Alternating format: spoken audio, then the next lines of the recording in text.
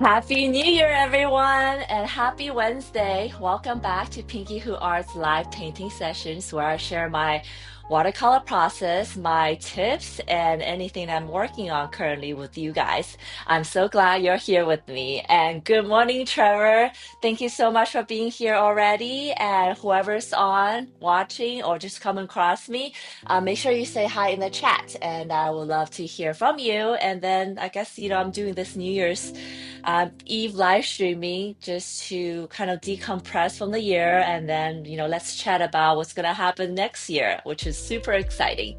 And yeah, if you haven't done so already, please don't forget to hit that like, subscribe, repost, follow button, depending on where you're watching this.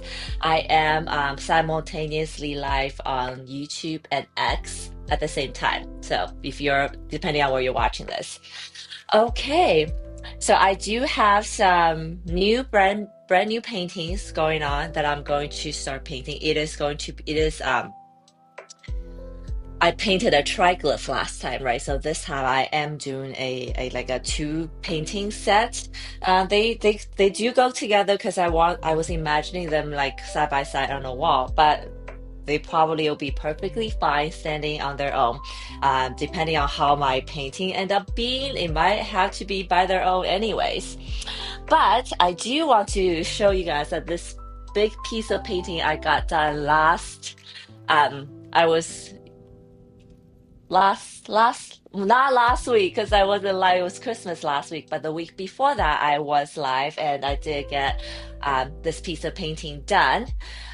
Hello, Sherry. Oh, thank you. Thank you so much. Thank you so much.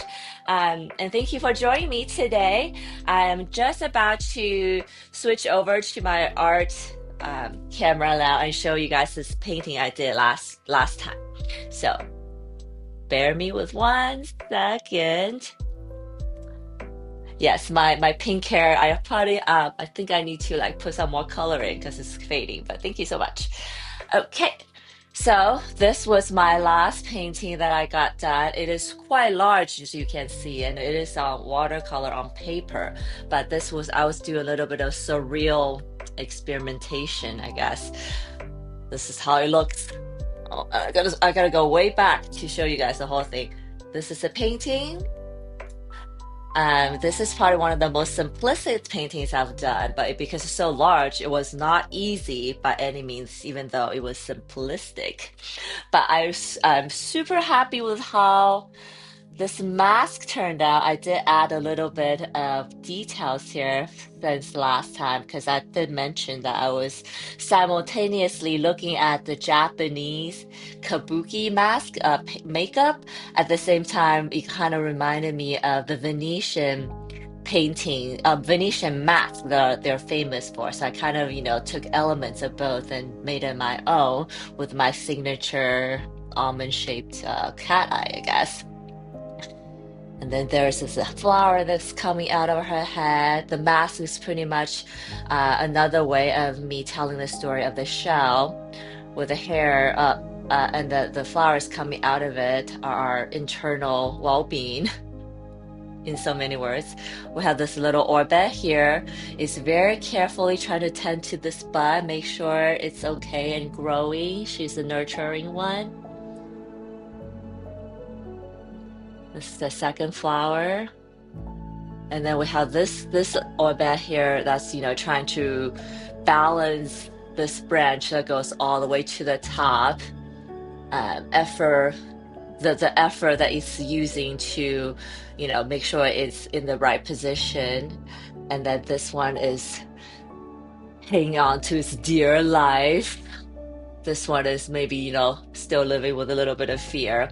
But this whole painting was inspired by Ikebana floral arrangement. If you don't know what that is, Ikebana is a Japanese floral arrangement. That's, the art of flower in Japanese, and it is arranged in a very disciplined, principled way. There are 3 heights.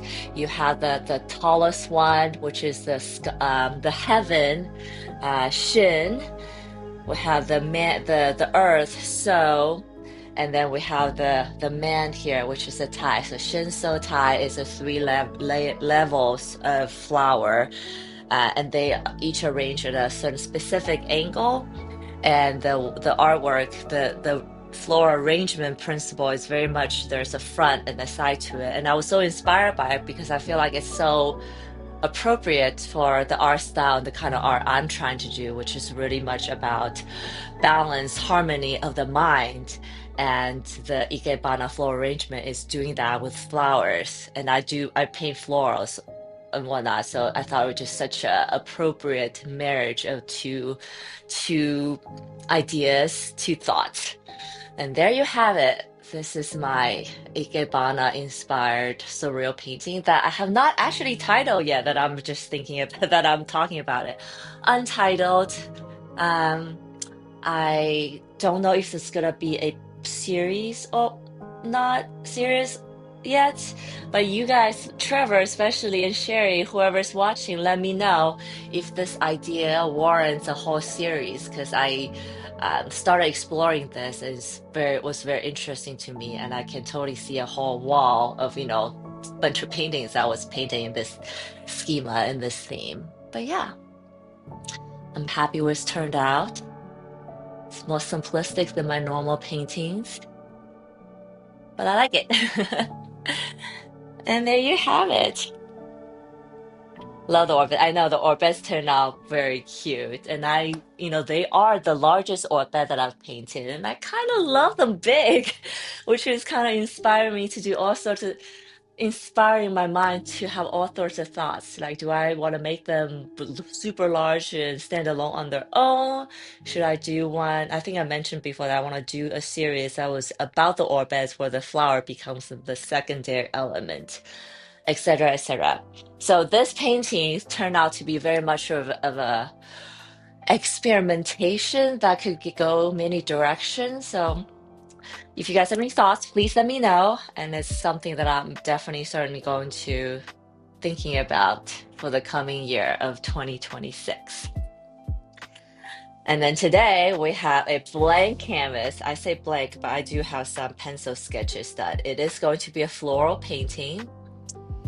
I have two sets, and I have not, and I don't think I'm gonna do my orbits in here. But maybe if after done with the floral, I feel like if they need something, then maybe I'll add to it. But yeah, I didn't do any flip orbits here. We're just gonna solely focus on floral today. It's still very much inspired by the idea of ikebana that you have these branches, but maybe they're not the traditional way. But today, my and if you guys have any questions about what I'm doing, like as an artist, as an art, or you're like, what the hell are you doing? Please stop me as well. Okay, so yeah, I was just going to say the reason I wanted to do this set of paintings is because I have been this this burning desire in me wanting to experiment with a certain way of painting. So I didn't want it to make it too complicated by adding the gouache element or the orbits, the things I usually do. Because if you're an artist and you're watching, you know that sometimes to get out of your rut, not that I was in a rut, but get even more inspired, that you want to do something that's completely different. Maybe, getting, skirting, or coming up close to what you usually do, but not, or totally something different. Usually, sometimes I'll inspire something, joke something that's totally different. So that was my thought of doing this set of florals. I did do a floral set of floral with a little orbits in there, so I'm going one step even further today by not doing that at all. Um, Looking forward to it. Yes, yes, yes. Let's get started. That was so much talking. I'm so sorry, guys. So yeah, let's get started. I am going to make some paint. Bear with me. But yeah, tell me about how you guys are feeling for the New Year's. Are you excited about 2026? Anxious? You don't really care? Just another passing, turning the calendar page per page? Doesn't really matter. I'm still like dwelling on this because I did mention that I paint that completely horizontal on the paper. Now that I'm looking at it vertically, I was like, this looked better than I thought horizontally, actually. But yeah, I want to learn more. You want to learn more? Of course, that's an awesome, awesome thing to want to do. Is there something specific that you would like to learn more? I'm guessing you are here because you do art. But yeah, is there anything specific you want to do? So I think what I'm gonna make this, I'm gonna use this paper to kind of wash the background, actually, believe it or not. Just a little bit. And I think I'm gonna do it in probably a pink color because the color scheme for this set, I wanted to do pink and blue because, I thought going into the new year, I want to do something to start with something that I love, which is, the pink color. As you can see by my hair, I love pink, and then blue is a good contrast to the pink. Um, Not overthinking things. I'm just gonna do what I love today, and let's have a chat. So yeah, I'm gonna do some pink background. So let me make some pink color.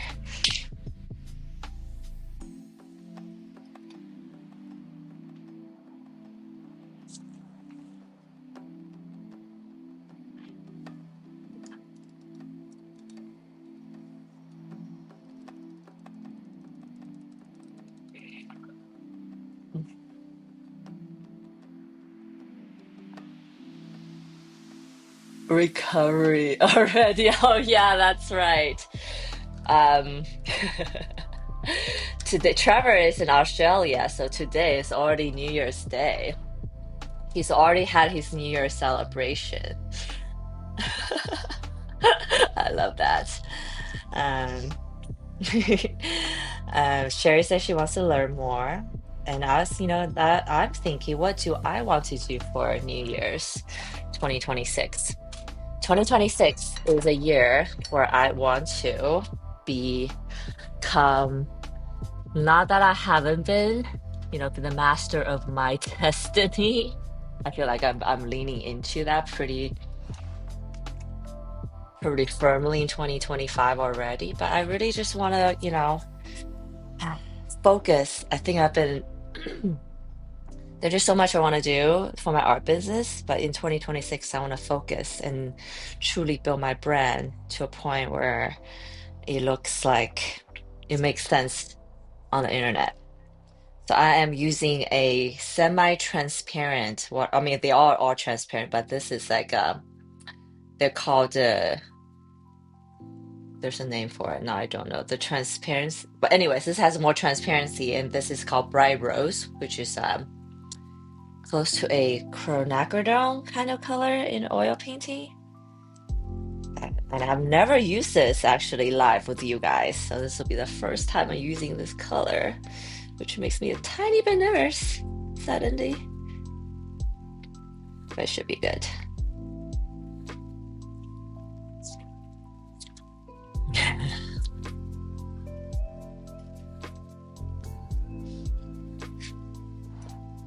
I guess for me, 2026 will be a more focused extension of 2025.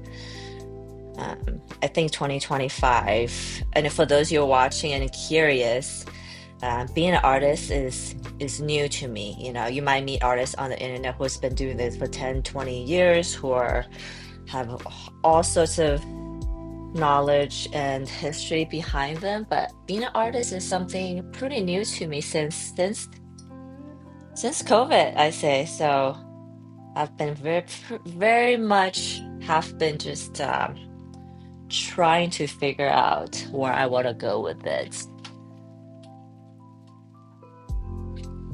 Thank you so much, Trevor. I have no doubt that my 2026 is gonna be good.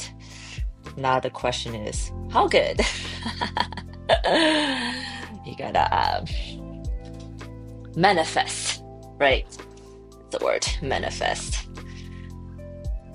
But yeah, I was saying that being an artist is something that's very new to me. And if you guys are curious about how I got started, what I used to do, there is a YouTube video on my channel to explain all that. But I used to be a shoe designer for over a decade, and then during COVID, I decided that I want to be an artist. I want to make art and make your home beautiful. And now I'm realizing maybe this brush is too big. This.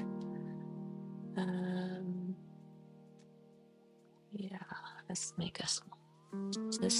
I just got this last like this month, and I showed it to you last time. This is an oval brush that I do really love.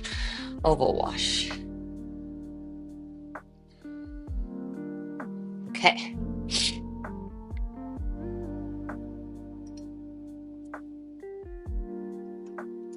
This is a pretty pink. I'm so happy. I'm like giddy inside because I'm using pink today, which is something I haven't done. My last set was blue. This was very much blue. I guess I had some pink in it, but oh, hello, good morning, Omar. I know I've been talking for 30 minutes. I haven't even started painting. I'm so sorry. Okay, so I was going to spray this, but I realized because this painting is kind of tight, I'm not going to do that. So what I'm going to do is a clean brush, also over wash. I'm gonna just quickly, using clear water, wash the background. What I'm making today, so I am making, hopefully I will paint both of these, but right now I have two paintings set up. Actually, I have four paintings set up, but these are for some other reasons later. But I have two paintings set up. They are a floral study of something that it's been on my mind. They're still inspired by the Ikebana principles, but I was explaining earlier that I've been dying to experiment with color play. So today I'm pretty excited about that. So I guess to answer your question, Omar, I'm painting some flowers today. Some surreal floral art. And how are you this New Year's Eve? How's everyone? Jump in the chat, let me know. I was a little bit late today because my kid is home, and half of me was like, why did I commit myself to go live today? It just happens that this year all the holidays are on Thursday, and my live painting is usually on Wednesday. So if it's like Monday and Tuesday, it's probably not as won't be affected as much. But just happens that this year all the holiday falls kind of near my live stream day. And this morning I was like, why did I think it was a good idea to commit myself to do this? But then now that I'm here and painting, I feel so happy that I'm welcoming the new year in this fashion. And it's setting up the tone right. And I think that's important to walk into the new year with the right mentality, with the right mindset. I don't really set New Year's resolutions because, I was like, if it's a resolution, then I should be working on it all the time, my entire life, and not just around the New Year's. And I think, Trevor, you share the same sentiment.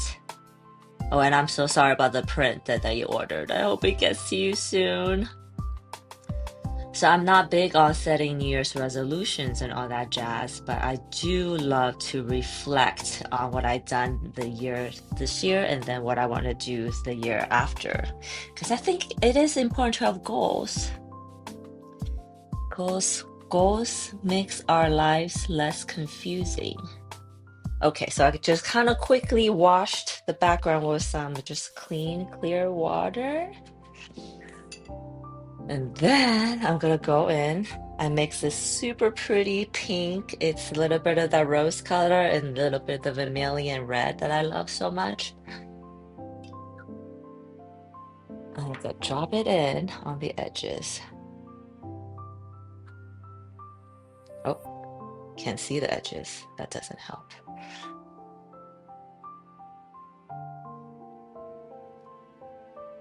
And I also had this realization the other day. Oh, maybe I should do this. That's better. Realization the other day that the background of my art is, when I paint these watercolor textures, they are such an abstract exercise.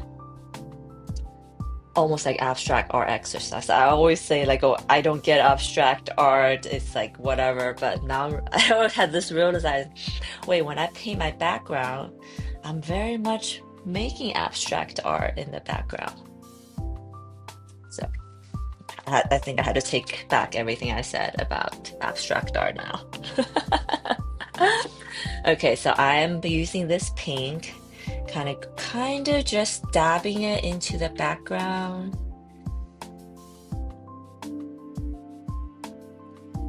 Um,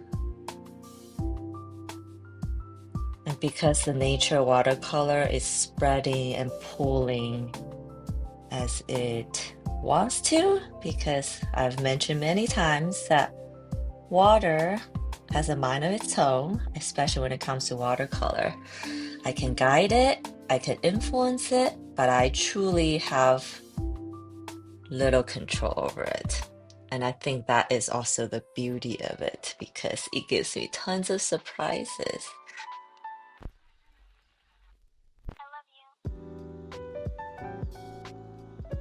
So I washed it with water. Oh shoot. And then now I'm dripping it. Some drops stayed. I think I'm gonna leave those. They're kind of making some cool textures.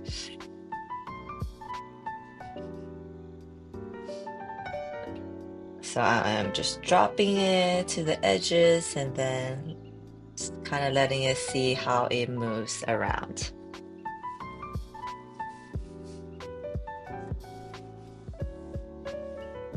Delivery due tomorrow Monday. Oh, yay! I'm so happy. I'm also glad I figured it out, Trevor. I think it's gonna be good next year. It's gonna be good. I'm also I have a white table. I don't think I can see. And I really hate it when it gets not white. But yes, I have a giant white table for my studio. Okay.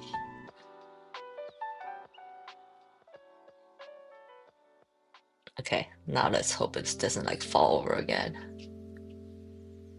Okay, beautiful. This is a pretty color. I love it actually. So I kind of did the side, left the middle kind of white, and did the bottom. Now, should I do a little bit of blue for good measures? Because I think the blue will mix with the pink and become some purple shades, which will be nice. So I'm doing that in some of the shadow areas, like under the flowers, next to the branches and whatnot.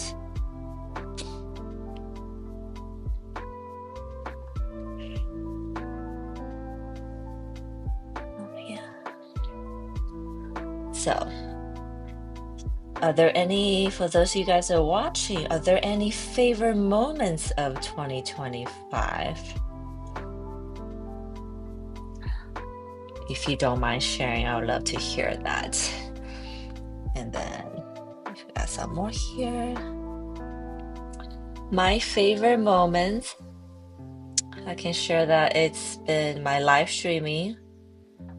Every time I have I think I shared before, every time I have a bad day or feeling blah and I get on live and I have you guys to talk to, I instantly feel better. And I'm also someone when take that as a sign that I'm doing the right thing for myself because of those feelings I get. So those favorite moments. And then other things are I was accepted to be included in a coffee table book of 100 other female artists. It's like my proud achievement of 2025.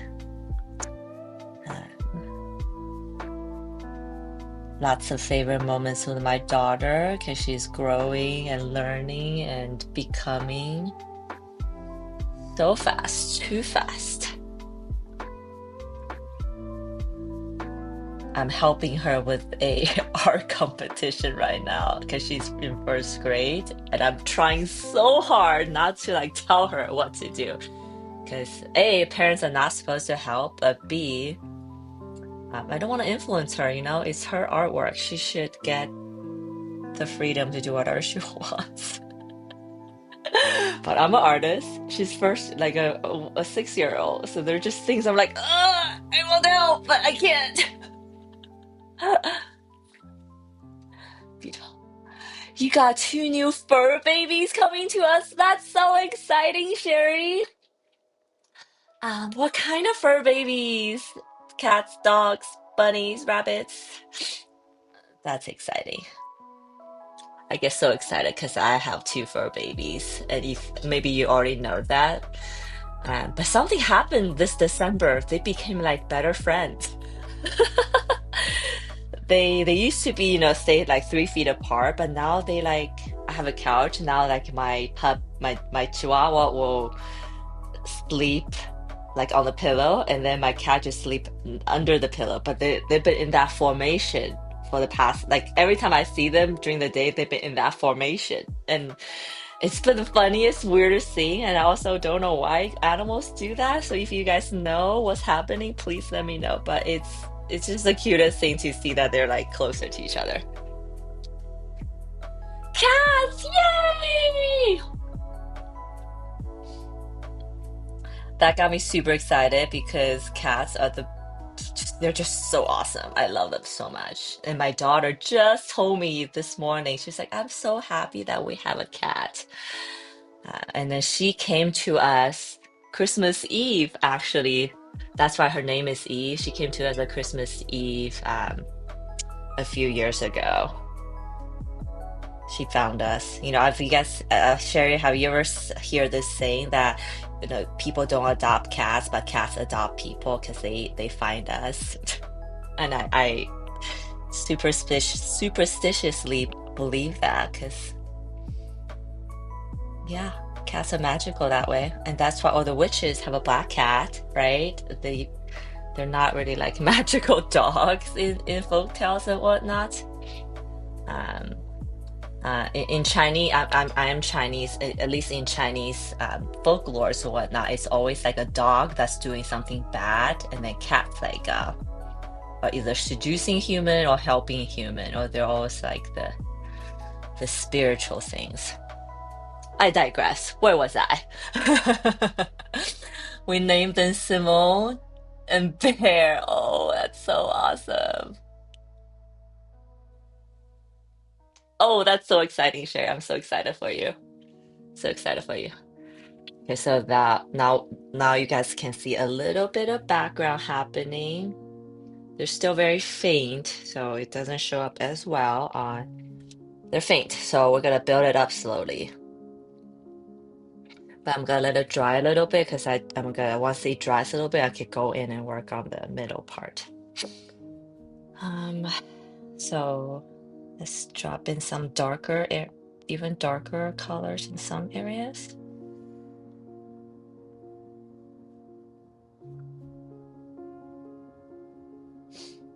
Okay, we'll see how that goes. Oh, you know what? I also like to do this sometimes, and I think I'm going to do that here before it dries. I have some salt, just salt grains that I use. I'm just gonna drop it on the super wet area because it'll make a super cool texture when it dries.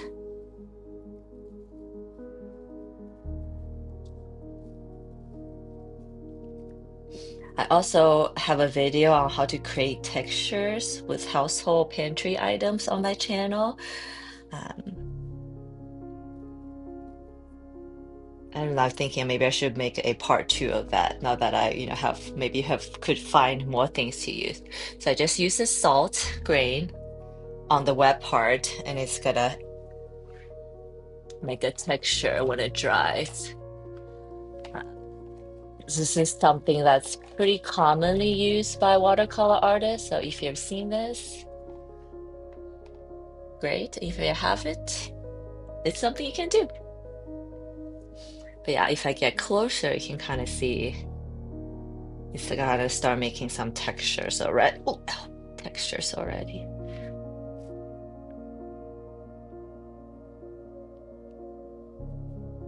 This is gonna do something here. I'm excited to see. Another thing about watercolor is I really don't know what this painting is gonna look like until it completely dries. So it's kind of a living and breathing process for a bit. Um, yes.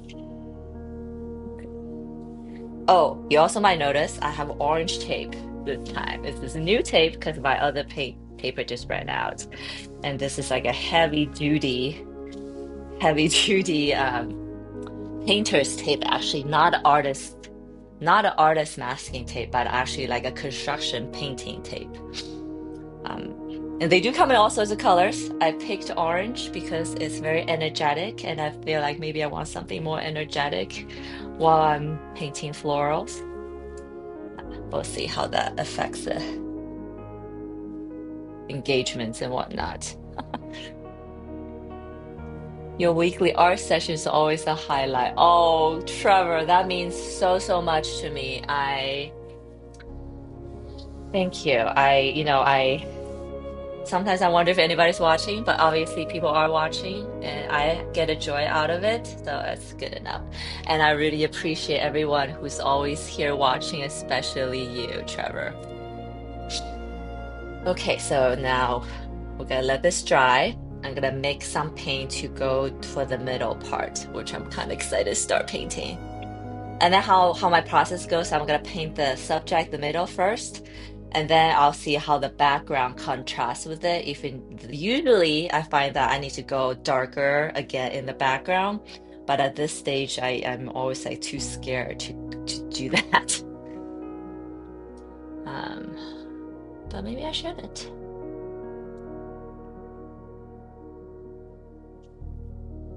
But yeah, I'm gonna mix some paint for my middle part as this part dries a little bit. So 1 second. Okay, that's good.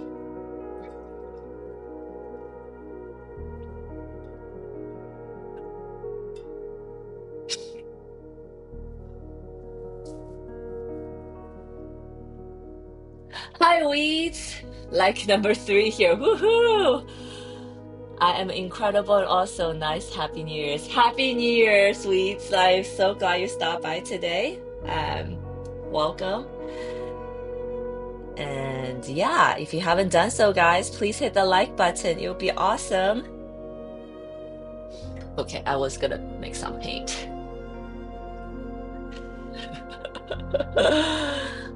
I'm also very easily distracted if you haven't noticed. Like Wheat came in and said hi. I was like, oh wait, what was I doing? Okay, mixing colors. I'm gonna make some blue. There we go.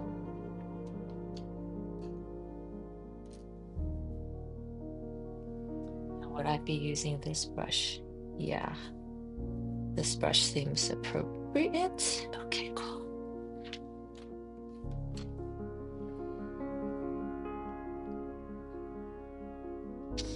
Okay, now we're gonna zoom in the camera a little bit now to this flower. Guess that's what I'm gonna paint next. This is like a little bit different from my normal anemone flowers. This is like I guess a common. It's like I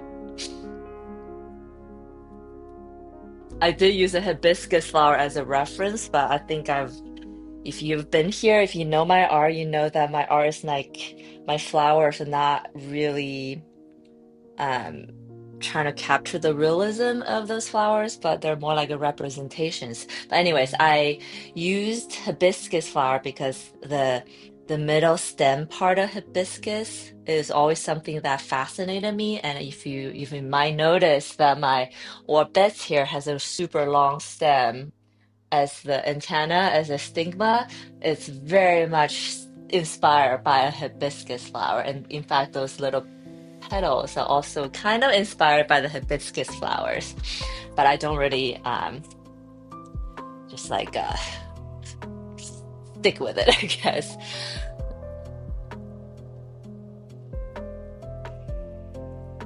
Thank you, William Wheat, he said.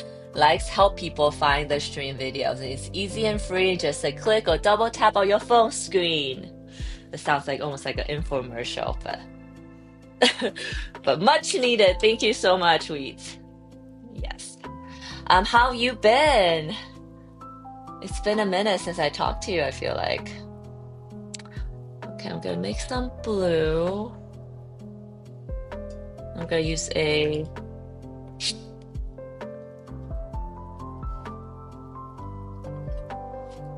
bright blue. I think I've been using this like cobalt blue almost, and it's been working for me, so I'll stick with it.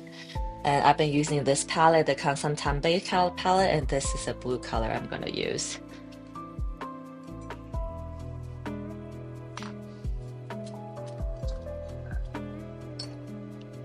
And for watercolor artists or any artist who wants to do that wet on wet look well, Kansantambe is one of the best ones that I've experimented with. This for I don't know why, but the how the pigment is mixed or how the paint is made, it just makes it fractures so well in wet on wet paint, which is something I love and want to capture.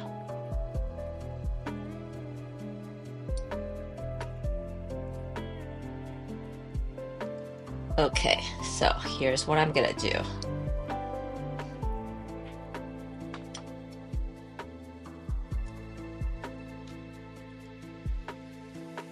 I'm going to have two brushes ready, one for my lighter color and probably one for the dark color that I'm gonna dip in.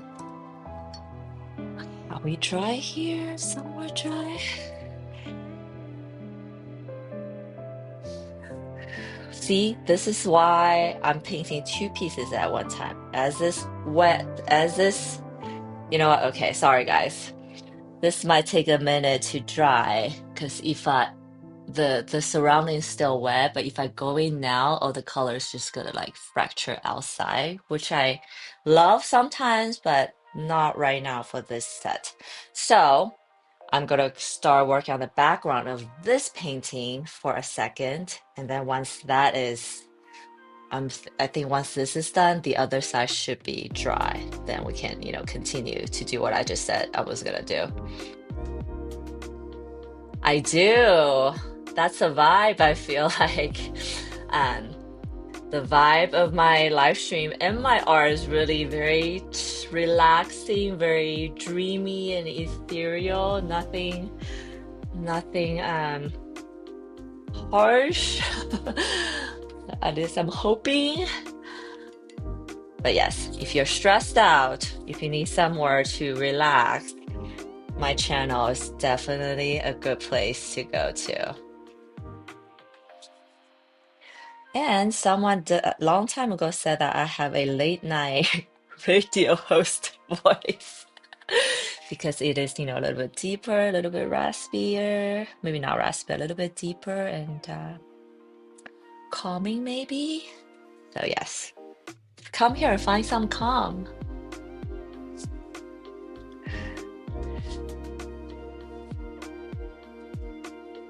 My feeling right now is I'm probably gonna do this also in a pink color. I told you guys as I go, something's just gonna. I think I mentioned in the beginning that I might want to do a blue background and a pink background, but I think I'm just gonna do pink. Because I haven't started using blue yet, and my brain can't seem to function like that.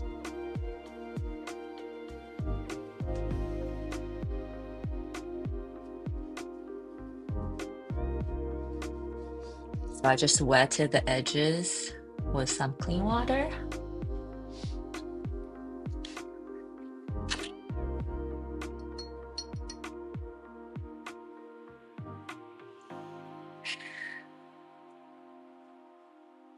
Warming up, so I'm brave. Thank you. I paintbrush for light and a dark second brush. I'm going to do that. Oh, yes, yes. I think it'll be helpful. And in a second, you'll see why I want to do that.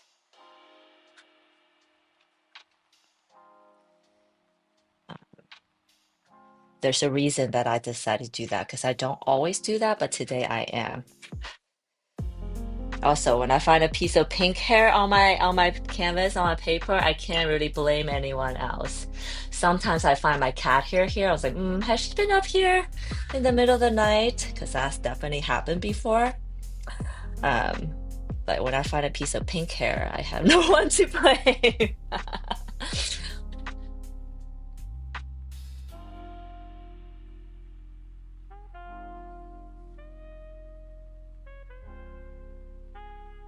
Think she's napping right now, but if she comes in the studio and you guys are still here, I'll definitely grab her and then show you guys her.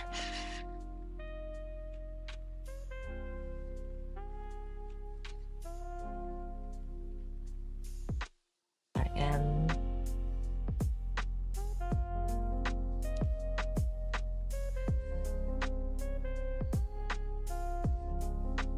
I was so frazzled in the beginning, but guys, this is like amazing way of starting the new year. Just some relaxing music, some art, something pretty to look at. Or I should say end 2025 and beginning 2026.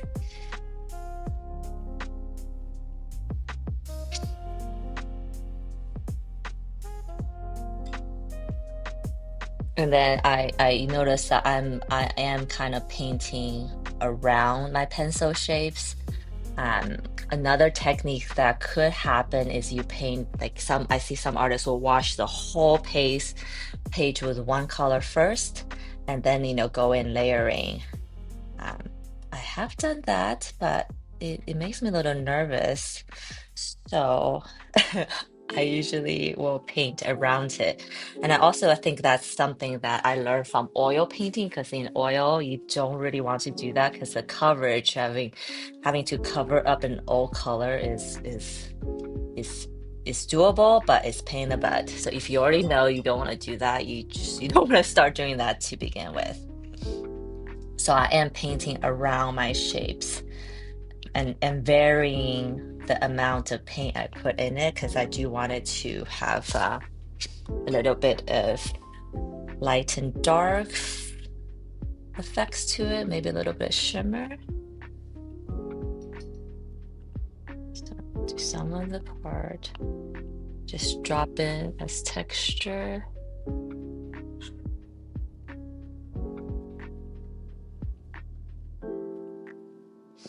And then I'm going to use some of that blue mentioned earlier in some of the maybe more shadowy areas, and hoping that they'll turn into purple maybe. Maybe some here. If they don't purple and just stay blue, I guess I'm fine with it too, because those are the two colors I'm going to be using today.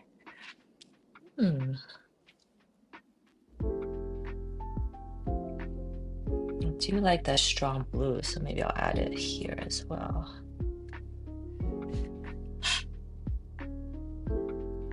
Okay. And then let me get my salt grain again.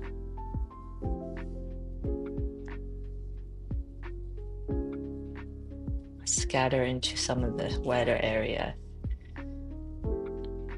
because it makes a more severe texture on the more watered area, and if it's too dried already, it might not do as much. So yeah, kind of just randomly sprinkle some salt, and we'll see what it looks like when it dries.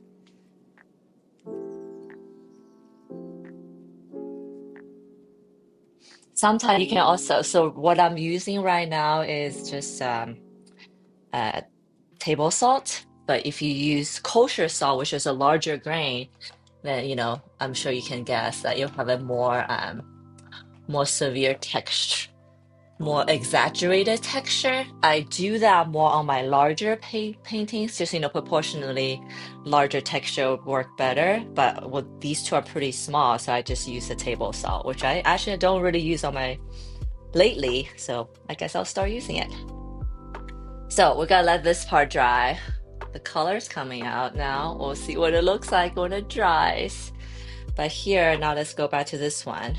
It's a little bit damp still, but it's certainly getting there. But I wanted to show you some of the textures start to make.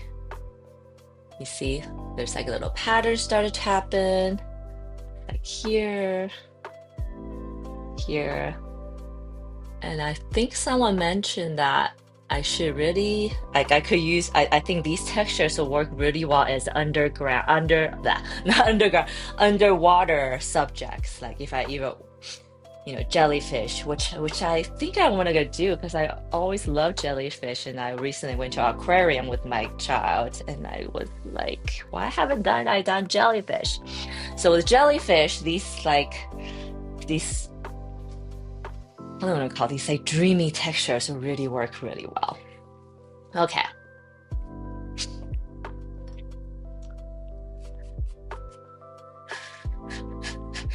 So I'm gonna work on this flower here.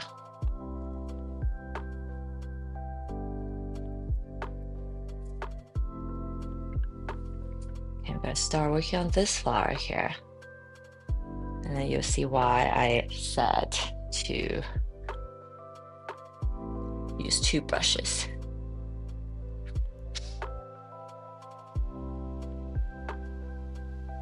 Get that ready. Okay.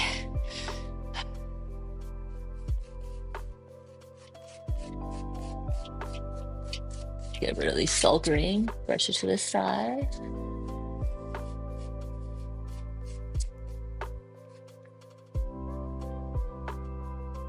If I'm not on camera, not live right now, I might be using a blow dryer right now. I wouldn't do blow dryer when it's still wet because I do like how the texture does it on its own.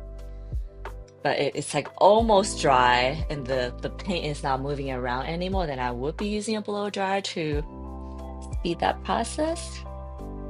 But I don't think anybody wants to hear me do that. So I'm not doing that.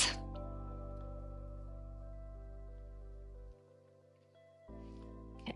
So I have my very watery blue here. I'm gonna use this brush to paint my first layer.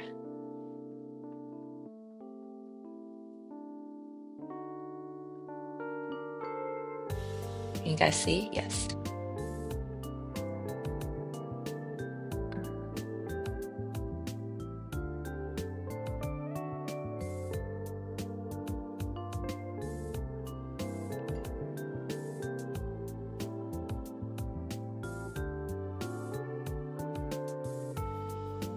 So I'm using this brush for a very light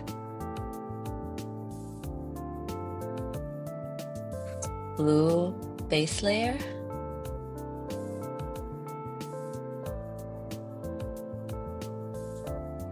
And this is pretty wet.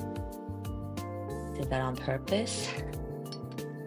And then I have this brush I loaded with a darker color.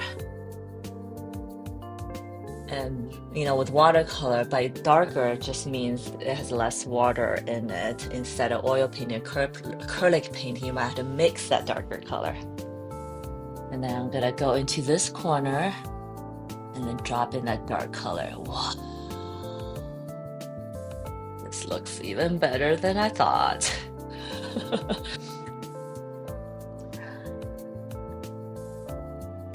And the trick to do this darker color drop is it needs to be wet enough that has enough water to do this,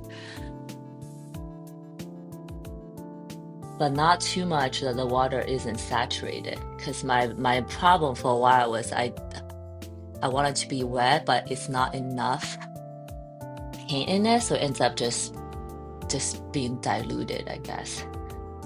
Okay.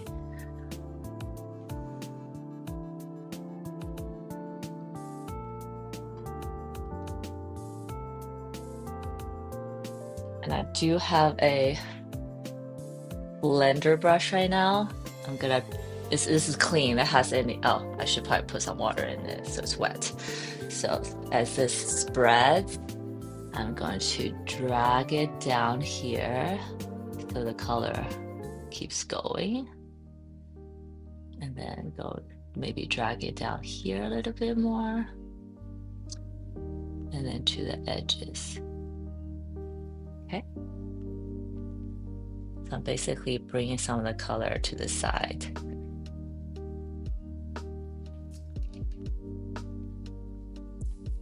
And then I'm gonna use another clean brush,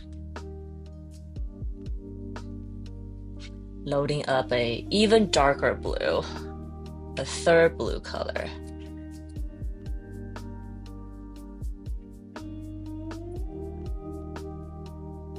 Again, the trick is to make sure there's enough water in it, but not too much.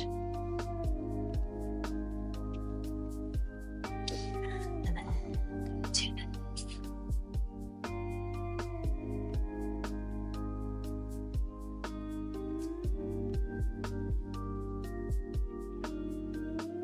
Go into the end. Go here. And this is just the edges now.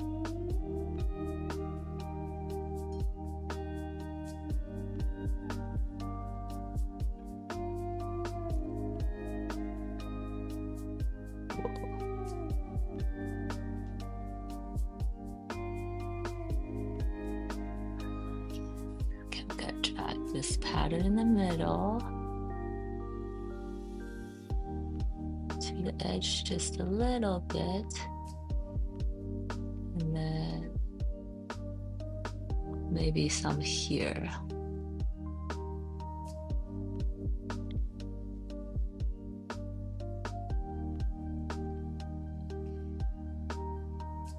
Whew.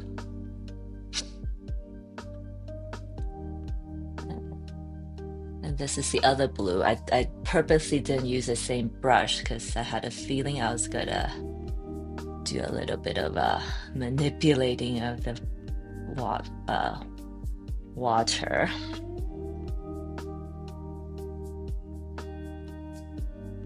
I know, that's like always the Travis loves spreading across the fire. It's always like the most exciting part. But also when it's not spreading the way you want it, it's also very nerve-wracking. Because once it goes, it's not like I can, take it back. It's kind of just stuck.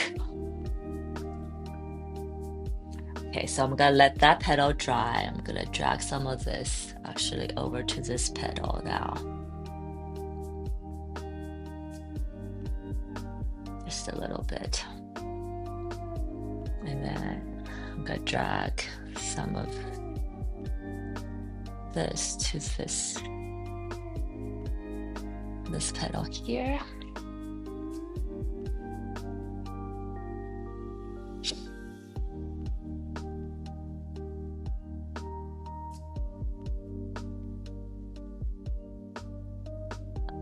I had to try very hard to remember that which color is on which brush.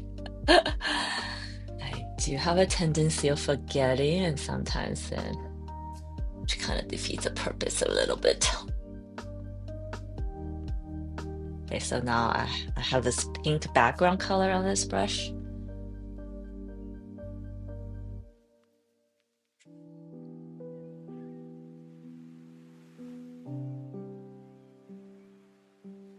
Now let this spread across here.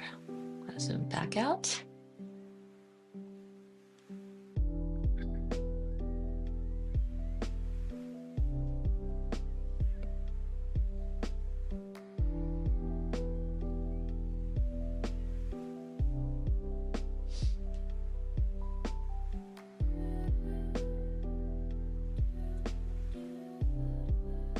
I'm gonna do this petal here in a pink color.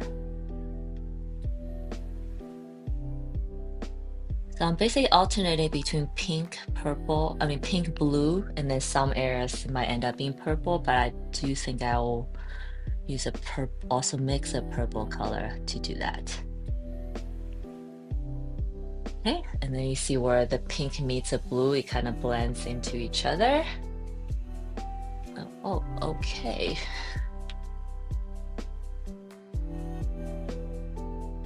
this pink wants to go here, so okay, we can go here.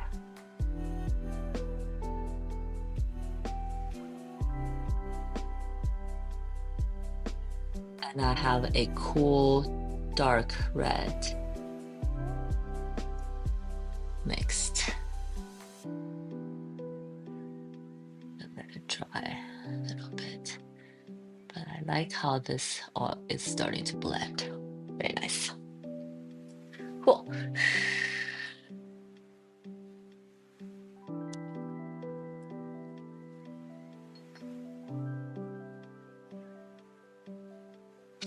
So yeah, that is kind of the base of what I'm doing today. Or I'm just gonna keep on doing that to all the flowers and see how the magic happens. The other thing you guys might see that, you know, this area where the colors can go in the opposite direction than what I wanted, and then what I'm going to do is I have a brush, a blender brush I use. I'm gonna make it super dry. And I just go in and dab it back. There you go. There you go.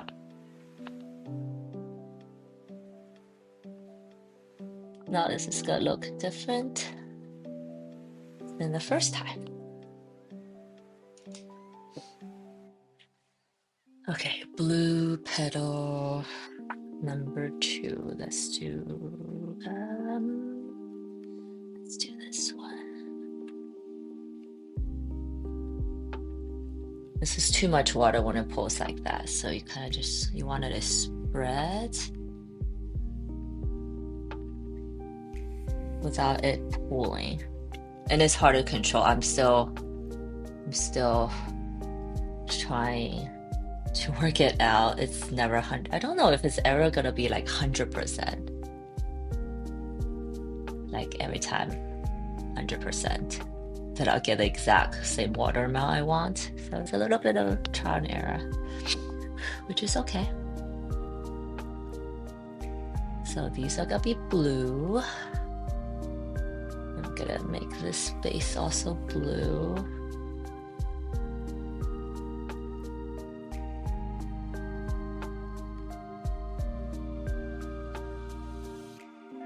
Hello, Guri. How are you? Rainy Bay Area. Okay, stay warm. I hope it's pretty sunny here today in Salt Lake City, but you know, we got that inversion going on, so it's not so clear outside. But welcome and Happy New Year. I decided to do a Happy New Year live stream so that I can say Happy New Year to all of you guys. And I'm glad everyone's here. Okay. So I dripped some more blue in some of the areas. It darkens a little bit when I do that. Okay. I'm gonna take this blue again. The bright blue second time, and then I'm going to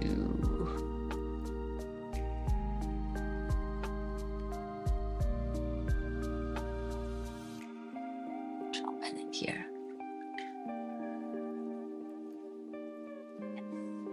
Okay.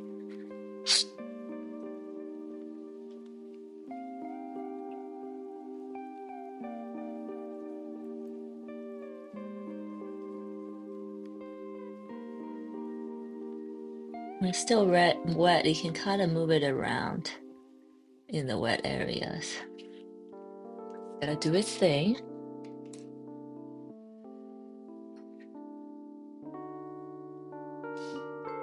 And this one.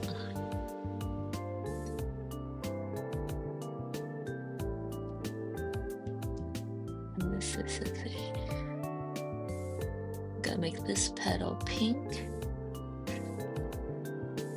If you guys have worked with watercolor, I guess it happens with every piece of artwork that's been made, but it enters this ugly phase of everything just looks not quite finished, not quite where they should be. And I used to get super nervous or mad when I'm at this point.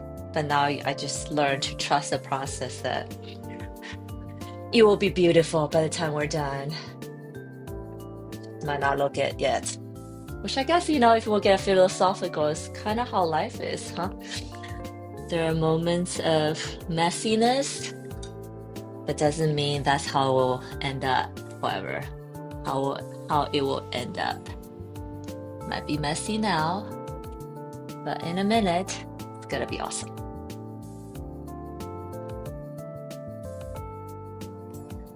Okay, so this side's drying nicely.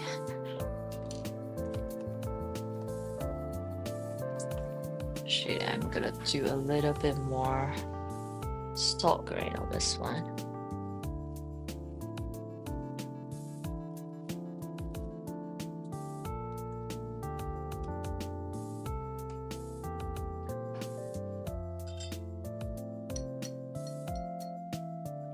I'm waiting for it to dry just a little bit.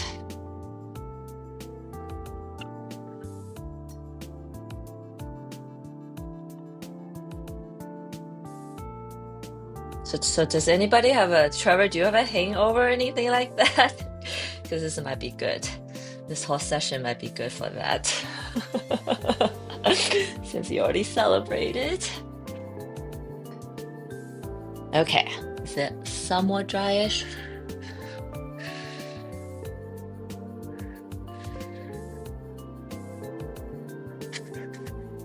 Nope, still wet. So I'm gonna move on to this flower.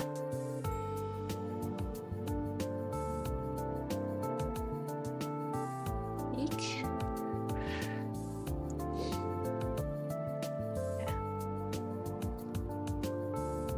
Thing I want to do next requires it to be more dry. But do you want to do this?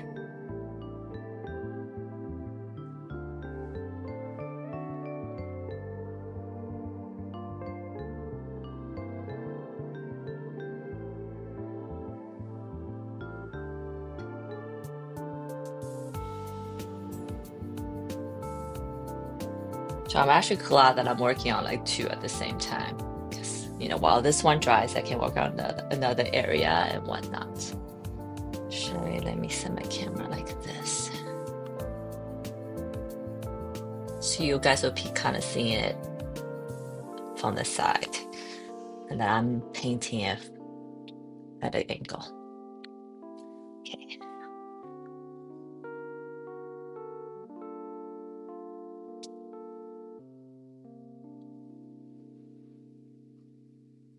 Mm.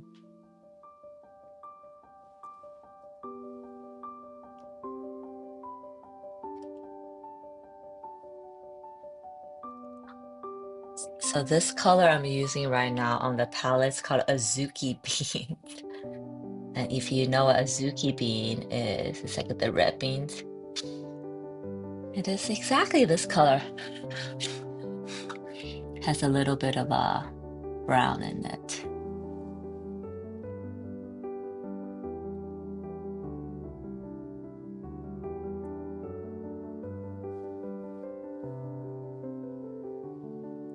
No hangover this morning. That's awesome. I am glad to hear that. Oh, and if you guys have any questions about what I'm doing, like, what paint I'm using, what technique, or anything, feel free to ask.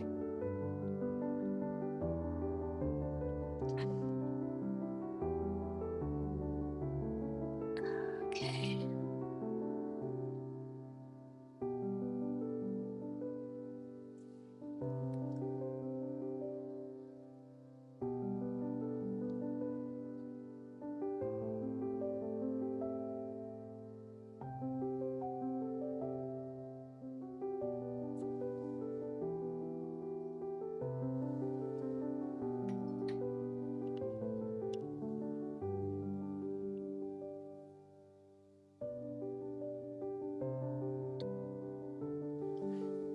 Another trick I think is good, which I always forget, is if I want paint fast, without having the the paint running into each other, is to leave a tiny bit of white, like a dry gap in between them. It's I say it's a risky move because sometimes if it's too much water, then that gap gets closed very easily. So you proceed with caution, if I may.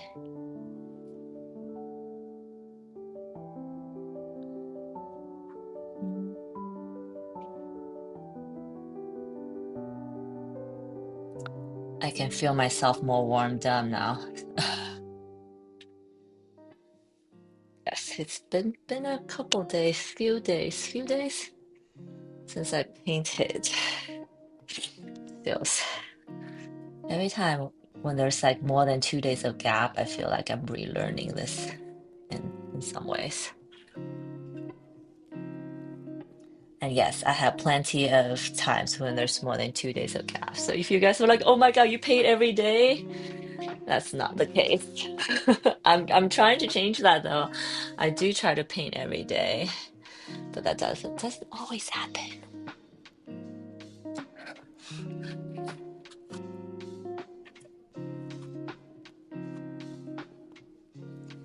You know, sometimes I get the guilt. If you're an artist, you probably have that guilt too.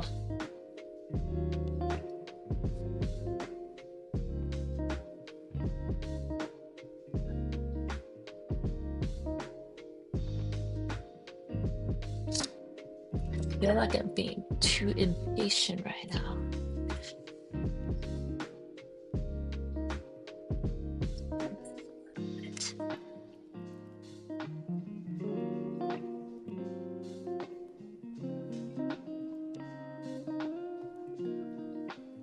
Like this trick of using a dry brush, go back and pick up some of the paint. It works pretty well, especially for floral.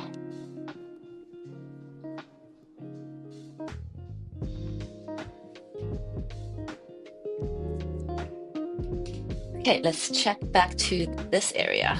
I think these are just damp enough where I can do some stuff now. um,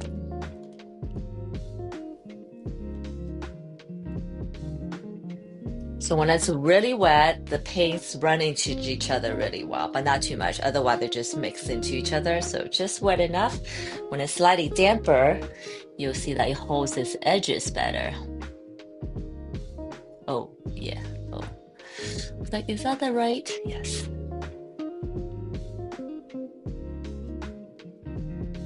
I actually want to use this blue.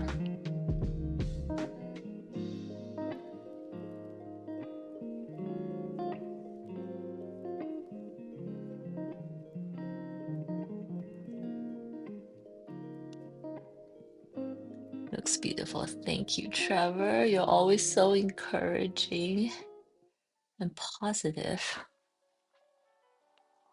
A bit of color here. See, when it's not wet enough, the paint doesn't really spread.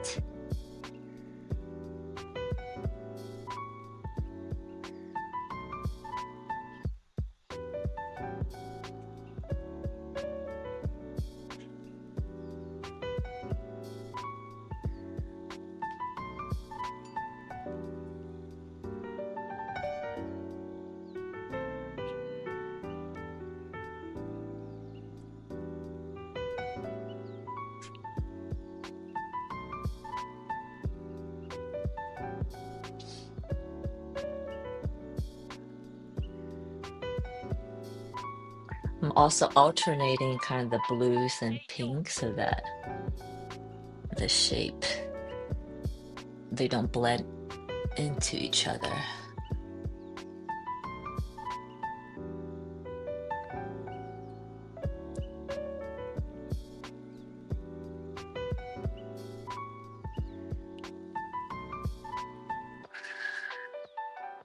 Maybe a little bit darker here.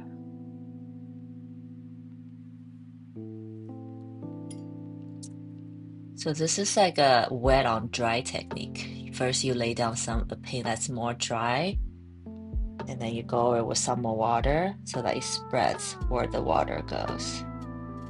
Which I think might be the easiest way to do it, but it doesn't have that cool effect sometimes.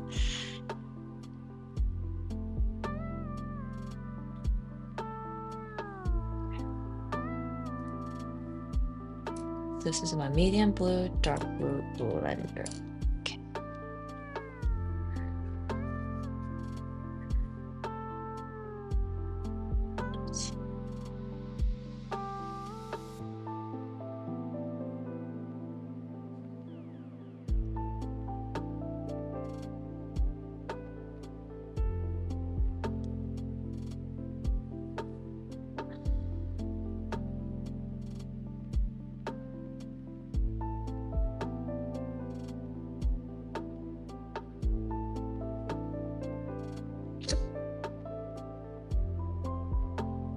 Painting between two wet areas is probably the scariest.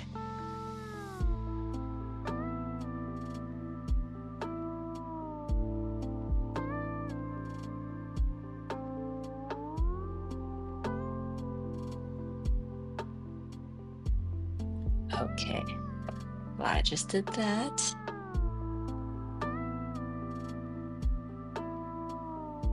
Now we'll see what happens.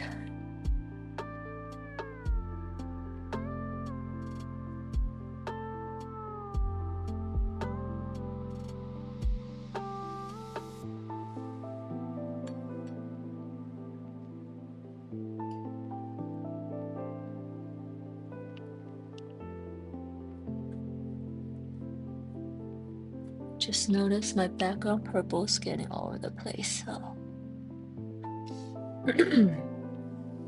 I guess we're kind of in the refining phase a little bit.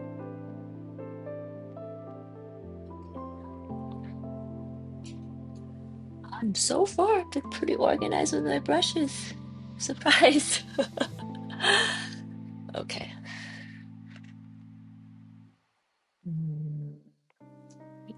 Some blue pink here, so it spreads out. Let's add some more pink here, so it spreads down.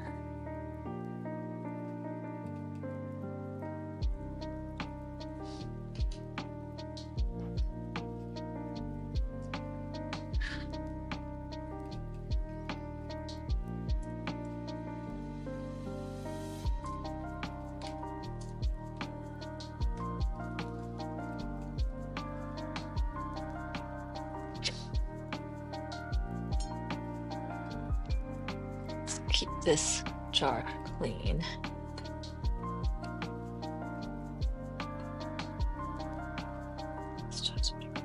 Okay, so let's wash. Clean water. No.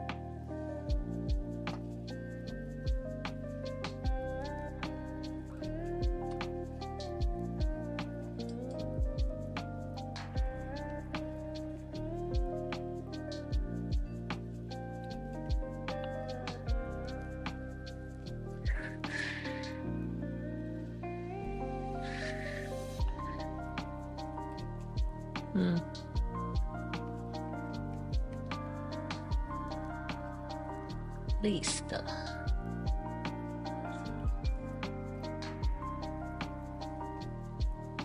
Oh.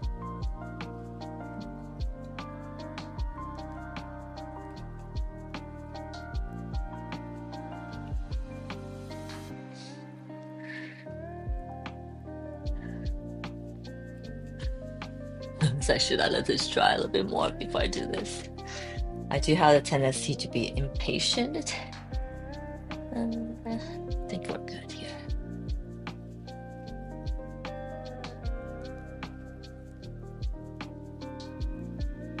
So right now the paper is slightly damp, so the color is still spreading, but it's not spreading as fast or as severely as before because it's just a little bit damp. So it's slightly easier to control right now, slightly.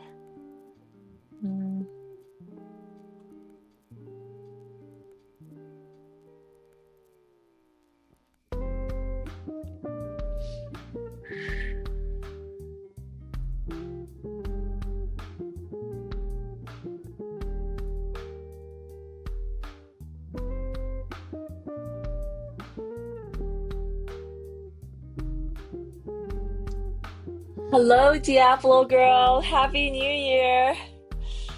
Welcome.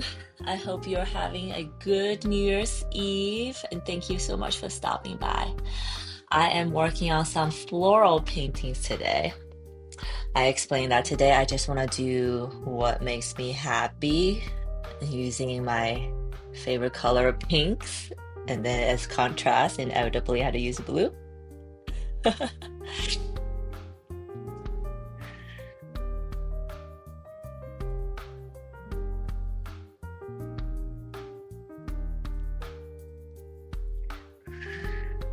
Okay, let it do its thing.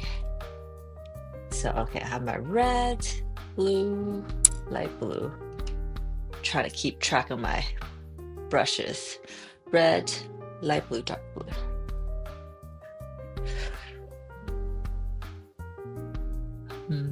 I think I should paint each petal one by one. I think I should be faster that way. Okay, so what do you know? You learn as you go. Okay, gotta let that dry. Let's do this one. And just do it like this.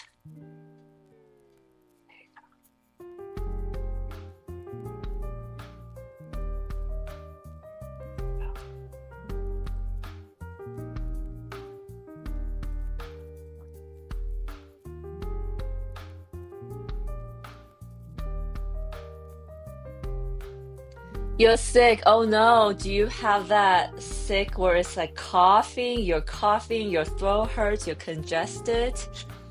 I feel like everyone around me is sick. I'm holding strong.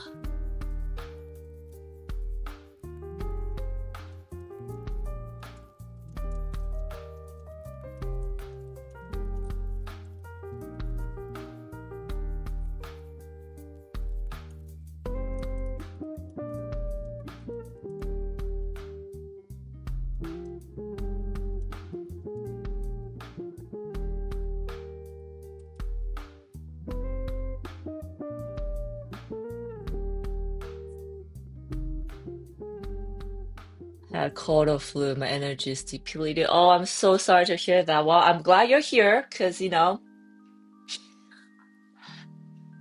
all about this channel, this live stream is all about relaxing vibe. And if you're so I would like for you to just, lay down on your bed, watch a TV or computer screen and rest. Oh, I hate being sick, but I also feel like sometimes we get sick because our body really needs rest, Either that or lupus flare. Oh no, that sounds worse. Lupus flare, but um, yeah, I hope you get better soon and feeling better soon. Okay, so I said I'm gonna do it one by one. That's probably, oh, this is actually pretty dry. Okay, cool. I'm gonna work on this petal now. This petal, yeah.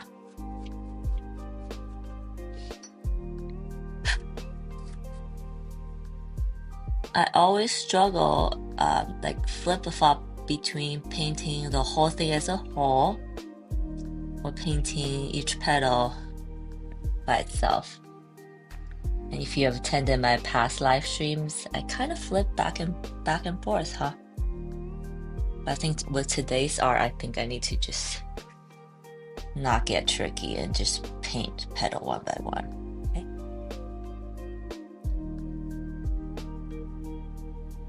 Oh, that sounds awesome. See the not that being sick as a plus side, but that is a little plus side, huh? You get some time to do art. It does sound relaxing though. I'm gonna let that, so that's wet. Cool. I'm gonna take my light blue color.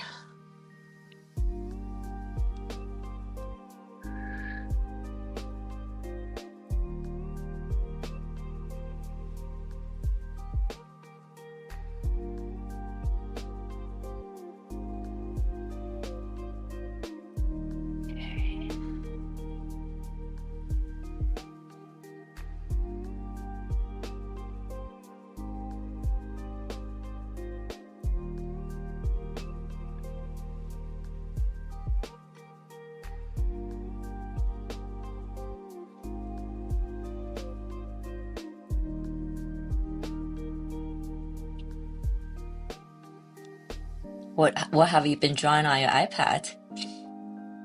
Okay.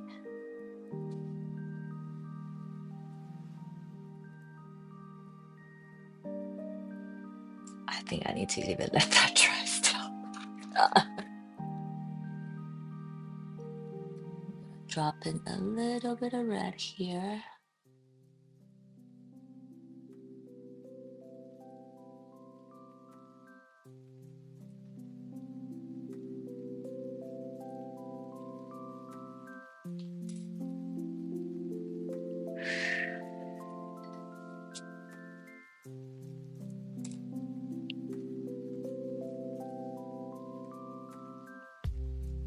Let that be.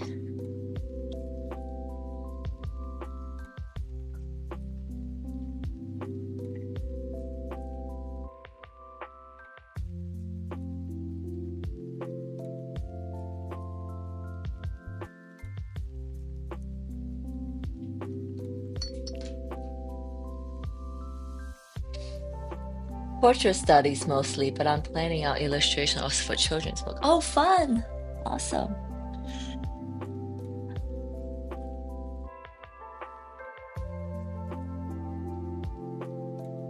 Portrait study is so important.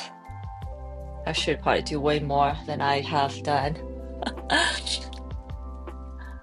And planning out illustrations also for children's book. Oh, that's also so exciting. I always curious about, is it, if you have done this before, I'm always curious, like, do you usually, I'm guessing, because I read my kids, their children, her children's book. I'm guessing you, um, the order, I was thinking the order of things that you probably, the writer will have writing, or unless you're writing it yourself, then you have the writing first and then do the illustration and not the other way around, right?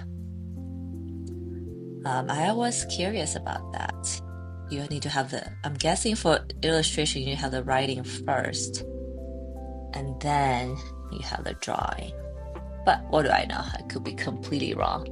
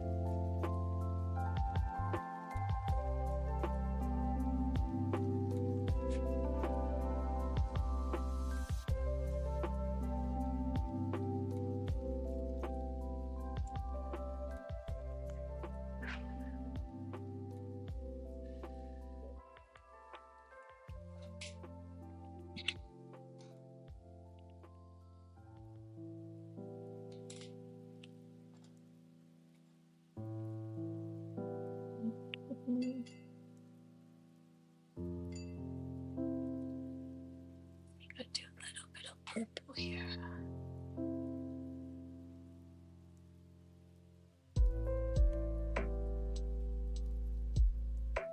They kind of work together. Very, very rough draft in the illustration. Right, yeah, right. Oh, so you have rough draft and they do the illustration. And then the illustration might cause you change your writing a little bit to fit it better or for whatever the reason. Thank you. I was wondering about that, but now I know, kind of. Well, no tidbits of it, at least.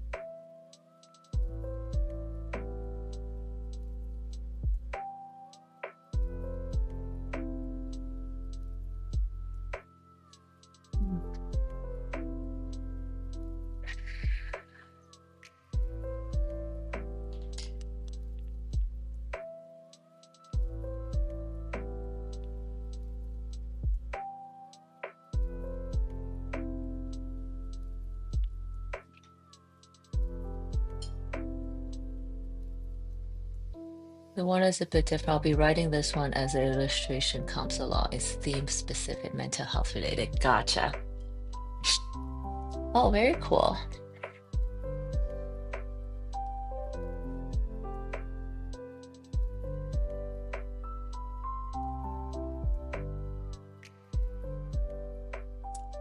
Very cool. So you have a theme in mind, and then you're doing the illustration, and then writing comes along with it.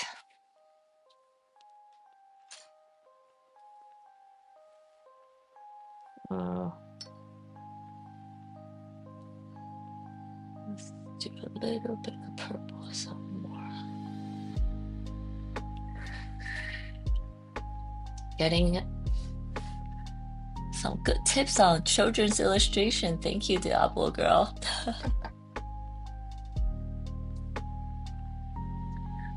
Okay, so I think my bottom flower is pretty dry now. Let's let's get into it a little bit more to see if I get it further along. Otherwise, I think I should just keep going, covering up all the white areas, and then come back.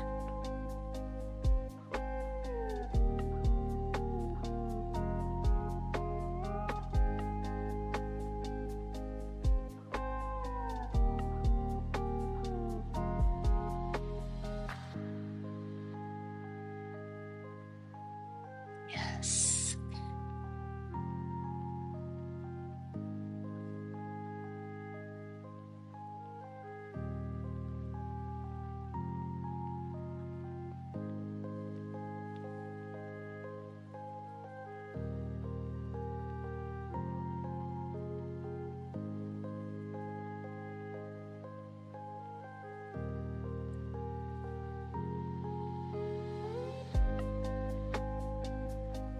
This one, you can kind of see the petals starting to take shape, take on a more defined look.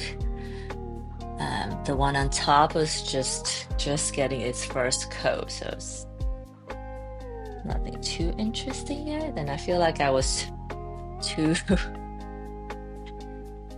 too eager to get it started. But I think it's good. It's fine.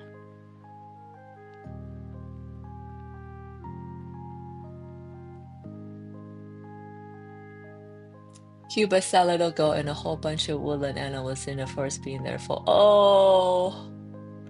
totally beyond my scope. I don't know draw things. Things should be fun. I just had this conversation with my husband this morning. We're talking about something, right? That would be good for my art, for my business. But then I just had so much resistance because I didn't know how to do it.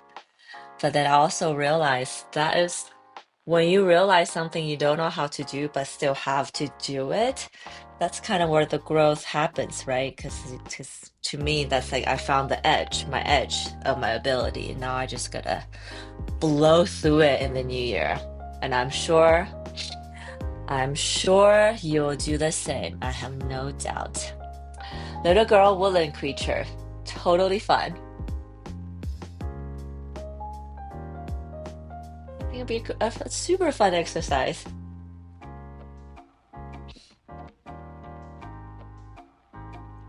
So I'm going in now and layering some of the part with this darker blue. Um,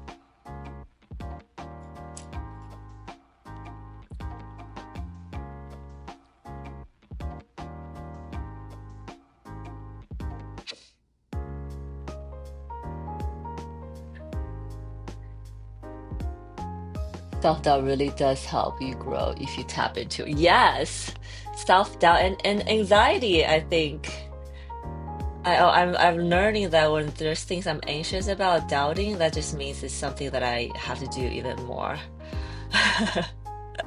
Or rather, self-doubt is when I know it's something I have to do but don't want to do. Now I know the signal. What did I just say? Self-doubt is when I realize it's something that I don't want to do but have to do.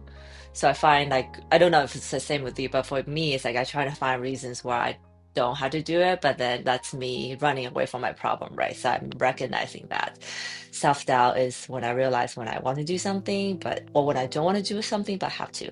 And the anxiety is showing up like I think when I feel like something's not quite right, but don't know what it is, that's when the anxiety shows up. So now I also know that if that comes up, then there's probably something in my life, in my art, in my work that I need to take a slightly deeper look at.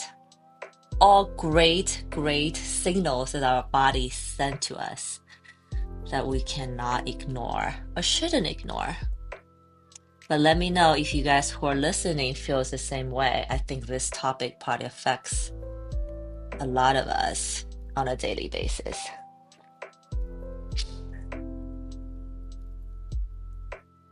Oh, hello. Hello, Vanessa. Welcome. I'm so happy you're here. Blue Butterfly Butterfly Jonesful just joined us. Thank you so much. The more I face my anxiety, the quieter the inner voice becomes. Absolutely. So I wonder if you relate to what I said. Like when my anxiety shows up, I realize it's when something's not going right, but I don't know what it is. So I just need to lean into it more and figure it out what that is. And self-doubt is when I don't want to do something, but I have to do it.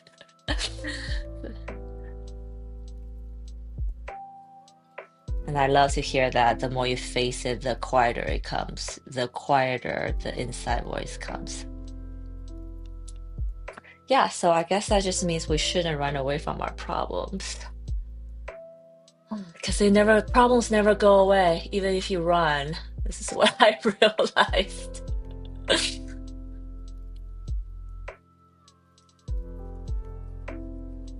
Yeah, I agreed.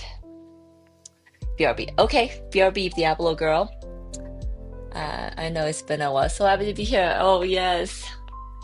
Are you getting, I hope you had a good Christmas with all your family, and then are they still here? They went home. Now you're getting ready for New Year's. My live stream today is kind of how I'm getting ready for New Year's. It was crazy getting started because my kid was home today. But now that I'm here, I'm so happy that I made myself do it. Okay, so I'm kind of starting to differentiate the petals by dropping in more more saturated, deeper colors now.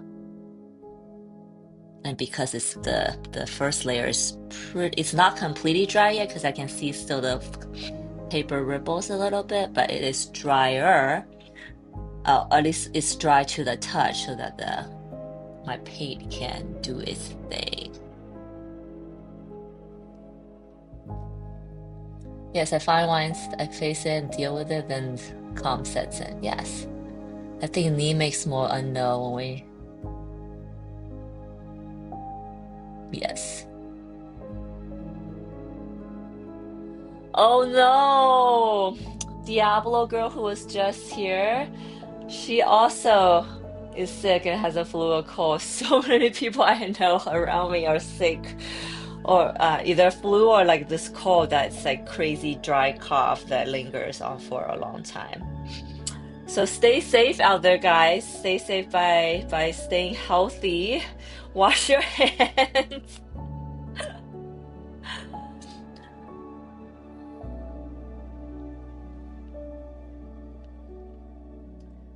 Um, but I'm glad everybody's here, and Butterfly Jones is not sick, I'm hoping. Otherwise, it would be not so nice having to take care of grandson and being sick yourself. And where was I with this? What was I just thinking about?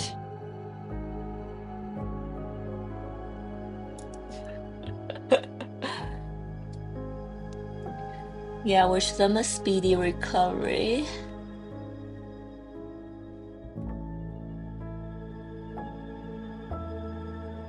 So I'm painting some pretty florals today just to relax and welcome the new year the way I wanted, which is low pressure, no pressure.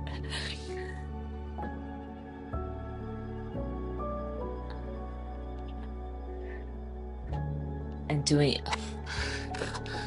something that I've been meaning, wanting to do was just paint some simple flowers, but pretty flowers.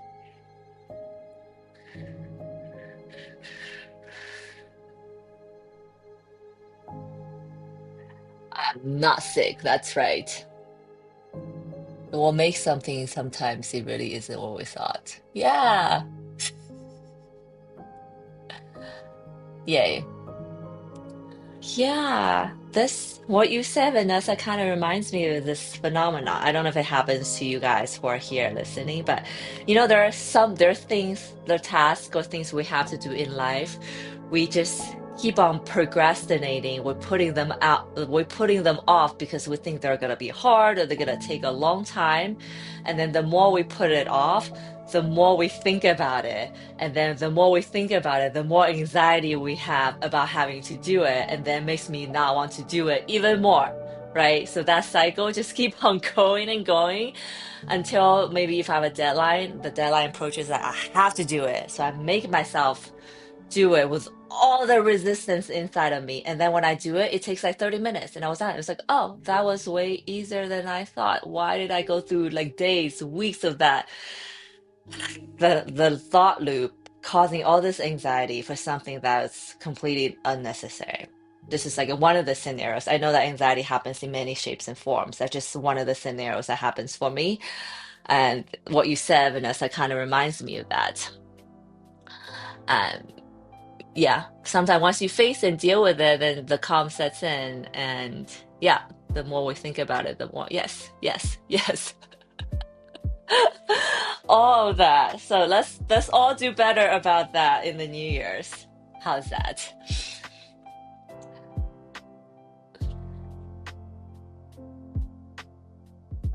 Oh,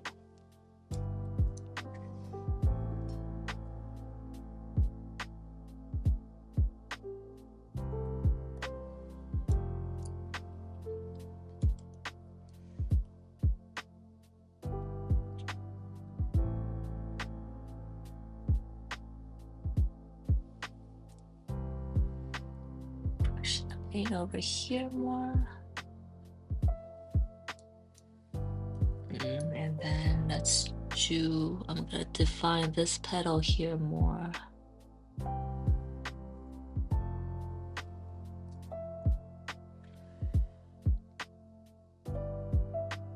Here more. There we go. Our mind is just so silly sometimes. The mind tricks the mind. The things that our mind do to us. Which I guess is, in a nutshell, that is a mental health problem. All this is caused by mental health issues. I don't want to call them problems because I don't know if it's, I think mental health issues is just something that we have to deal with in our modern society, modern way of living.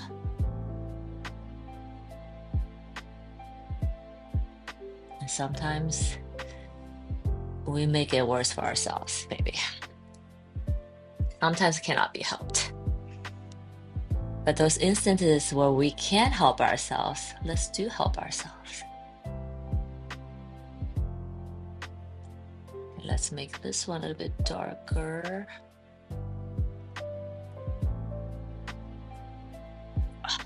It's so hard not to blend right now because I kind of like this harsh shadow. Okay, so I'm just gonna use my finger.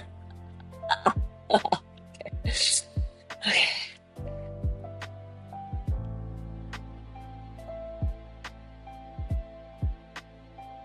I love that we're talking about mental health a lot today because I think this is something that's a huge thing we should think about at the end of the year, you know, and just take stock of where our brain is, where our mind is, so that we can get ready for the new year to be better.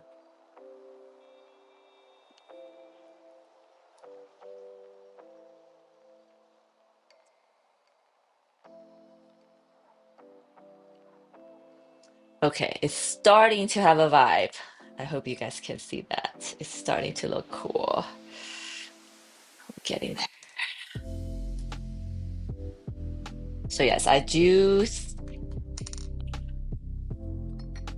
So I guess the trick with this piece is I'm layering a bunch of very similarly tonal but in contrasting colors. And then I'm going in with something that's much, much darker to give it like a even sharper contrast and the sharper edges and sharper visual comparison, I guess.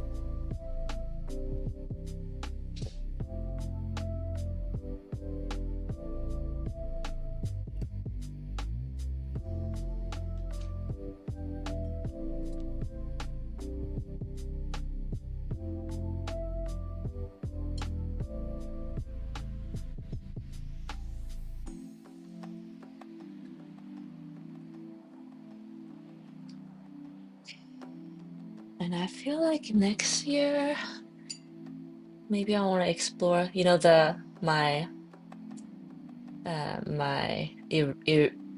Irrational Temptation series, my food series, I never really finished. I think next year I want to do more food related items because they're fun.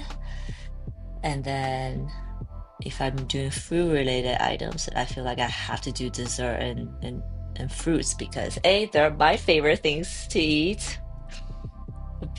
B, and I think you guys will agree that they're just so pretty to look at. So oh shit, if I'm making artwork, of course I want to make something pretty. That's just me, I guess. I know that there's, you know, grotesque art is certainly a huge category. We have friends here who are dark artists, dark academia artists, and I think maybe 2025 was, you know, lots of crazy things are happening in the world that the dark art might be resonating with some people. But I want to kind of take it the opposite approach. It's like because like, you know, when things are darker externally, that we might want to lean into all the joyful things, the little joyful things. And I think desserts and fruit and flower is definitely those things that brings us joy no matter what is going on externally.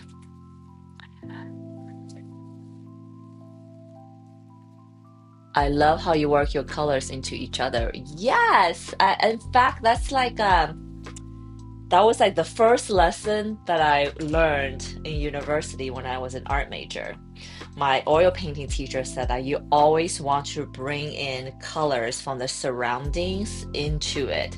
Because if you look at the nature, right, you look at, I'm looking at what's in front of me, e- even just a jar of clean water, right?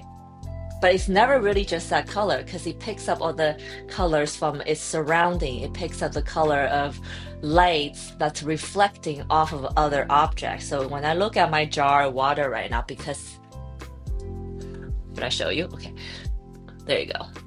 Because it's sitting next to a jar that has color, so that this one is actually pink from the color in the back. But then, you know, these edges pick up my pen or my desk, so it's actually grayish, but maybe brownish gray. And then this one, because there's, you know, reflections from the back, it's more lighter, for example, etc., etc. So anything in life, in front of eyes, in nature, is never truly just one color. So yeah, that was the lesson that I learned in the university on like day one. You always want to pick up the colors of its surroundings. I do have to say sometimes I do a better job than others, but this one, this one's turning out okay. Phew.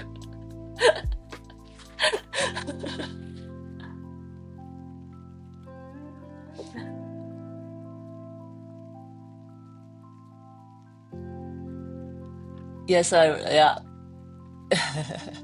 I know it's 2026 for Trevor, so we're like, you know, in between time traveling a little bit. Yes, colors are apparent always because the colors are always affected by its surroundings. So yeah, like it's when you bring colors from surrounding, mixing it, it's like you're kind of tricking your brain to make it look more realistic, I guess. I guess. Um, oh, hi, Lute. Hello. How are you? Welcome.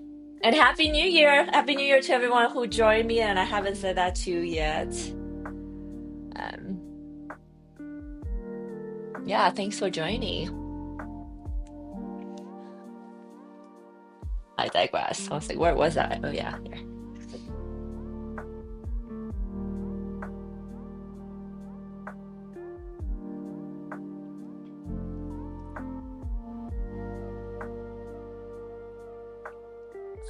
Let's go and let's drop the blue into the center. Yeah, so it mixes with the red a little bit, becomes purple, I hope. And then this petal looks great. This petal, I need this area to dry. I need to go in with some more darker blue. Let's do some darker blue here. Let's do a little bit darker blue here to complete this petal. My new thing is that when I'm wanting to blend, but I know I shouldn't. Ugh. Okay, I'm gonna use my finger, just do a little bit to get that like, itch out of the way so I don't have to do it. I'm sorry, I totally like went spaz on you guys. Um, Everything we create, I feel depends on our mood, mental, emotional state while creating. Absolutely. Yes, yes, yes, yes. All that. I agree with everything I said in the chat right now. Um, yeah, I think that's why art as a therapy tool is just so effective.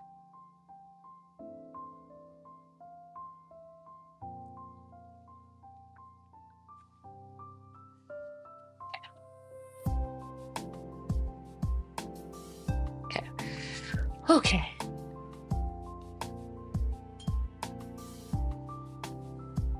I had a therapist when I was teen that used art therapy as a way to reaching me. It changed my life. Oh wow, that's beautiful.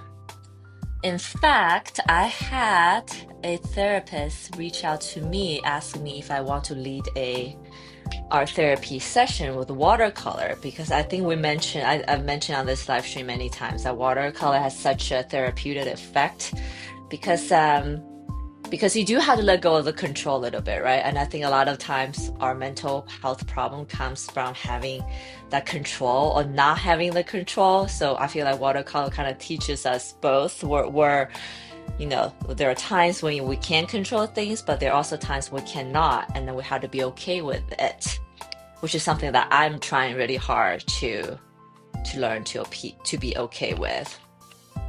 So yeah, I hope that happens sometime next year, And when that does happen, I'll definitely share my experience with you guys for sure. Yes, and yeah, I think art is my calling, and for some reason,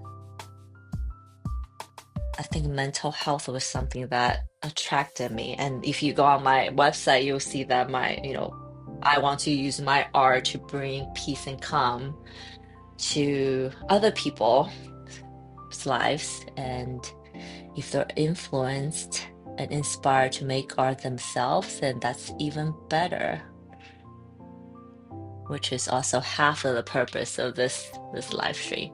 Number one purpose, I want to bring peace and calm. Number two, if you can paint along and learn and become awesome at it, then that's like total bonus for me.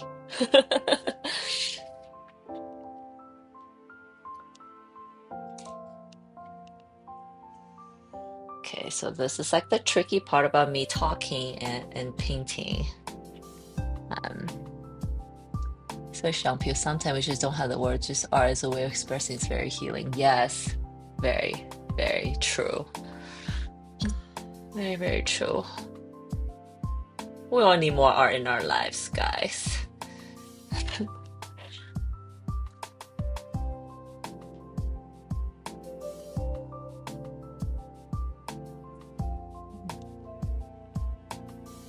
feel like this petal.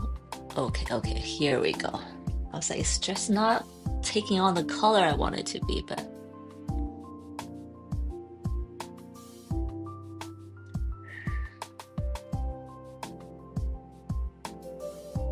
here we go. I'm gonna drop in some water here so that all that color I just put in will diffuse.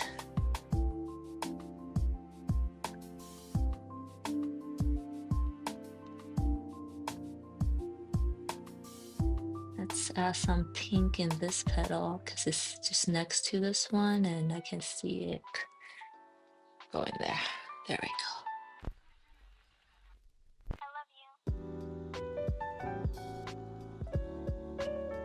Blending. Okay, I'm gonna let that area dry and come back to it in a second, but let's work on this one now. Yeah, let me know what you guys think. It's kind of getting that ethereal feeling, starting to get that ethereal feeling.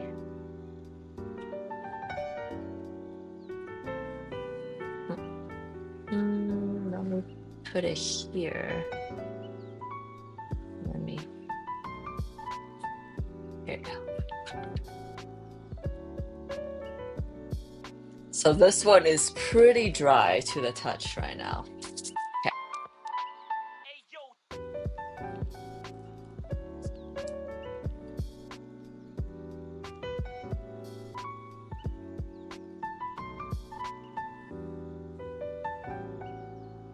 That's what I've been telling people recently.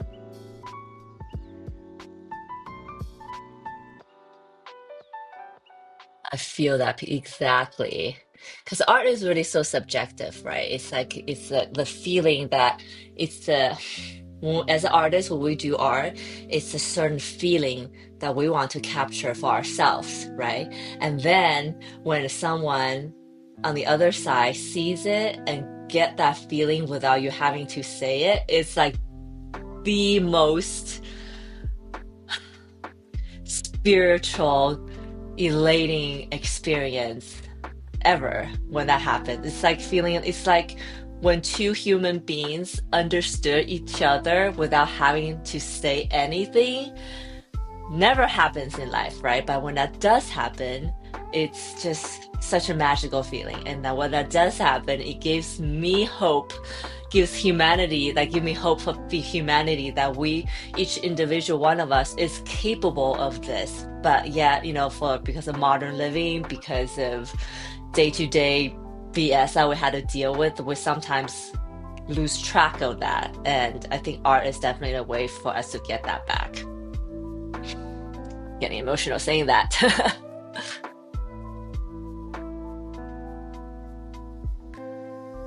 So Lou says it's been forever since you watched a live art YouTuber. Since you didn't allow her to, since she's under 16. Oh yeah, huh, right. Well, I'm glad you're here, Lou, finally. Oh, I see what you're going through. It's a calm piece. You're nailing it. Thank you so much, Diablo girl.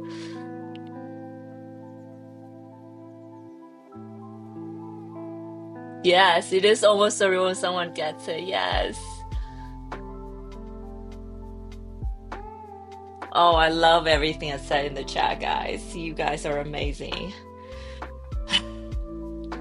And I'm glad you brought out the AI part, I think all of us artists was freaking out because of AI. But now that AI's been here, that we've played with it, I think we can all agree that AI art doesn't have that soul.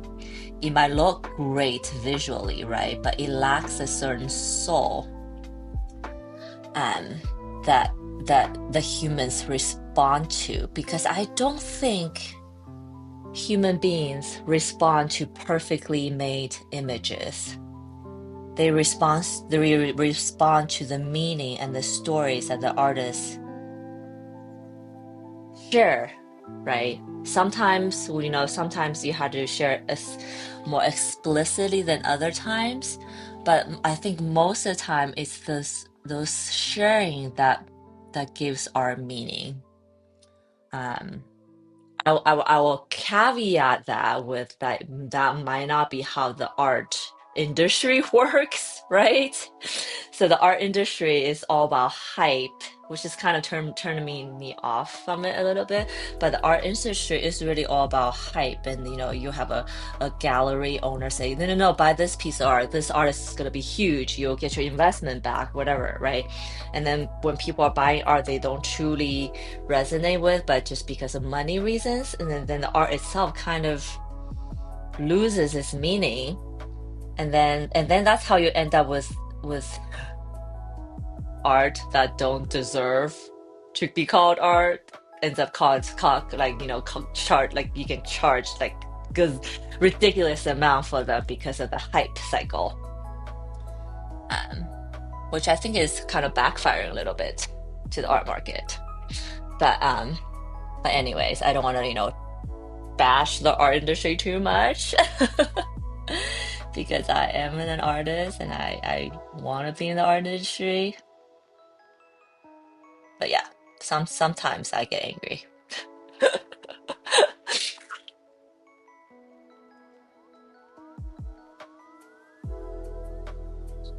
But the emotion, yes, yes, yes. Nothing beats real, all of that.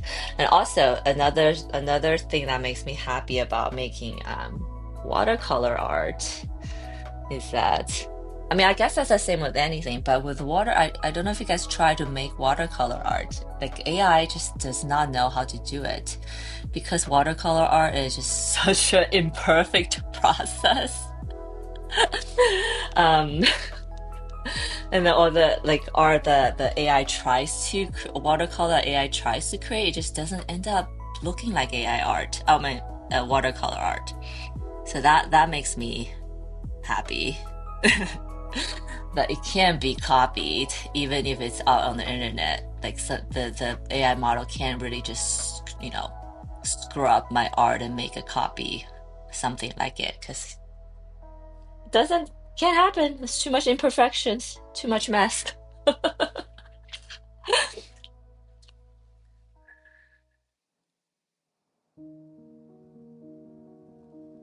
It's too messy and too imperfect.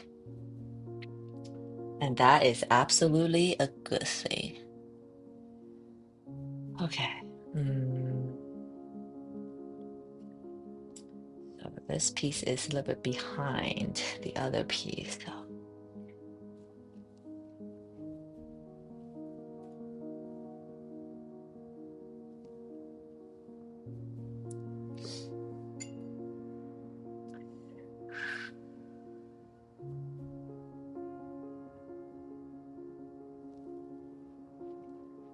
what is very flowy impression is that you have to create it. You can't manufacture it. That's right. I might have to quote you on that one day.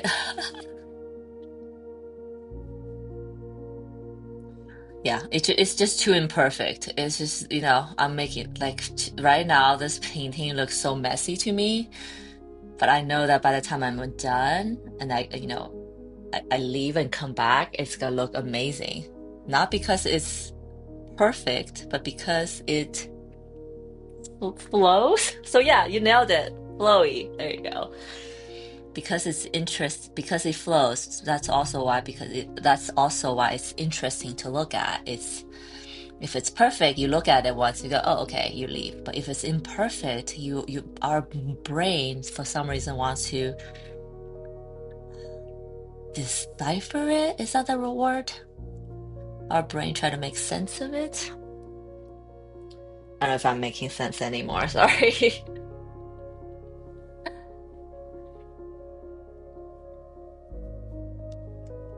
But yes, yes, yes. See, when I hear you guys say things like that, it just makes me so happy that I'm a watercolor artist.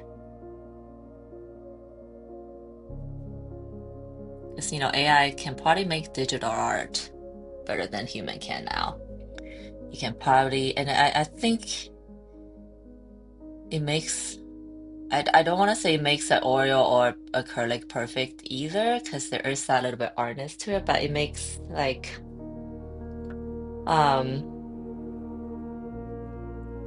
but I do think it makes better acrylic art, AI that is, than watercolor. Again, because the messiness of it, and acrylic, you could get it pretty perfect. Oh my gosh, what was I doing? Okay, so this, I just added some purple here. I'm gonna let that dry. This part seems fine. Okay, I'm gonna make this part darker. That's what I was doing.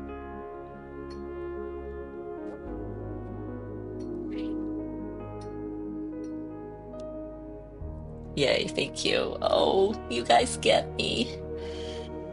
You get me. That's such a wonderful feeling. Am I laughing? Am I crying? I don't know.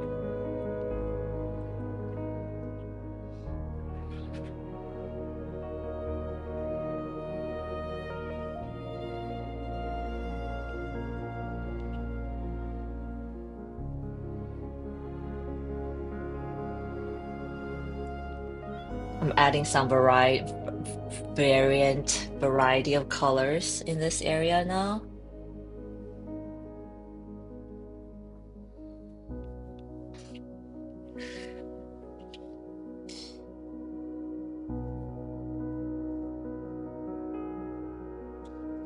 Edges. I think I might go back to the edges with a little bit brown in some areas. The stem is going to be brown, and I want to bring that color into it somehow. Yeah. Okay. Mm.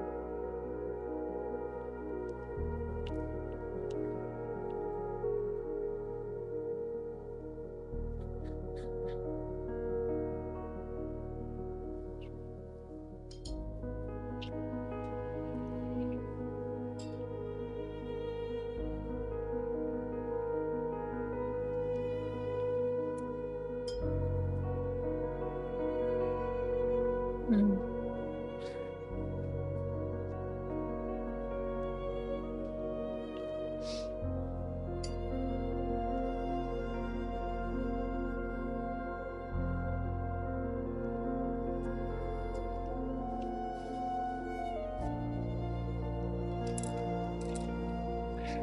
Let me do something real quick. So I have actually another two paintings set up for a video that I wanted to make. I just dripped some watercolor on it where I really don't want it to happen. So I'm gonna take a piece of this tracing paper and lay on top to keep it from getting trashed by me, basically. 2 layers for good measure.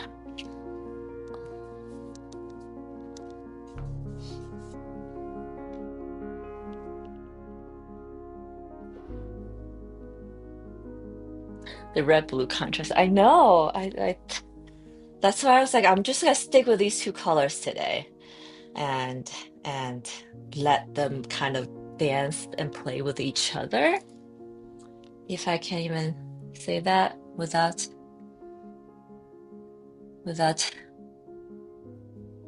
making you guys roll your eyes. Whoa, what happened here? Okay, it's fine.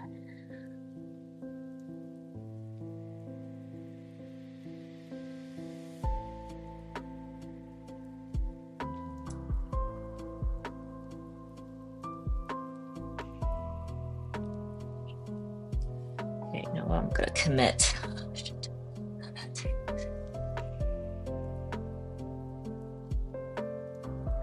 I'm gonna paint this. I'm gonna paint this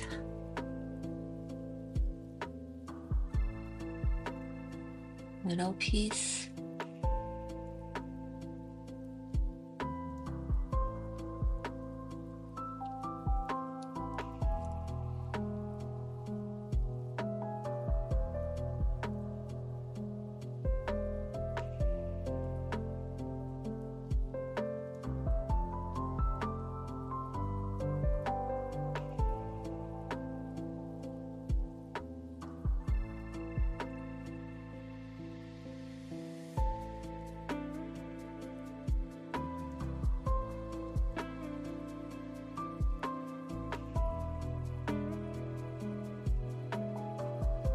Hmm.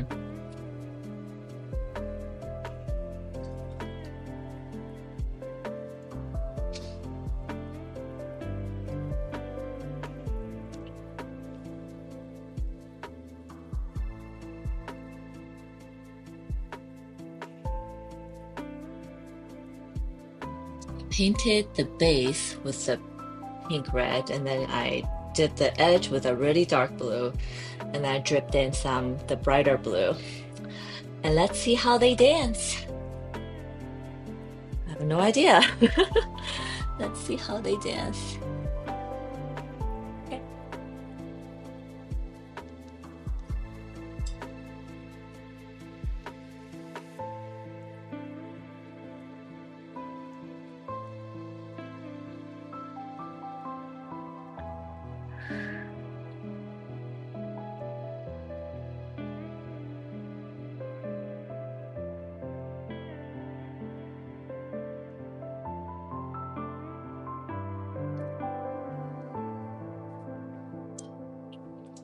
I also another I not another, just so many reasons why I love watercolor, but also just feel like what how the artists interact with watercolor is so reflective of real life, right? The tug and pull of the water, which is which is an external factor to the things that we can control versus the things that we cannot control.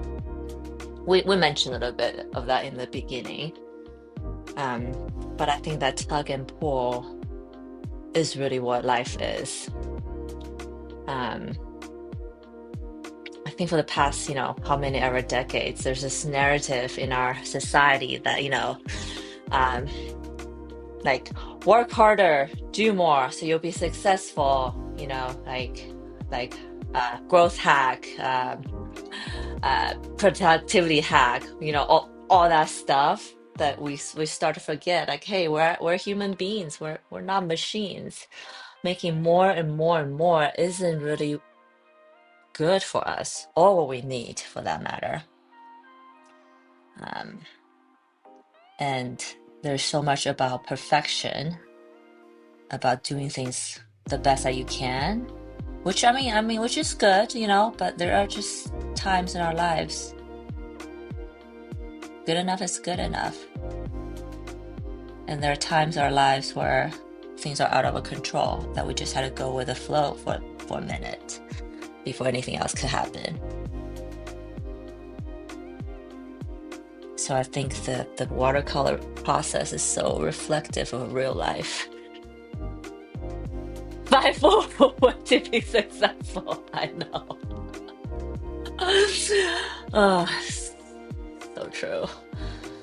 Like if you go to a library, like or any bookstore, there's so many of these books. Like, then I saw the other. If there's so many of these books, then how come there's so much poverty in our society still? So something's missing there, right? You're so funny. Okay, kind of pretty. I like this area. Cool. We're gonna let that dry, and we're gonna come over and paint all these. Oops. So much of this is also in watercolor in life, in what I'm doing right now, is just waiting for it to be done, or waiting for the next phase, waiting for some aha moments. Like so much of life is just waiting, which is what I'm doing. I'm gonna let the other areas dry. I'm gonna paint this areas that I don't have to wait for now.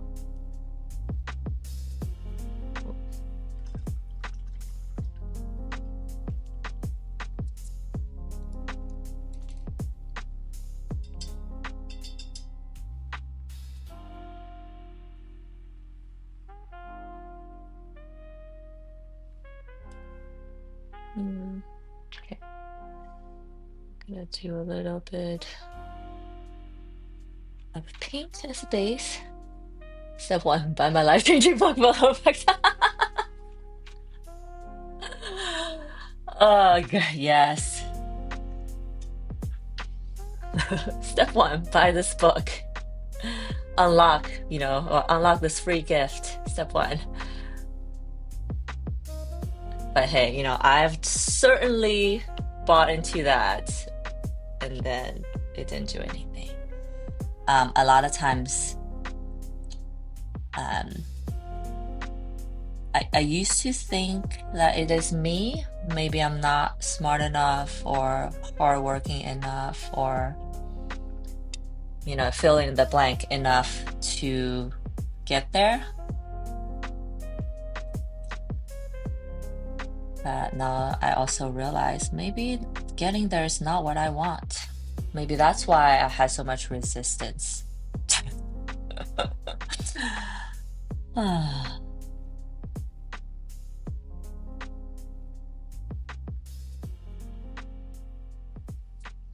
I do have to say I have no complaints about life now, though. There's always more things I could do, but I have no complaints. Let's let it, yay.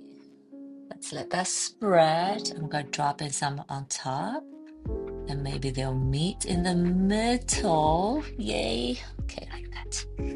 Let's do some here. Oh, that one turned out good.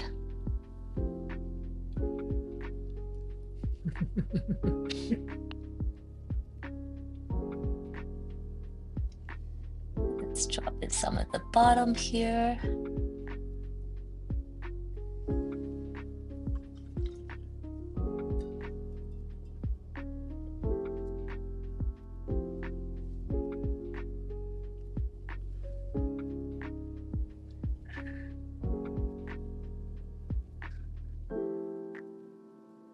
Let's fill in this part for now.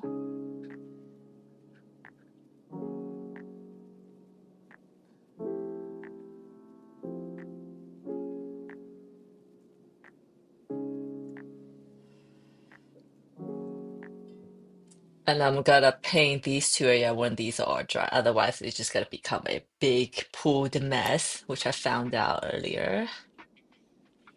Yeah, which is not what I want. And you guys, you see, I was so organized with my brushes. Now I'm just the organization has kind of left me. And it happens every time because I'm, as more colors are introduced, more areas are left behind. This happens. That's okay. Now there's some stuff on top. Once I fill in this, I'm going to do the branches so you can kind of see the composition now. And then I'm going to go into, adding even more color, more defined. And I think I can get pretty far along today, actually, which is exciting.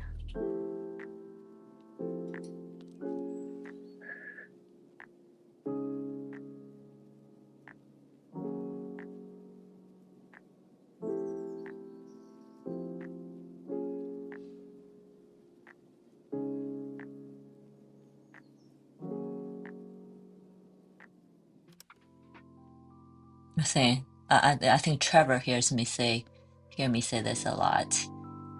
But the whole bro culture, and I think all the self-help book and all the Richard Branson, all that is absolutely bro culture, and I guess I'm fighting it a little bit.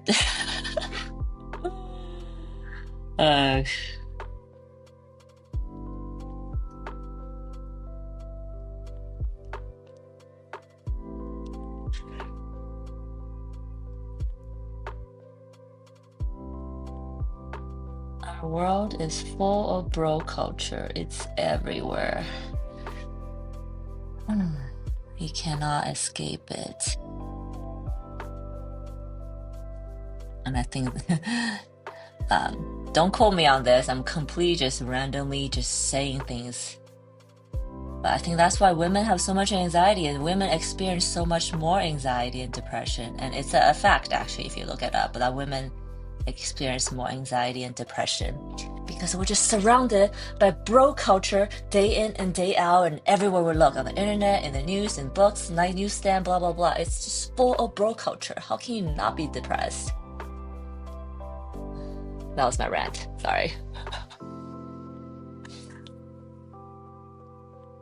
The reason that people are different is success, different style learning, etc. You can't write a manual for something so subjective. There's no one size fits it all. Yes, right. And I think so. I mean, it's almost like our society is trying to feed us what a success should look like, right? Because, you see all the tech startups, you see all this Wall Street, and those are the things they report. That make news. They almost try to force feed us what success looks like. And then for all of us who don't get that exact version of success, we feel like we're not good enough.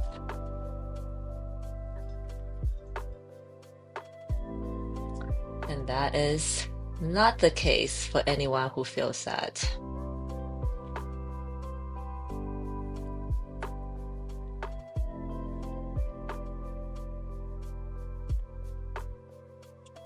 And I think I had to fight that for the longest time.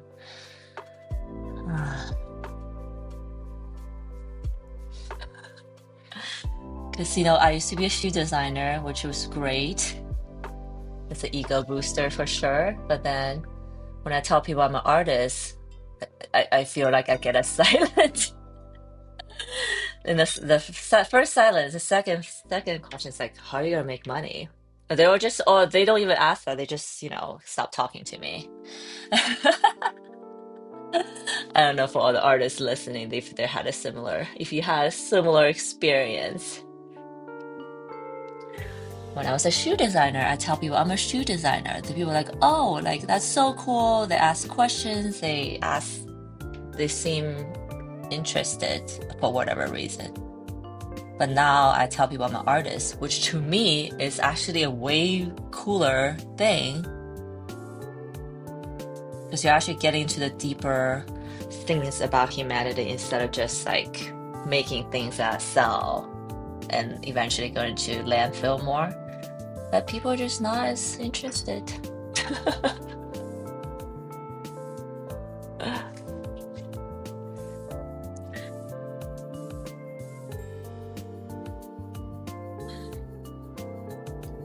And I'm only sharing this because we're talking about this right now.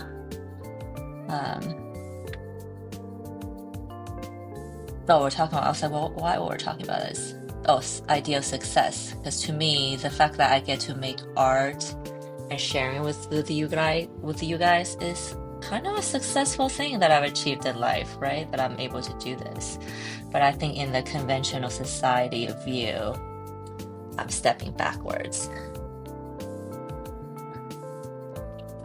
But I too will change that one day.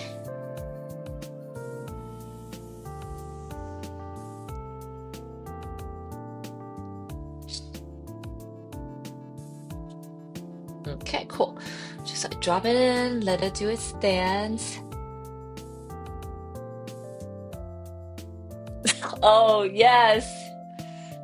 I was like, no one ever chooses to become an artist thinking they're gonna get rich from it.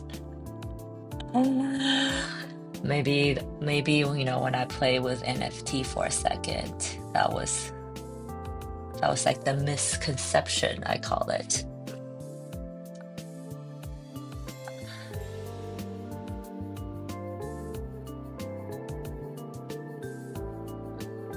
My little rant about being an artist. But do I regret it whatsoever? Nope, not even a single bit. Okay, yay, I kind of like how all these turned out. Oh, let's do a little blending. Okay, let that dry, come back to it. I'll do this part, which I left earlier.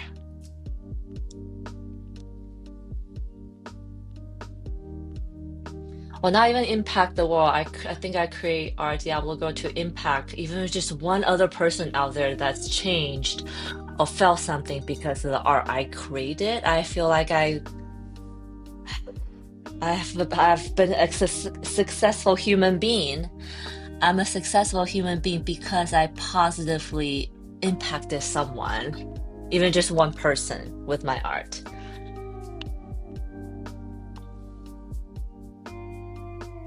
And I think that's quite an achievement, you know, like not a lot of us have impacted someone in our lives with the things we make. And if we can, that's like such a great achievement. Not everyone can say they have done.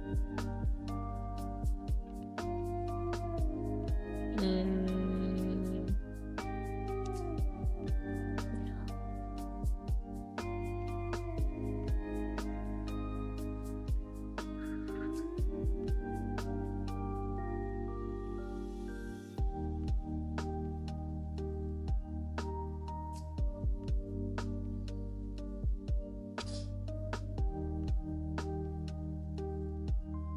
I feel a little journal entry happening after my live stream this today, because everything we talked about is just so it's hitting me. It's hitting me in a way that I think it's important that I write it down so that my next to feed into the art that I'm going to make next year, which is just tomorrow. So thank you. Thank you guys. Thank you for everyone who contributed to this conversation. And if you're listening and you're resonating, I would love to hear from you. And if anyone out there is listening and rolling their eyes, which I'm totally not ruling that possibility out. Oh well. Oh well. Okay. I'm gonna let that do its dance. I have no idea how that's gonna turn out, but cool.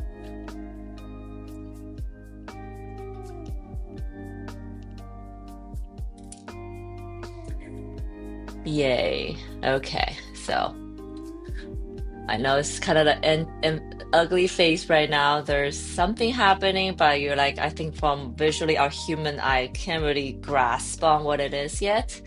But it is that phase where this happens. So I'm not worried. I'm not worried. I'm not worried. I'm not worried. Okay, I'm gonna paint it. There's some branches. I'm gonna paint in those branches just to connect all the flowers so they're more grounded, so they're not just like floating on the paper. And once they're grounded, I think it'll look very different. Okay. The money, the designer shoots, the super cool cars. So that wasn't meant. Yeah, Diablo girl. I think we can.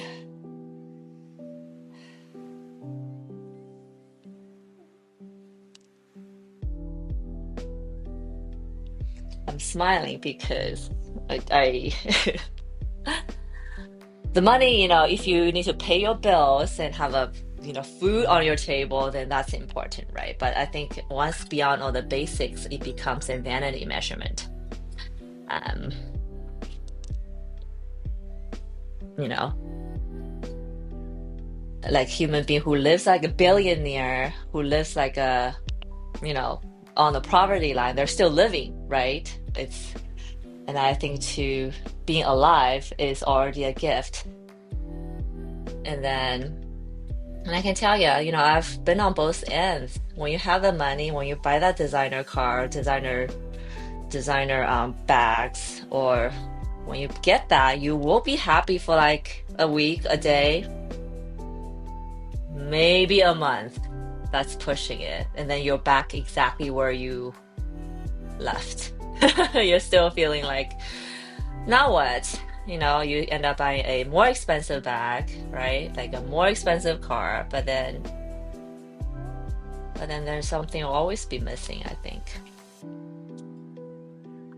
And now, like I can live in a hut, and I can party. If I can still do this, live in a hut, I think I'll be fine.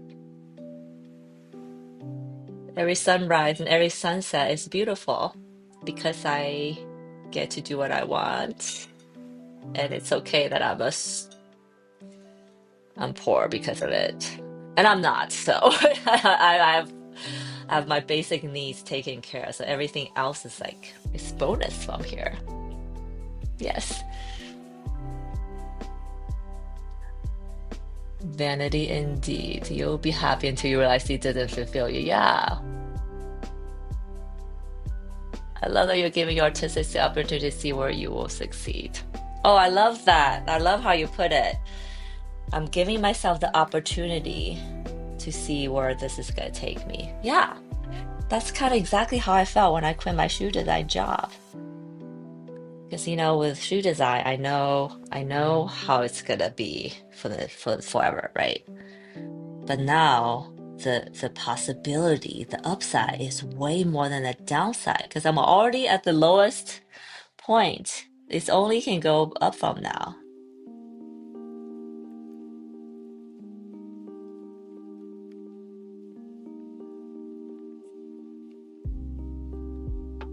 And so for all of you guys that are listening, I think what Diablo Girl said is so amazing. You gotta give yourself a chance to see where it can go. It might not go anywhere, right? But at least you know. But if you don't give yourself the chance, if you never try, if you never take that first step, you will never know. And I can tell you, out of all the people I've ever met, no one has ever regretted taking that first step. They might not, they could, the worst case is they're unsuccessful, then they had to go back to where they were. But then you won't have that angst. That what if that will carry with you, that will stay with you, which I think is worse. Because knowing that you try something and you just can't do it is actually a relief. There's nothing wrong with that, and you might feel like ashamed for a second, but then you have this sense of relief that's invaluable. And you shouldn't feel ashamed. I'm saying that because it happened to me. But I'm not the best model for mental stability either. But it's not nothing happens after. It's fine. If in fact, I just had this conversation with my 6-year-old daughter the other day. Ask her for life, Rich. I love that.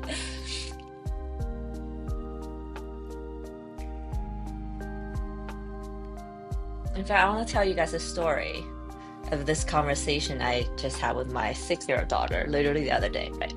So she was at a daycare. Because when I go skiing, when she doesn't want to go, there's like a daycare that she can go to. And then I asked her if she made any friends. She said, no, I didn't make any friends, which I thought was very unusual because it's like there was a bunch of kids there, right? So I asked, how come you didn't make any friends? Everybody was like there. Nobody knew anybody. Nobody knew each other. And then she was like, everybody just kind of, played on their own by themselves. So I was like, why don't you go ask them to play? She said, what if they say no? And here is a lesson. I said, how many kids were there? She was like 12. And I said, so there are 12 opportunities where you could have asked them, can you play with me? Right? Out of 12 times, I was at least a couple has to say yes. Yes, I want to play. I would love to play. Right? And then she asked, what if they all say no?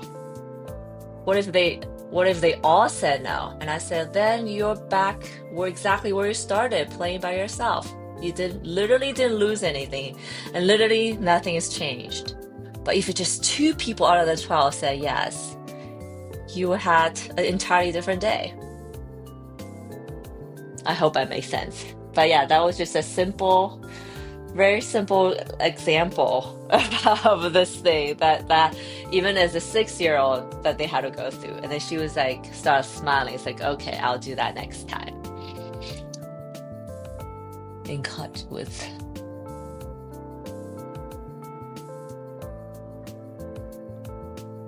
Yeah. So Diablo Girl has a personal experience that shows business, and unless business is your passion, don't do it because of money. Oh, yes. Otherwise, you'll just be miserable. Okay, so I just brought some blue in to go under here, and then I'm gonna do a little bit blue here so that it goes up.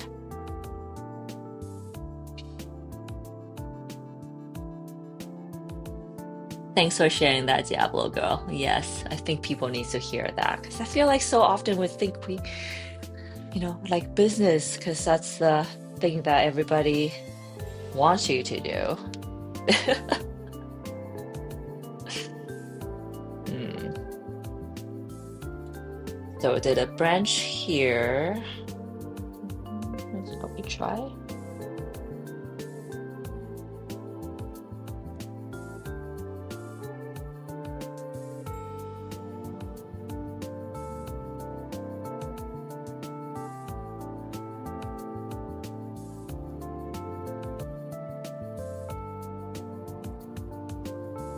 So Diablo, how did you get back on this art track?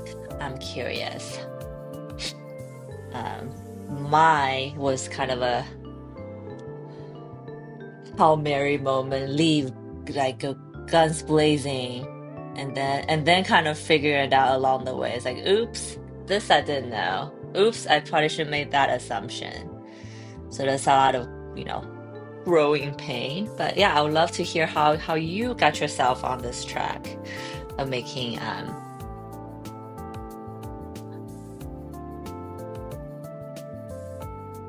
yeah, you bow to the pressure of what people thought was best for me. Yeah, I think that happens so often too, especially when especially like not, nowadays. I feel like in school they don't, at least I think that's the case, that they don't really like cultivate you to do the things that you think you want to do and then give the best chances, right? I think our school is so much like, oh, there's a science track, there's a business track, and because of social media and everything, how much importance we put on the money, making money part. I think like so many kids just end up choosing whatever that makes most amount of money, or with the potential of making the most amount of money, and then regret it years and years later. Uh, I don't want to say that you waste your life on it, because you do learn things, whether it's business or science or whatever, that wasn't what you wanted to do. You do learn things that will be helpful to you. So it's not like a time completely wasted, but I think it just brings up a lot of confusion and mental health problems when that happens. Um, Diablo said had to leave. So illness was kind of your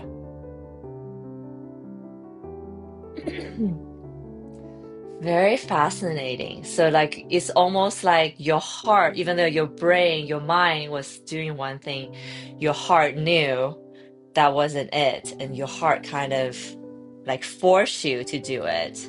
I love that. Not that getting sick is fun, but I guess that's a silver lining, right?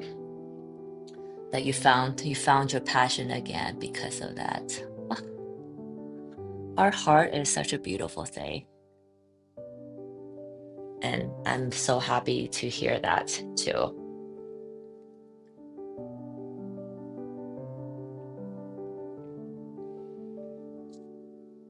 And I'm sure you're much happier focusing on art.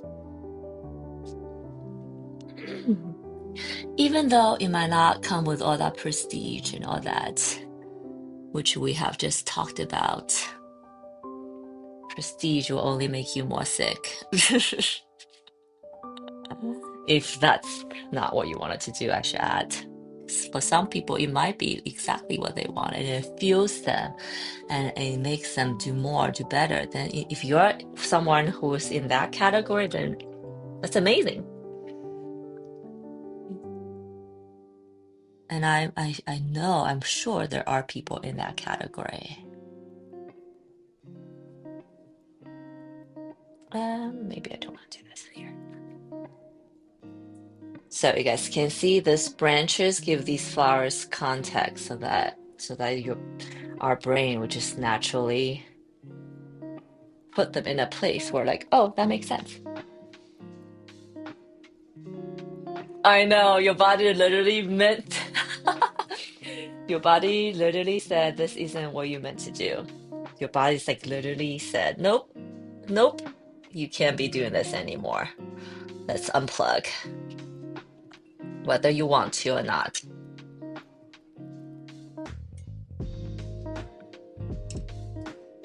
I do think listening to your heart is so important as well. If there are times you're doing something, you're just like, this doesn't feel quite right, but you had to like force yourself to do it, there's probably something to unpack there that warrants a deeper investigating, I should say.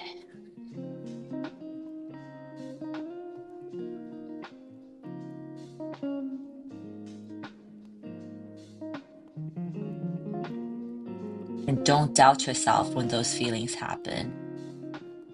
Because I also have been to a place when that happens, you just drink more coffee, you get on medication so you don't feel this way. You just force yourself to keep going, right? That also happens to people. I see plenty of people who do that. And then eventually, they retire, they get out of the workforce, and then they're like, that wasn't too bad. They did it. Ooh. But then maybe it's not the life that they have envisioned or could have achieved.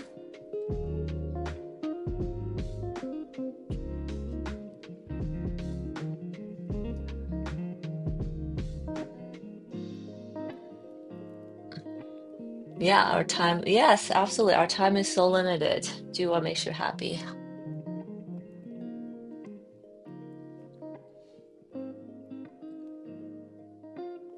And I want to add that do what makes you happy. The money will eventually come. Or a career might eventually come out of that. But it's not gonna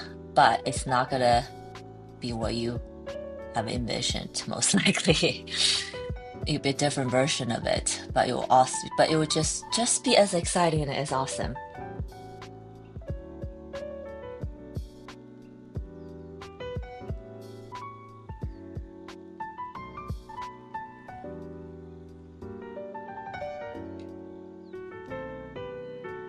Okay.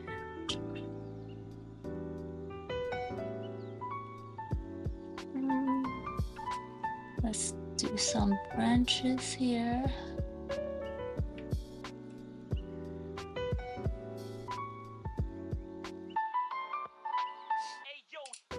This is a very necessary conversation for New Year's, I feel like.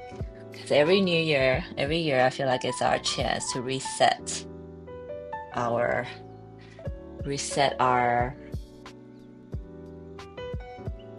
just reset our potential, our life, our way of being.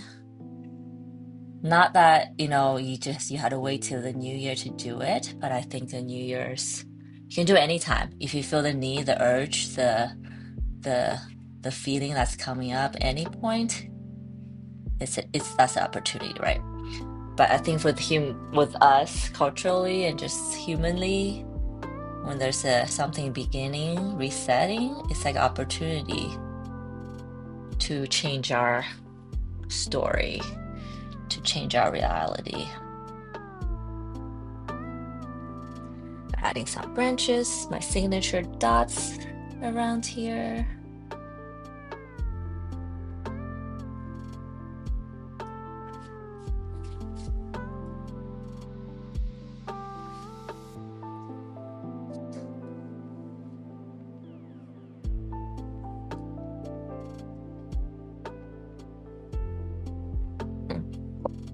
Okay, see. So now we have a little bit of context of what this painting looks like. It's a branch of flowers in the middle, in blue and pink. Okay, so I've been kind of just working from bottom up, so let's keep doing that, I guess. So we gotta work on this flower. This flower now, yes.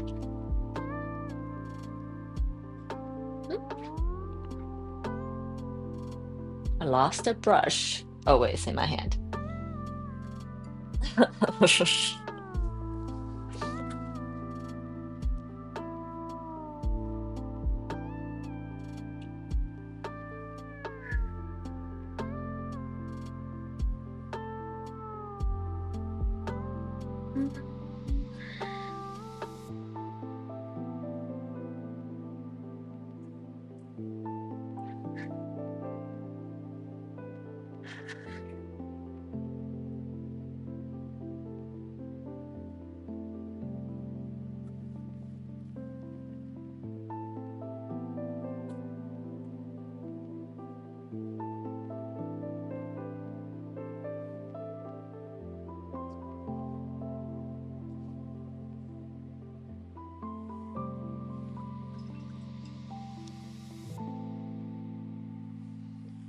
Are we ready for the darkest shade? I think we might be.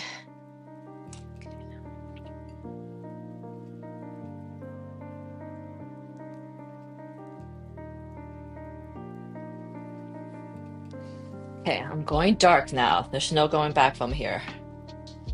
Wish me good luck. Okay, so we have all these kind of defined.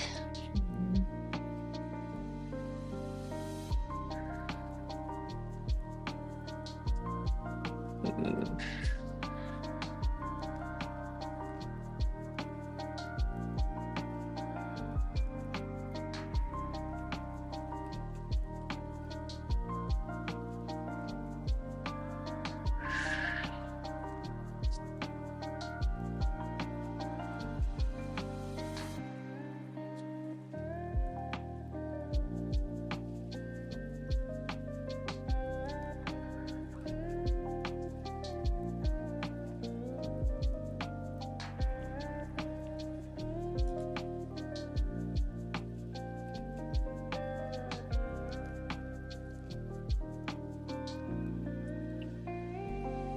I'm gonna go back and drop in some just darker shapes.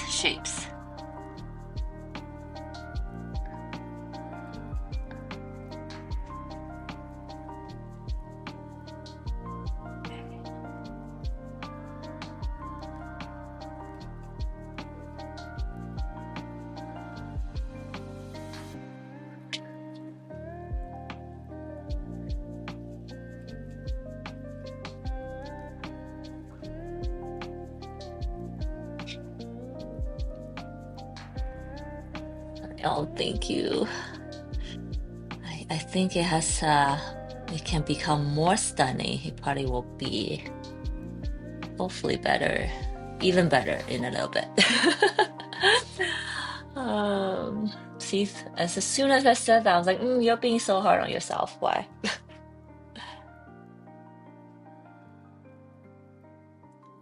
But thank you. I'll take the compliment and not give it a what if buts. Also, why is it so hard for us to take a compliment? As females especially.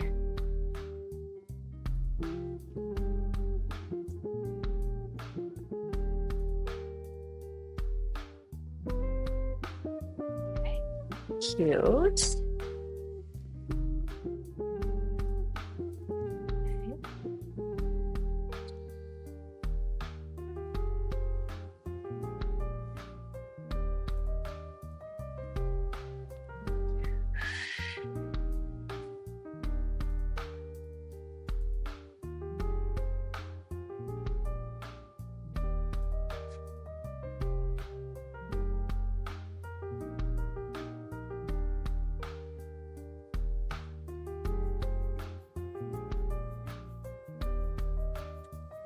Just gonna leave that. Yes.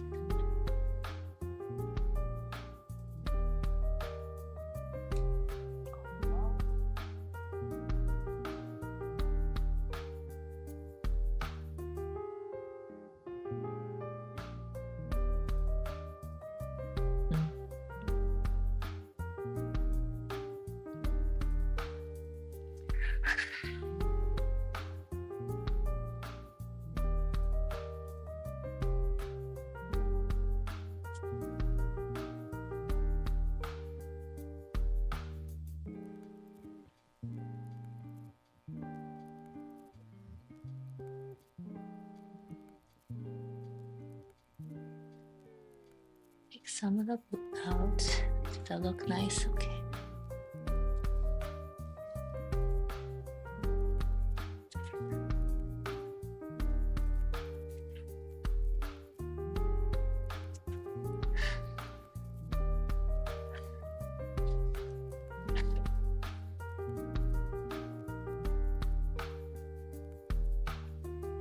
I don't know if you guys noticed, but there's some petals I purposely didn't like make each petal so perfect. So some of them are just like outlining half of it.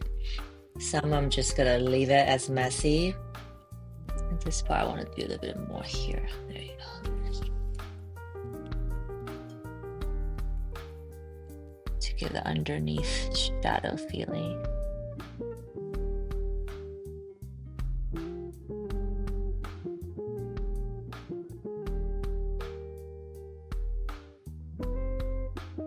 Okay.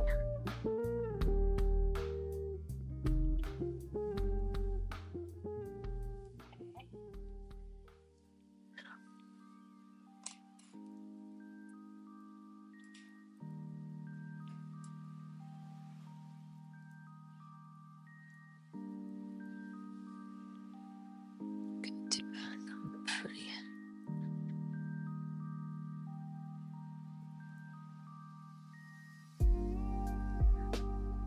So it's one of the last steps of this petals.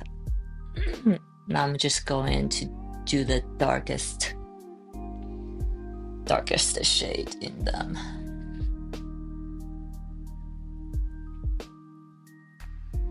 Good. Nice. Maybe a little bit here. I realized how to do this step because once I put the really dark stuff on top, I can't really go around it anymore. That's why I started doing all the stigma, and I suddenly stopped because like, wait, I can't do that yet. Okay. And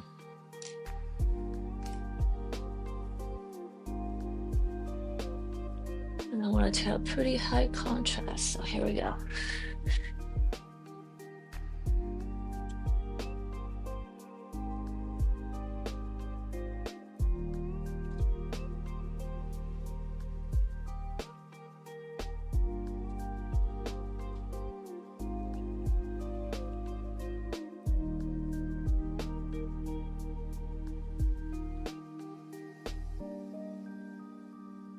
I'm just using a dark color to do all the floral details instead of, stay true. If I was staying true to the flower anatomy, then these parts should be like yellow and greenish, but obviously that would just not, it would not be the color scheme anymore. So I'm just gonna use some really dark. It's actually really dark blue with some brown, so it looks almost black. Also, never use black out of the tube. It's something that I got yelled at very beginning. Let's let this dry. Okay.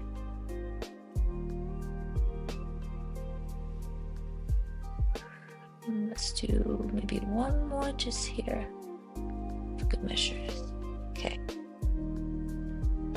If anyone does any type of writing or drawing at any type of iPad, don't buy the screen protector for them. It makes water texture. Oh, that's good to know.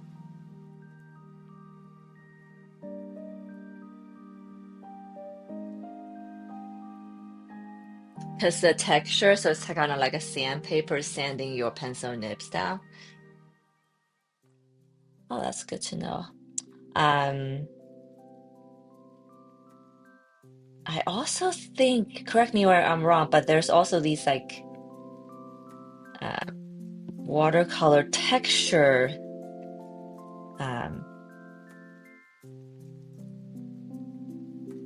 that you can install to mimic the feeling, right? I might be wrong here. Ooh, this looks almost like a negative. Let's try.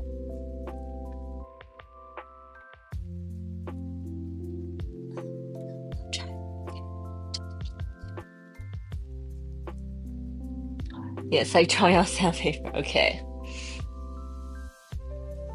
So whoever's here listening or and working on iPads, please note that. Oh, the black I think totally made a difference. Yeah. Well,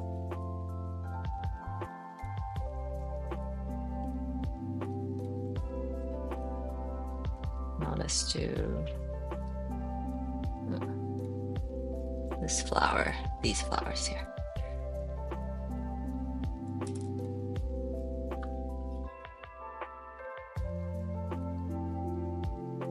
I'm now just bringing water up here to Procure to a canvas. Yes, yep.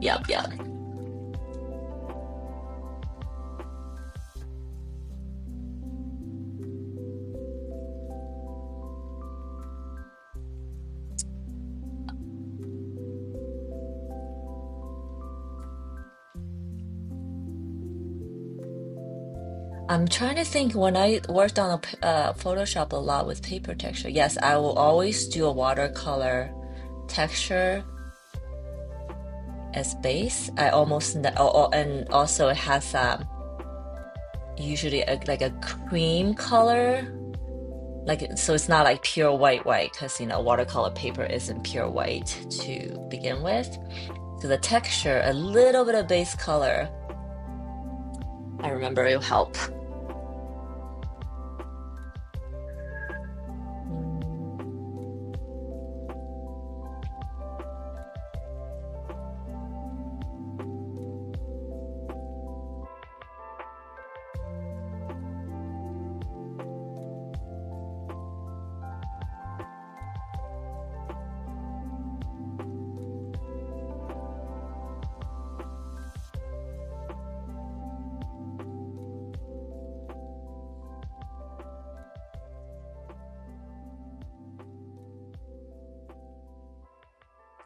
I need to let that dry so the black goes in the middle.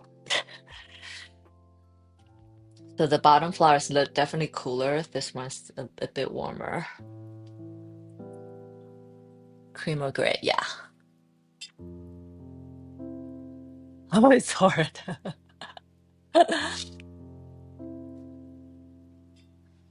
There you go. Tips from the Digital Pro.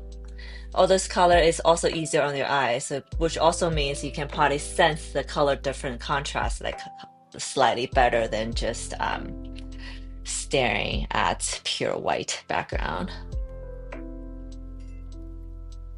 I'm thinking out loud, but I think that'll help for sure.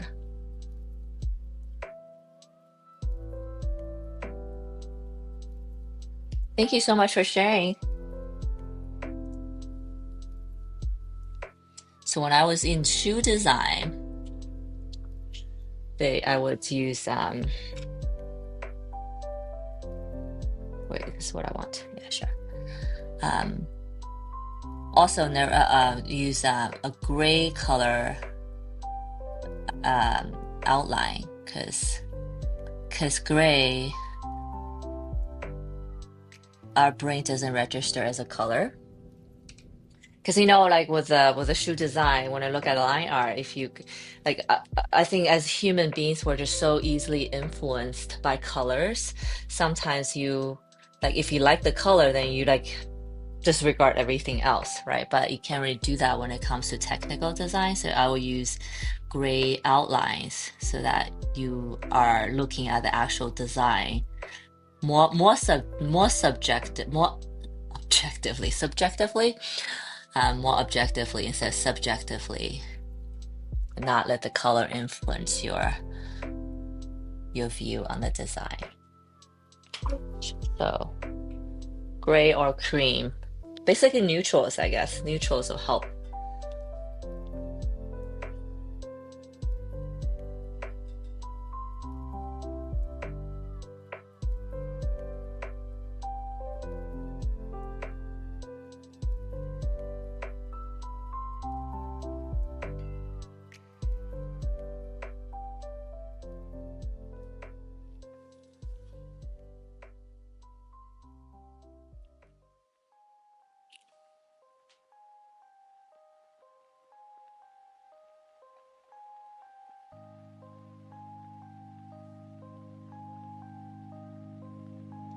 Even traditionally, the first thing I would do on canvas is paint a neutral colors to wash or work on. Oh, yes.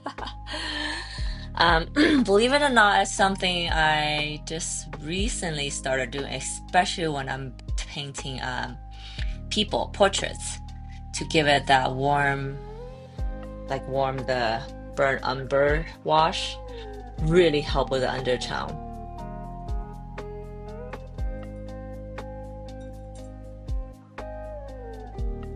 But I'm ashamed to say that I don't always remember. But I think I'm doing a better job at it now for sure. It does make a huge difference though when you wash it. Wash my paper with a warm color first. I guess today I washed my paper with a pink color, which probably isn't, as I'm painting flowers. I was like, should I wash it with a brown? Definitely not, because then I can't get all these brilliant colors off of it. So yeah, I think each medium has a little bit of a nuance to it, but in general, I think you should wash your canvas with the color.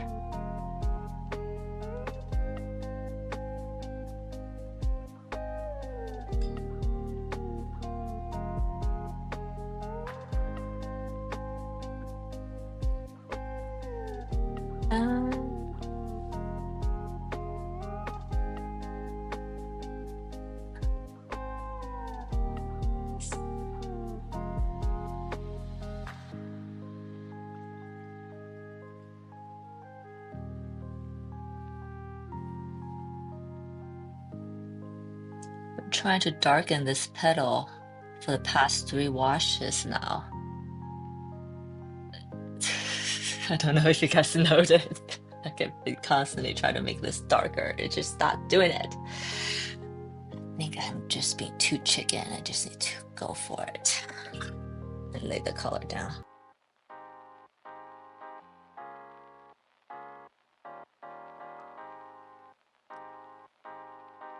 Okay, so let that be.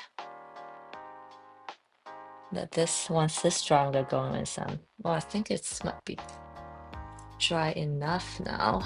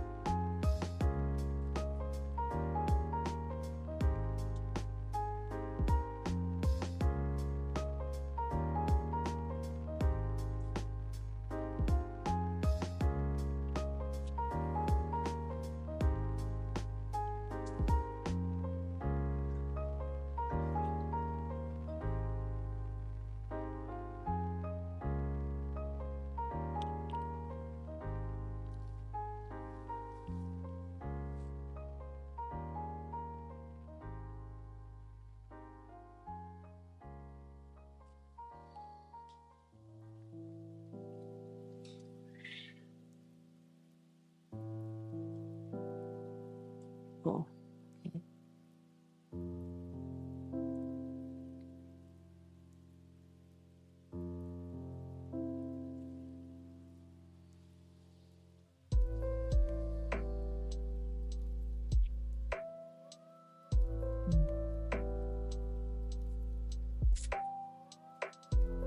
Let's do one more here.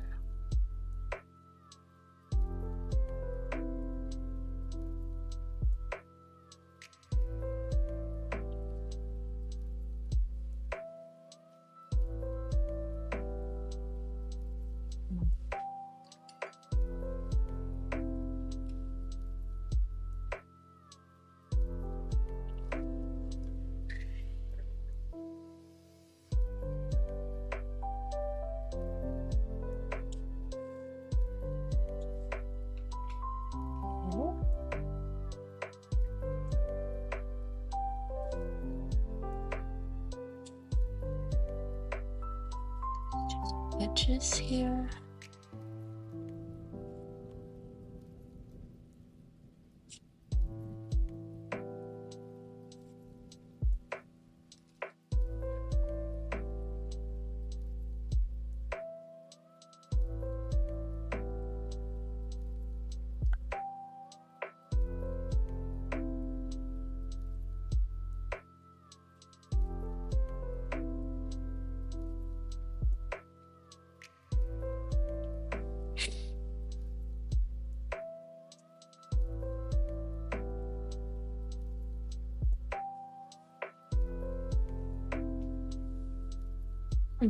Interesting.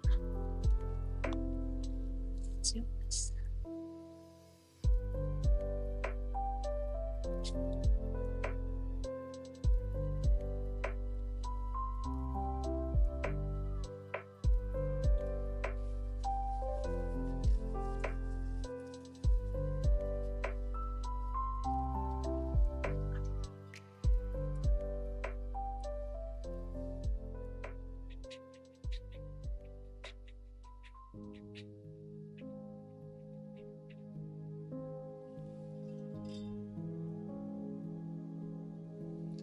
I wonder if this color was a good idea. Also, it's very harsh outline. Maybe I'll soften it. Okay, here we go. Once it softens, it kind of blends in with the surrounding more. Then I think it looks better.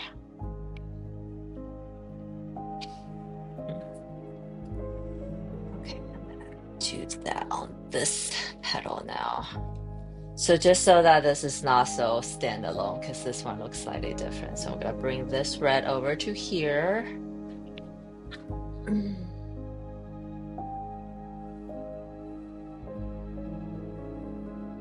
Oh, hello, Graphic. Happy New Year. So happy you made it. Yay. Happy New Year. How have you been?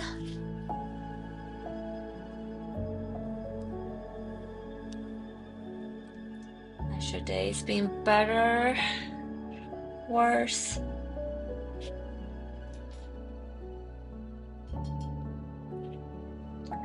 Okay, so I'm gonna do maybe this petal here. I'm gonna wet it. Do a good edge here, let the color drop in.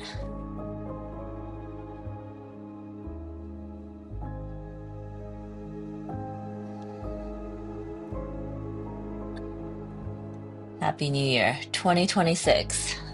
I hope you're excited about 2026, Graphic. It's gonna be better, I think. Good, becoming TikTok famous. Oh boy, that's a loaded statement. But good for you.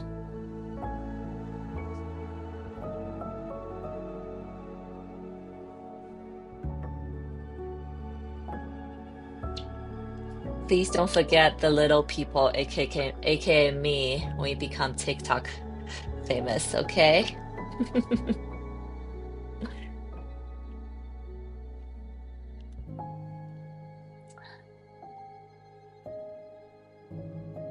Unless it's, and also I guess, is that your New Year's goal? New Year's hope, which is also loaded.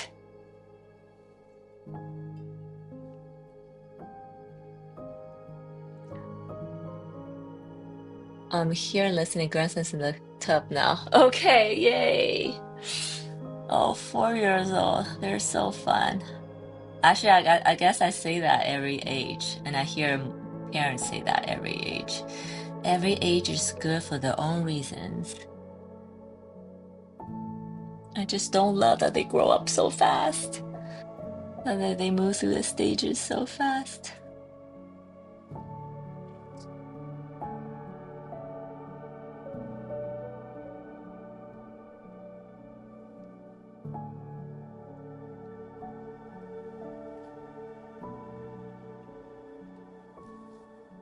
Okay.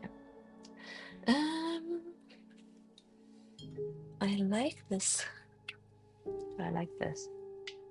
Yeah, I like this energetic energy that this vermilion red brings. I'm gonna do a little bit of that at the bottom. Not too much though, because I don't want it to be overwhelming either. Just like that.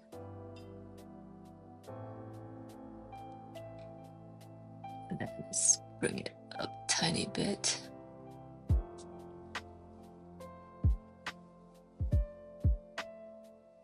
Cool. And then because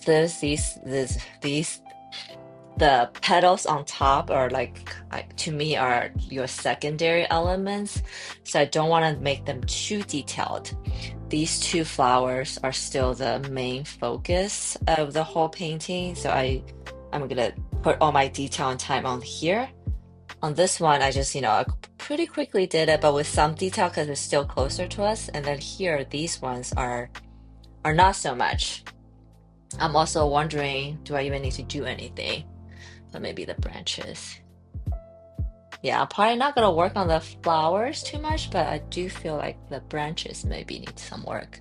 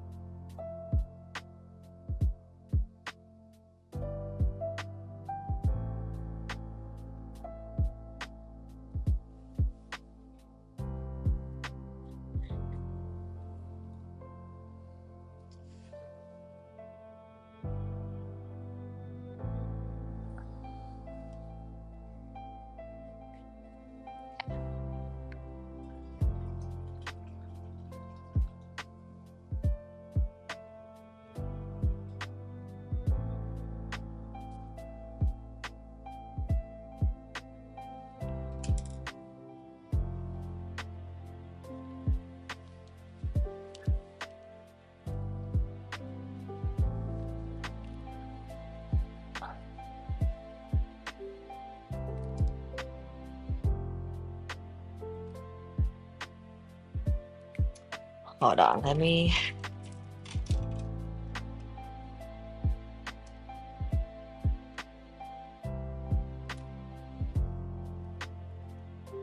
Oh,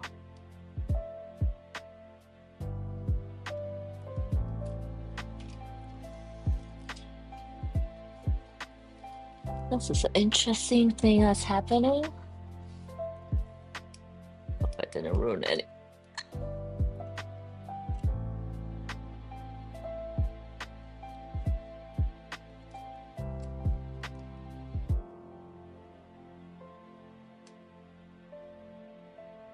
Okay. Okay, here we go. I've been having a lot of battery issues on my devices apparently. Uh, but cool. Hope that wasn't too disruptive to you guys. But yeah, for the past couple of weeks, or past couple of times I live streamed, my computer ran out of battery in the middle. So elegant. Okay. That's nice. I was gonna say for the past, my computer ran out of battery in the middle of my live stream, hence live stream cut off. Right, and today, um, for some reason, my phone is not charging because I'm using my secondary camera as my phone, just my iPhone, and it wasn't charging for some reason. And I think that happened the past times too, but I don't know why because it's definitely plugged in, and I just plugged it in again. Anyways, okay.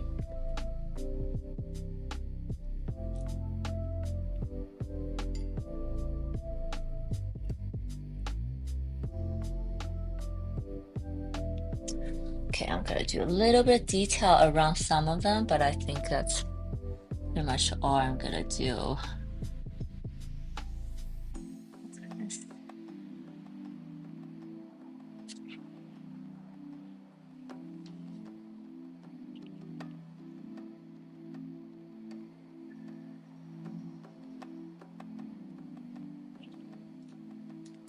And then I think I'm gonna start on my second painting here, but um, I don't know if I'll finish it, but maybe I will. Who knows? I'm on a roll today.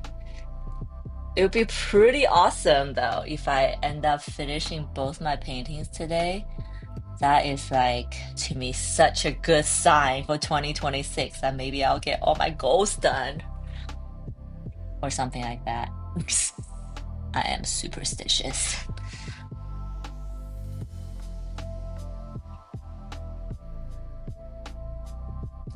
Next year, I'm gonna do what I like, do what I want.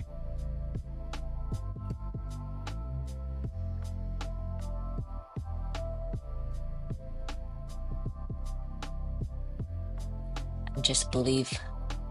And maybe you guys should do. Just believe in yourself hard that whatever you choose to do will work out. In fact, I dare you.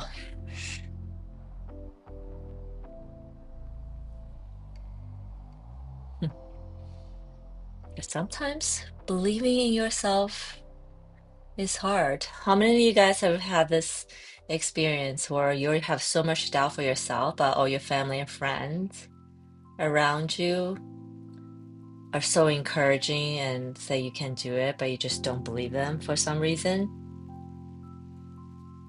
So that's why I say I dare you. I dare everyone here to actually believe in themselves if you're not there already. What's the worst gonna happen, if you believe in yourself? Instead of telling yourself, oh, I don't know if I can do this, I'm not good enough, or all that, just flip the script. Say, what if I'm successful at doing this? What happens? What if I can actually do this? Do you dare to think that? Also, you guys hear there is two kinds of fear out there, right? There's a kind of fear that stops you from doing things because you're afraid you're gonna fail. And there's also the kind of fear that stops you from doing things because you might actually succeed. Neither is good because fear is a mind killer. If any Dune fans out there,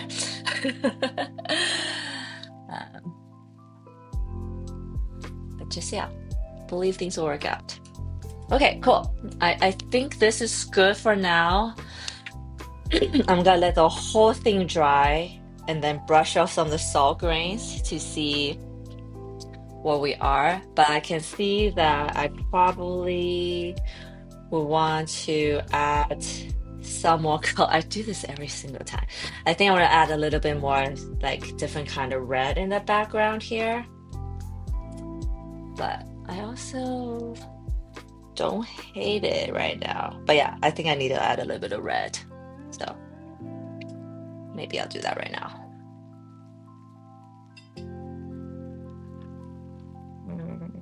Okay.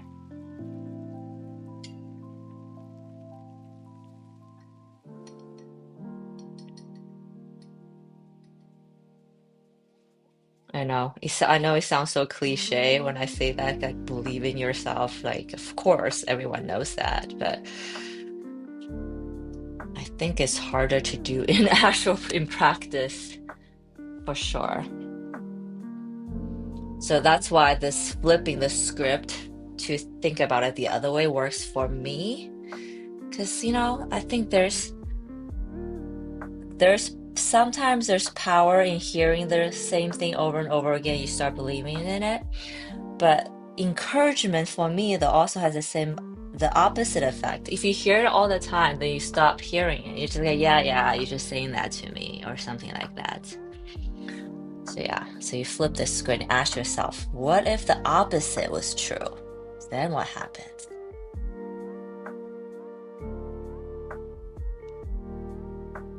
And most of the time you're like, oh, and then I think most of the time that forces you to look at things from a different perspective. And then you might have a revelation because of it. Who knows? Okay, I'm gonna stop now. Okay. I'm gonna do the background here. And then I'm gonna move on to the second piece. And then we have a little bit of comparison. These florals actually are just so much fun to paint. I think I'm gonna do a lot more of these next year.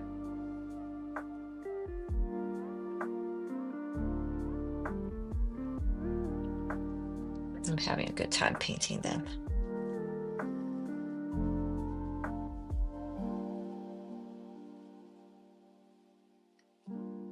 Also, this salt grain looks great. The spreads the salt grain as a texture maker did a great job on this piece. I'm gonna show you in a second what the other one looks like, which I'm like,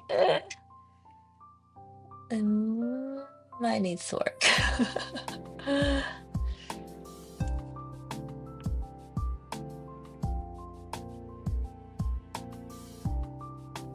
Okay, so I'm kind of putting the pinks, this red shade in all the backgrounds now. And then I'm gonna drop in some bluer purple in them. Like what I started doing initially, but now just do more of it.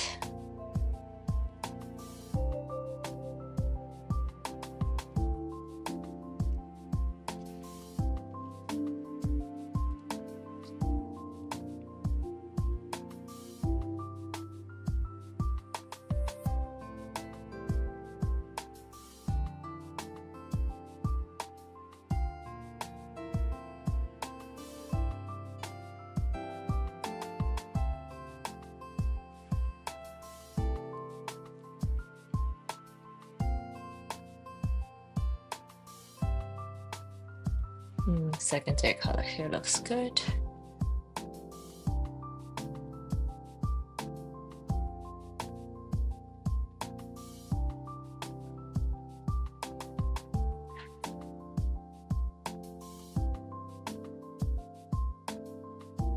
So if I gotta do a debrief, such a business term. If I gotta do a debrief of what I learned from this piece is that I still need to mix my paint darker, more severe.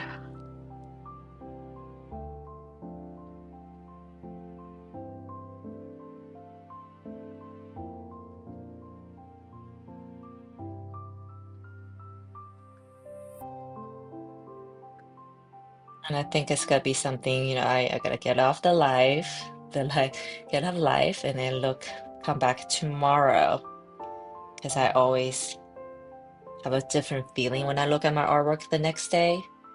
Usually better, actually, so yay. And see what else I need to add, if it's missing anything else. But from my eyes right now, this looks pretty cool. I can see this piece of artwork, maybe even in a pink frame, if I dare. In a pink frame, and then it would be a statement piece in your hallway. Okay, cool. Gonna leave that be. And also, I'm hoping, let me know if this orange tape is like too destructive. Let's look at this way.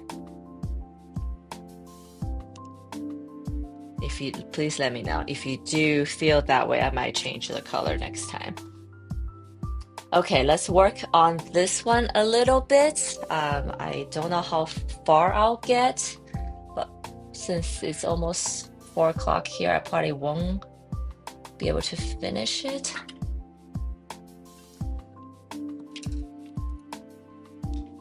Why does everything take longer always than you want? Okay, I'm gonna brush some of the salt off.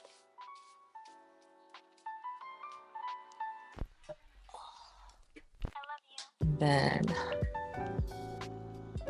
I think I already see that I need to add more pink to the background, so I'm gonna do that.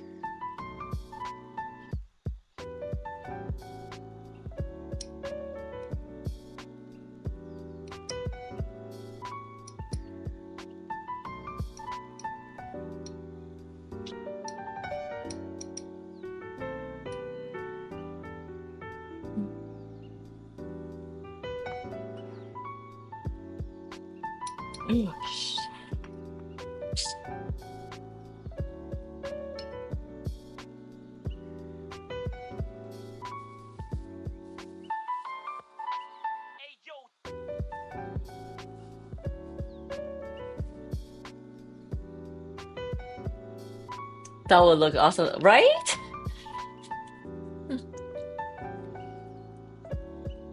Noted. Note to self.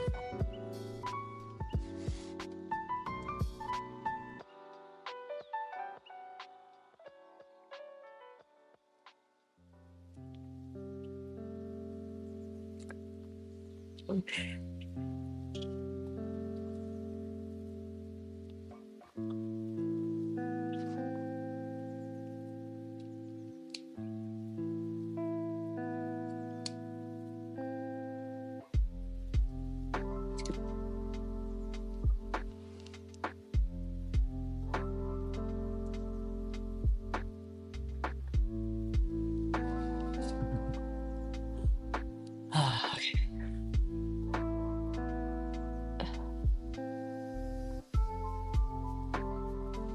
What was that? Oh yeah, I said I'm gonna back out.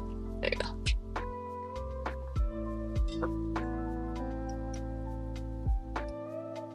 I panicked because uh paint drops got on my other painting I just finished. But then it's probably okay. Okay.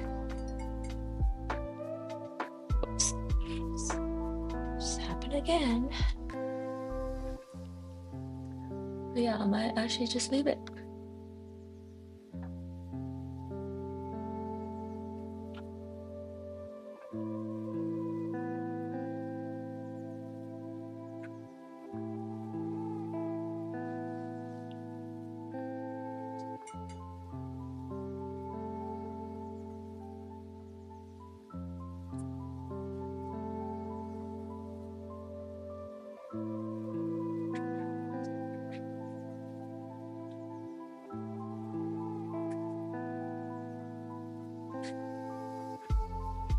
Let's all be more bold in 2026.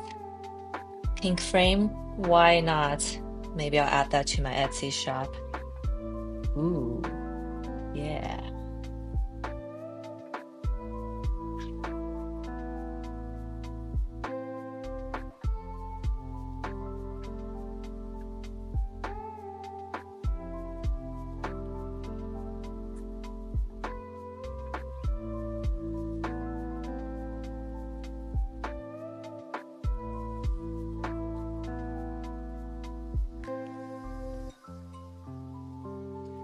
Hi from London. Happy New Year. Amazing. It's like evening for you now, right? Welcome, Aisha. So you're ready for the do you guys do ball drops? I don't know, because here we do ball drops. You're probably way closer to it than I am. Are you getting ready? Do you have a champagne in hands? It's gonna be a quiet one for me, so it's, perfectly fine. But thank you so much and welcome. I am working on my second painting for the day today, believe it or not. This one I just got done just a moment ago. Is a pink and blue floral on a branch. And then I'm gonna do a companion piece next. Ah, yes, but over an hour to go. Been chilling out this year. Nice. Oh, you're so close. So, well, that means so much to me that you actually jumped in and said hi. And then maybe I will spend the new year with you. Maybe. Because it is in an hour. I don't know how far I'll go. But it will be.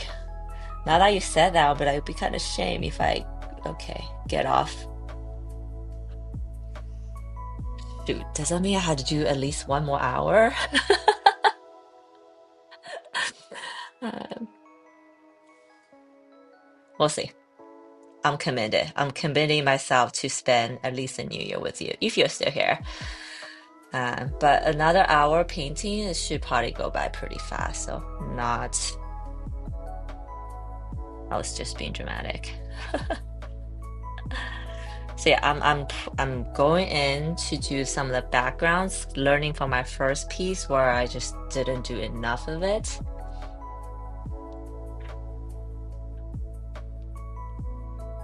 But yeah, what brought you here? Are you an artist? Do you just like art content? Lute, I don't know if you're still here, but she said that it's been a while since she was able to watch art content on YouTube, which made me sad.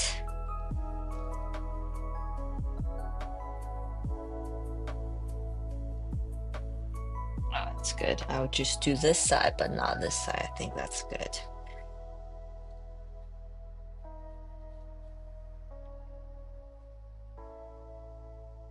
And then I noticed already that this one has even more edges, so I gotta be careful there. It's so pretty. Great way to spend the last day of New Year. Hey, you know what? That's exactly why I decided to live stream today. This is when I usually live stream every Wednesday at this time. But if you notice that this year, Christmas Eve and New Year's Eve both falls on a Wednesday. So it was kind of crazy for me to get on live this morning just because my kid is at home, from break and all that stuff. And I kind of felt bad. I had to like leave her for a few hours. But now that I'm in my studio, I was just telling everyone how happy I am that this is how I decided to spend the new year. And honestly, if I don't do anything else at all today, I think had a great day and I had a great end to my 2025. And on top of that, I just kind of set my tone of the kind of artwork I want to do for 2026 from all the awesome conversations I had with everyone here.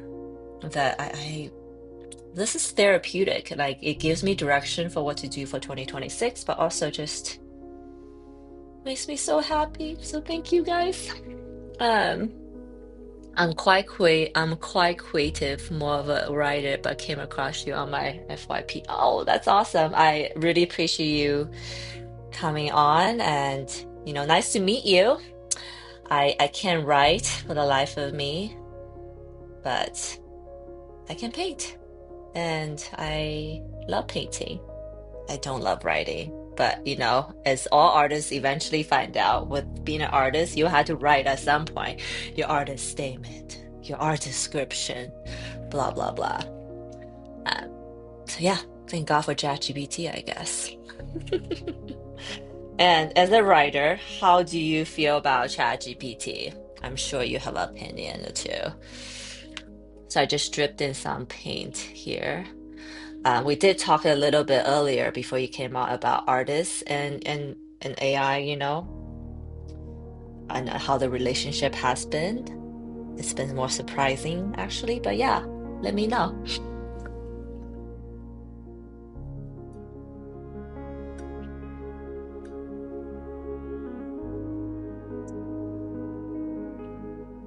And I hope this music is nice and relaxing for everyone. If you're having a quiet New Year's Eve, this is a perfect way, I think. I might be biased. And if you're gonna, go out partying in a minute or two, then um, enjoy the peace will come before craziness.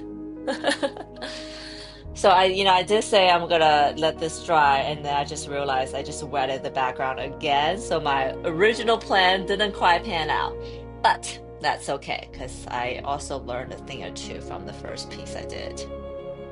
Let me start with this one here, I think.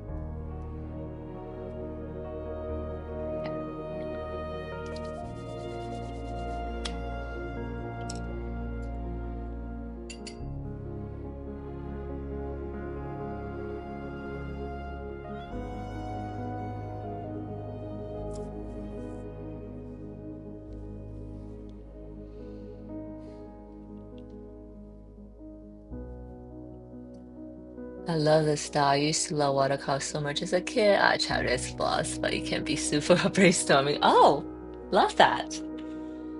Um, First of all, I really appreciate it.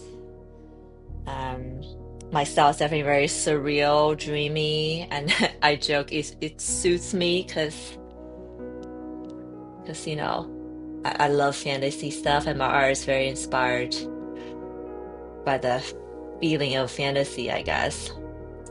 And I want hope. Goal is to for my art to bring some peace and quiet and peace and calm and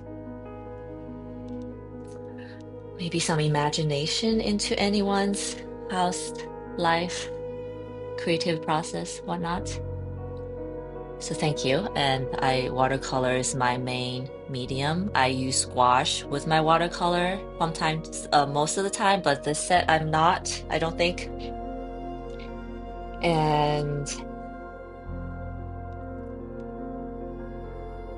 chat GPS. I think I'm really happy to hear that as a writer, you think it's awesome for brainstorming. So you're not not in the camp of doomsday where ChatGPT is gonna take our jobs or AI is gonna take our jobs because there are because when we were talking about art earlier, that there's definitely irreplaceable parts about the relationship between human and the art process that cannot be um, taken for granted and replaced by all the AI art images out there. And I think I'm really happy to hear that as a writer, you might be feeling the same way, and that's awesome.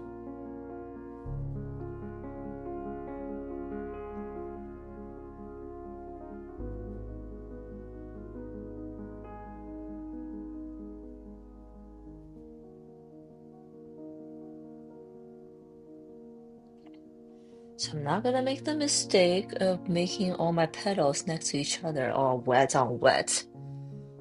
So then I kind of lose the opportunity for my color fractals, I call them, which is also a term came from one of my audiences.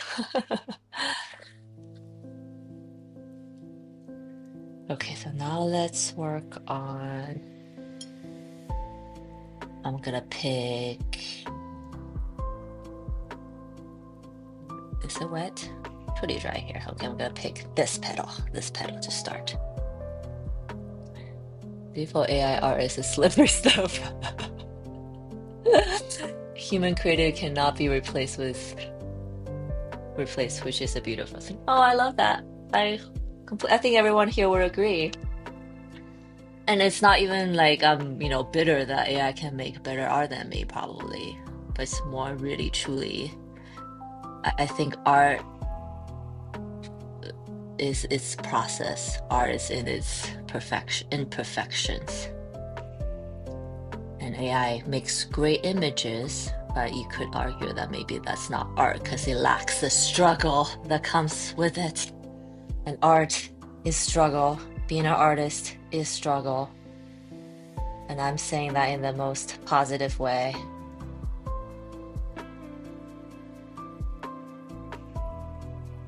Because life is a struggle, right? Living is a struggle.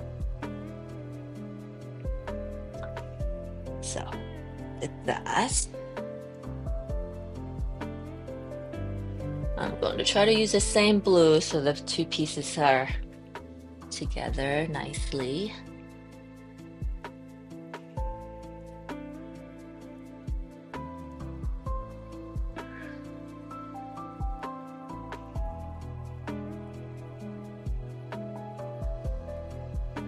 Gently introducing the color into this petal.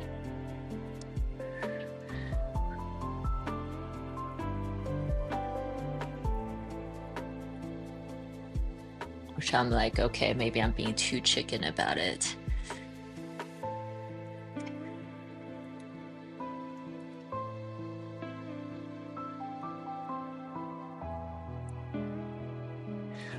Blue on pink on blue.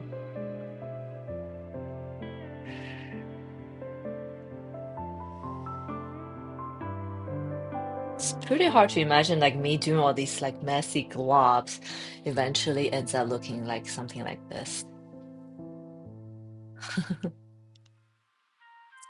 I think tomorrow it's gonna look even better, so yay.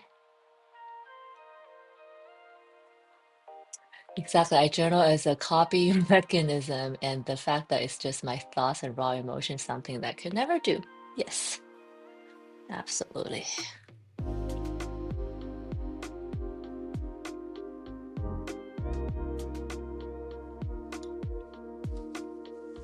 Also, I've been reading this book and, replicate things, but it has no common sense because it has no context.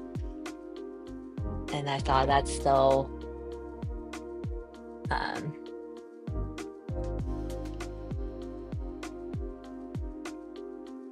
yeah, it's like the most basic things, the common sense part. AI lacks that. Oh, thank you so much, Omar.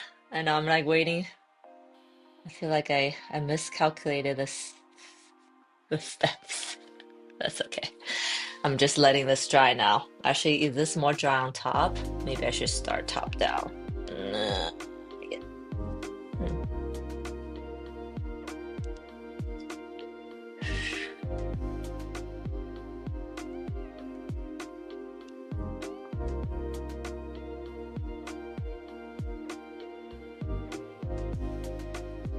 Yeah, some branches, branches. Okay.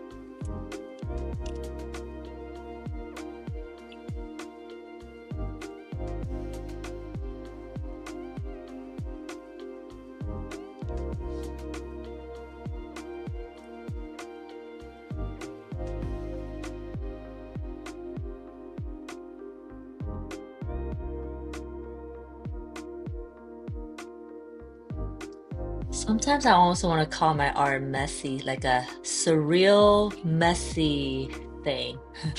A messy surrealism. There you go. Um, it's messy because I feel like it is a case when I'm up close, but I know that once you step back, it looks perfectly fine.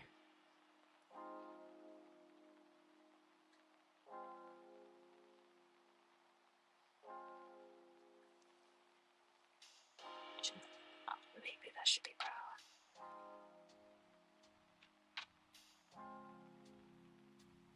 Okay, I'm gonna let that patch dry.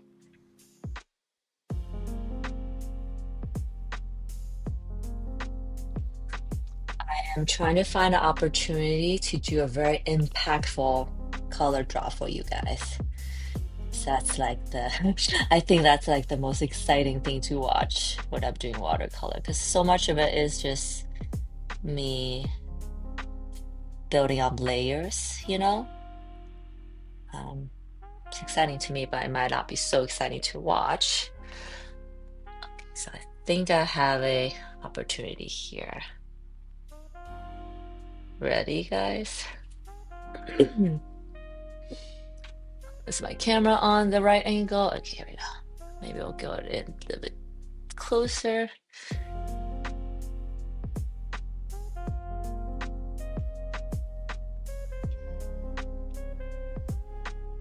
Gonna keep going.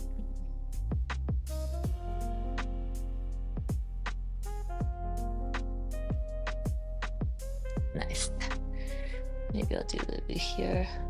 I'm only brave enough to do this because I can see that on this area, because all the surrounding area is matte anymore. It's not shiny anymore, so that means it's dry enough that you won't go crazy once I drop it in. But this area, it might bleed a little bit, but maybe I don't mind, so I'm gonna do that anyways.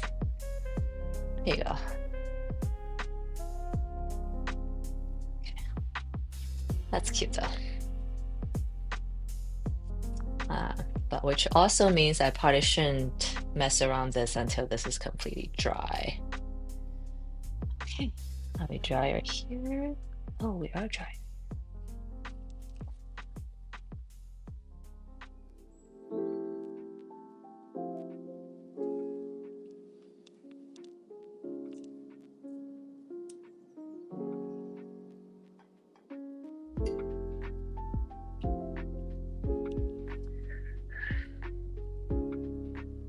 also getting ready to do that color drop.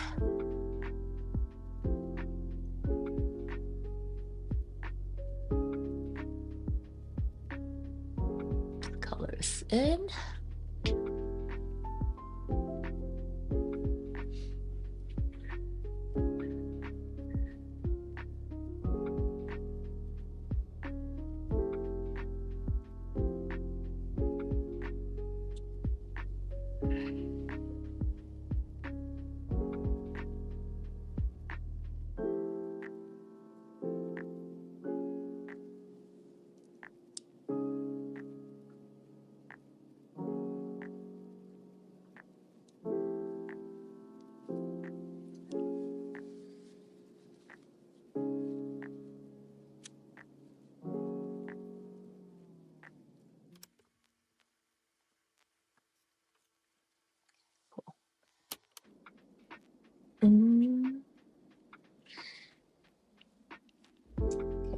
Let's leave that be before I mess it up, actually.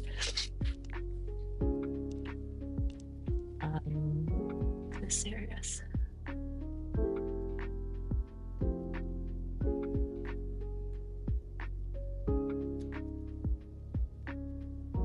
I'm gonna let all this area dry first and then come back and to do my second layer. Because I'm kind of becoming, yeah, I think my impatience is biting me back. Like here. The color keeps on bleeding where I don't want it to. Okay, I'm just gonna make it dry completely and let it dry and then come back. So watercolor's only forgiving when it's still wet, I guess. And even then, just a little bit. Okay, oh well, let's do this one. Are we dry here? Yes. Oh, that's not noted. Okay.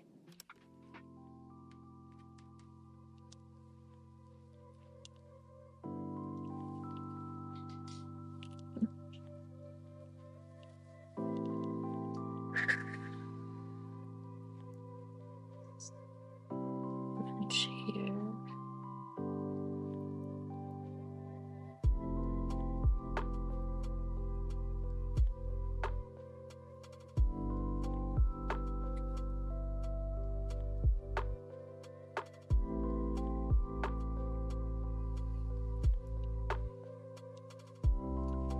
Let's do a little bit of dark here. Let that spread. Yay. Cool.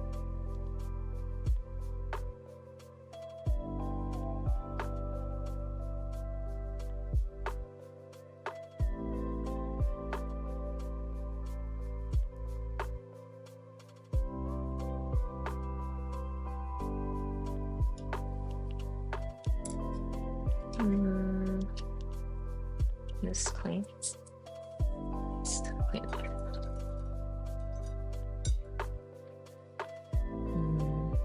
So this area I'm going to glaze with some clean water first. Oh look, it's running towards it. I love that.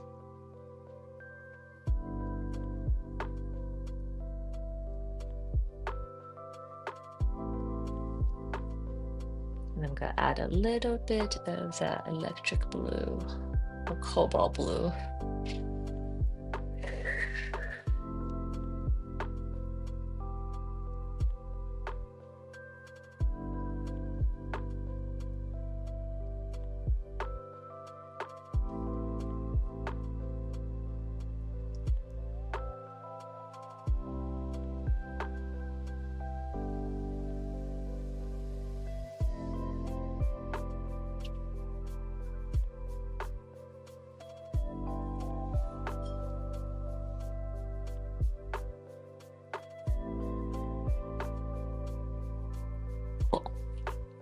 These blue is gonna run to the edges, but the edge will be nice and bright.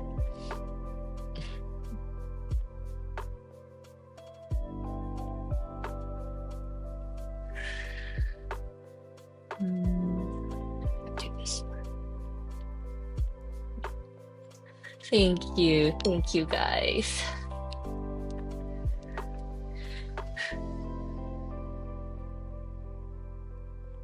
Now let's make this petal more pink. Have the blue run over. Oh, it's doing it without me even telling it to. Probably not a good sign.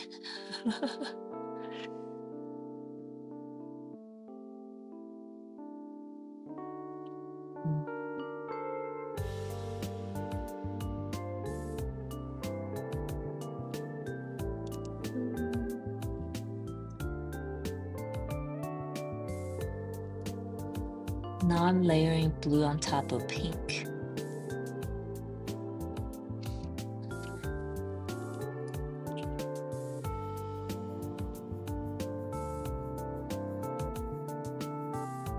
I also find it interesting that those two pieces, I planned them at the exact same time. And I'm kind of painting them at the same time too, even though it's one after another, but the feeling is just so different when I paint this one.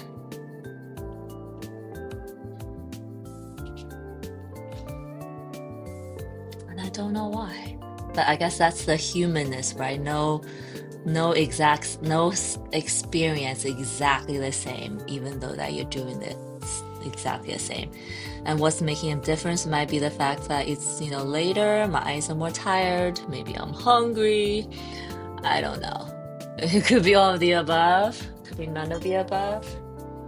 But yeah, I just right now I have this interesting discovery that even though I'm doing them at the same time, concept them at the same time, that I'm having a different experience because of that.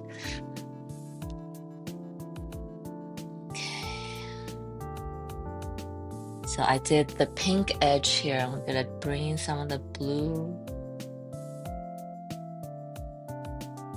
and hoping that they'll blend. Yes, you're blending a little bit. Let me add some pink here, maybe that'll help.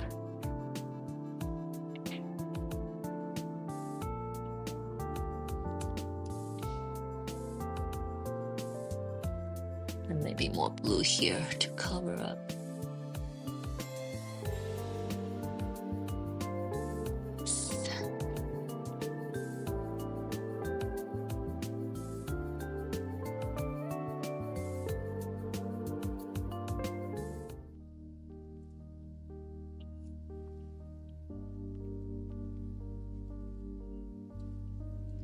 Add some blue to the side.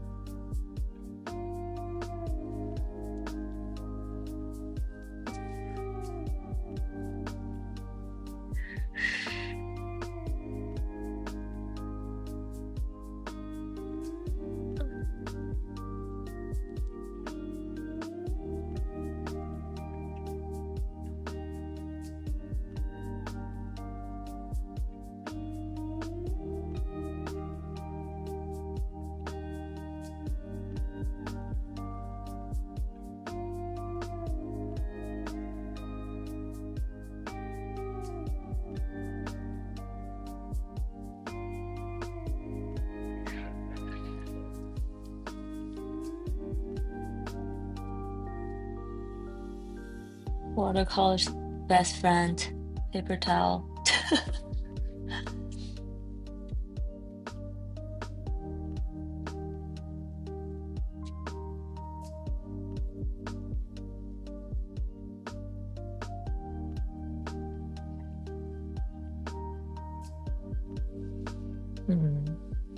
Okay, I'm gonna go back to this area now because I think it's more dry.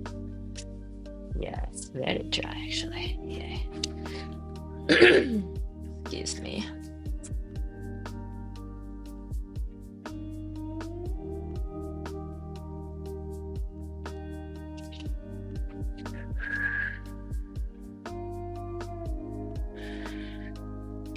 gonna paint this whole area in this blue.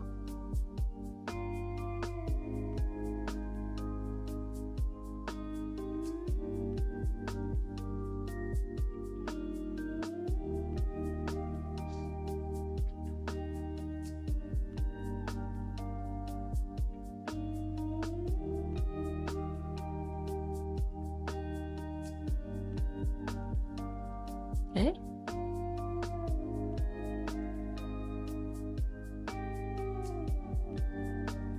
More blue.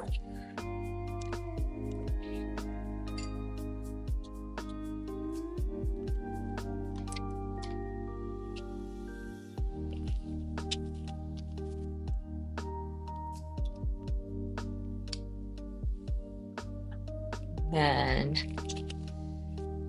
okay, some really dark color loaded here. Yes. I'm saying yes because it's actually harder for me to get it darker. Actually, I shouldn't celebrate too soon because once it dries, probably lighter than it looks.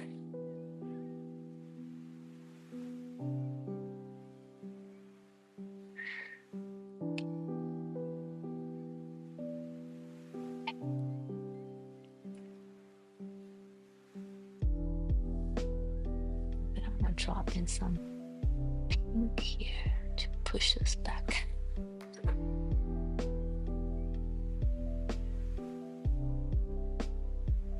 Cool. I'm gonna push this blue back by adding this pink color.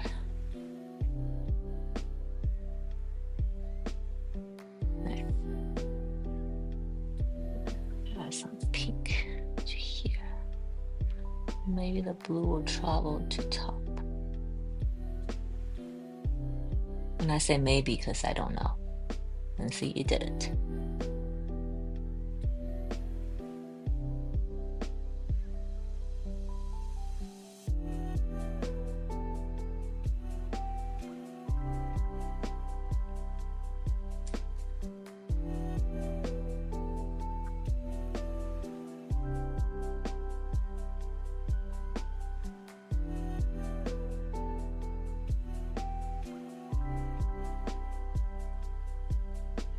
Oh, that's cool. Here. Really happy with this area.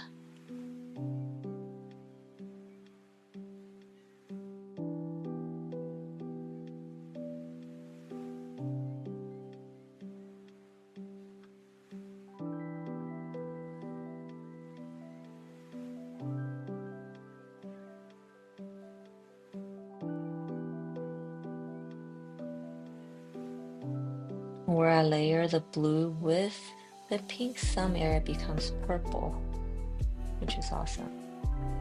But it didn't do it everywhere, which is not awesome.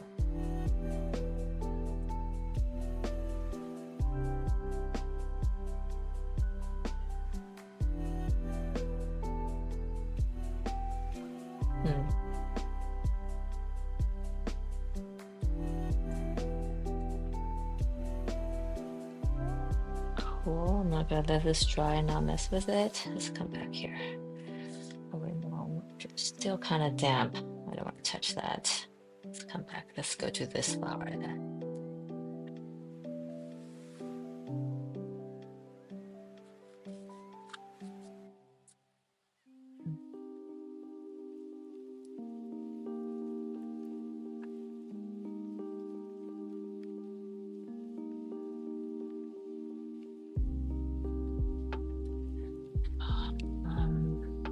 Blue, dark blue, pink. Okay. Let me make sure the right colors on my brushes.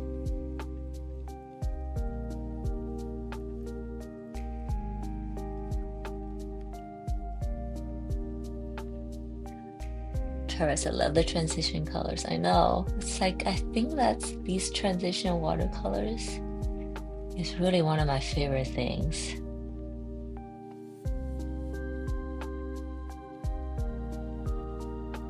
I really should do it like all the time on everything, forever.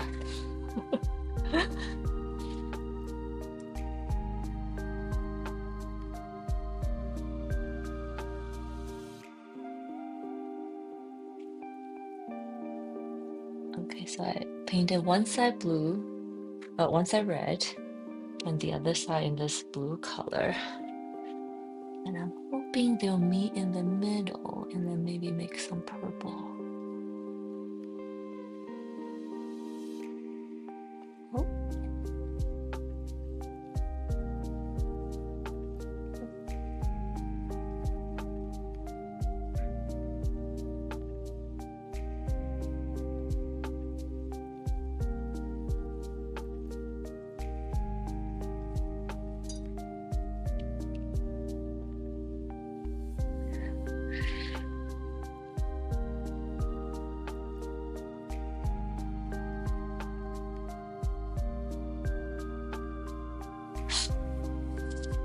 I'm gonna do this in here.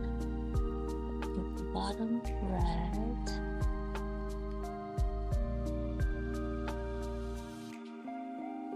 So you guys can see I'm basically alternating between this pink and my blue, and then layering them, stacking them. Messing. Try to make a mess of it. But hopefully it's the best kind of mess in the end.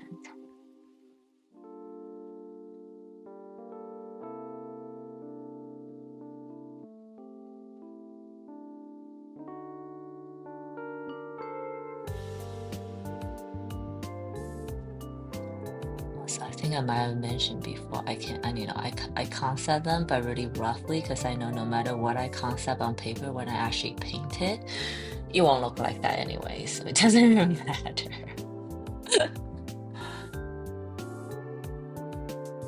But having a plan is still important, I think.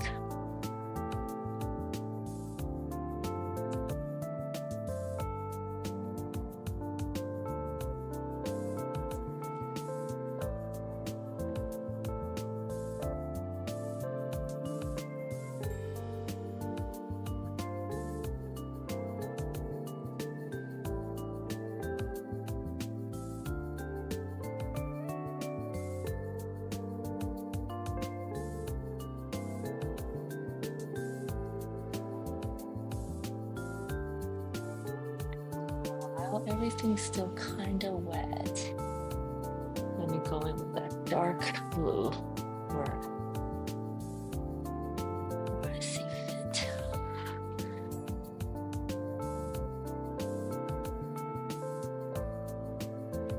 Still edges.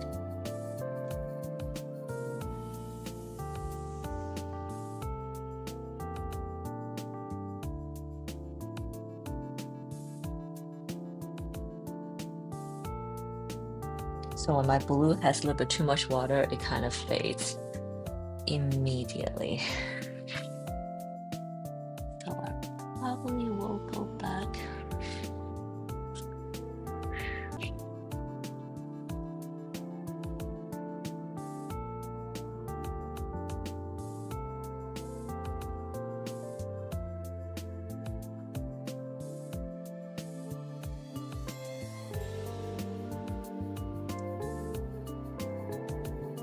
And just dry just a little bit and then drop in some darker blue on the edges. So far it looks pretty cool.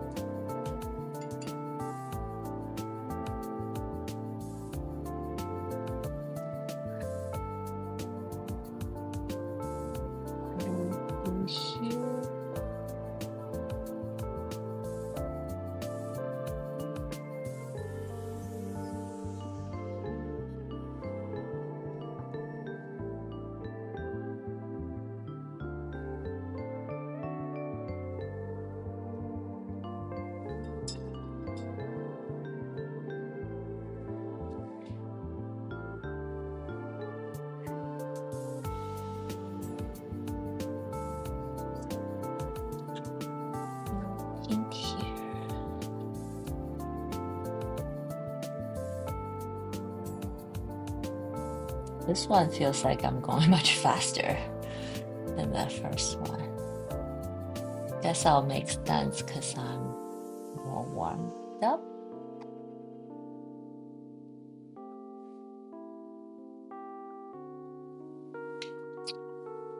Or maybe I'm just getting this here.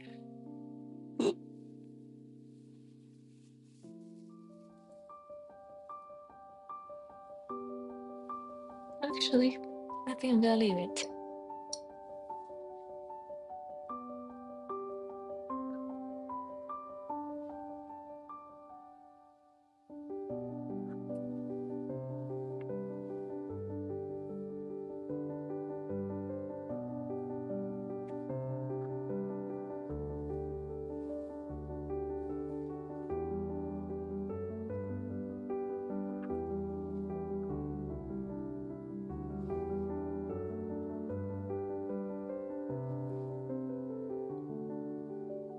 Just say I wouldn't do this tonight.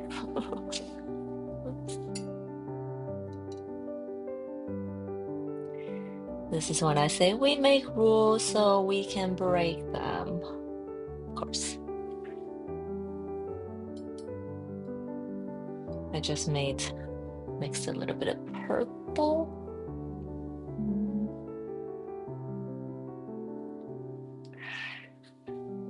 I think the purple the third color is missing. There's so much blues and pinks.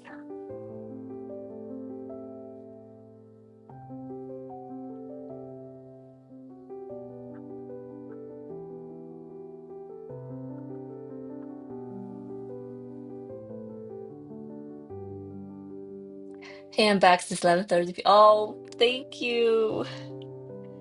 It's almost midnight for you. Yay!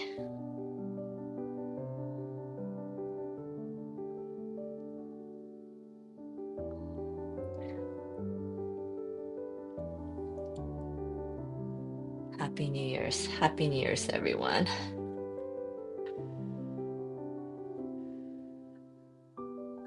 I wish I can have a ball drop prepared. Wish I prepared that rather. Words. I think I'm getting tired.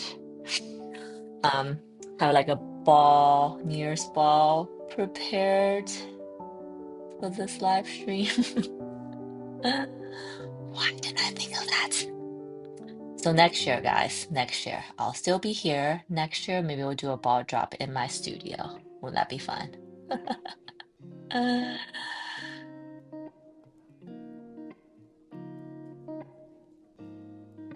Or maybe it's an instant regret. Why did I say that?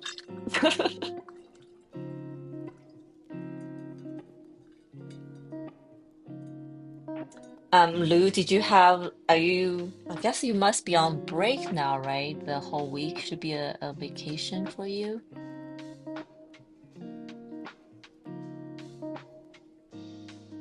I hope you've been doing fun things at home. Okay. Maybe do too much right now because it's so wet. Man.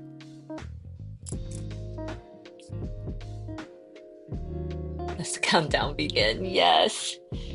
Okay, so I just did that. It's kind of wet, so I don't want to keep going. So these are getting messy. So let's come back to this one. Really happy with how this one turned out so far. This is also the driest, coincidentally. Let's do this one since I started painting on this first and it's more dry. More drier. More drier.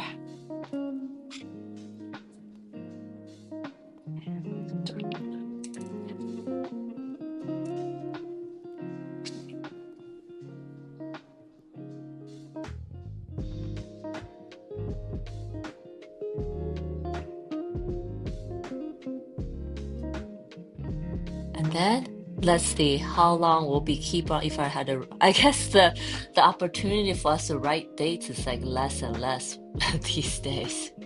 I don't know. I remember for for maybe a few days, a week, few days, a week or two. You always write like the previous year's date. until you finally catches on. Um, but as I was bringing that up, I was like, wait, I don't even remember when was the last time I actually wrote a date on something. So maybe that's not an issue anymore.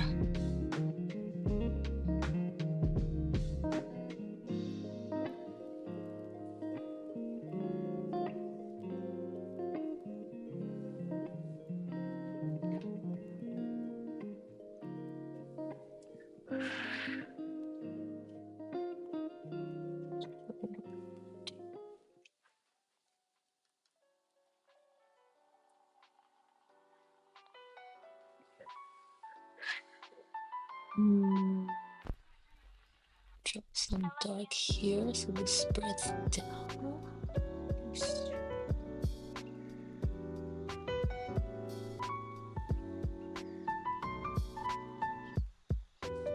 And then here I wanted to do this.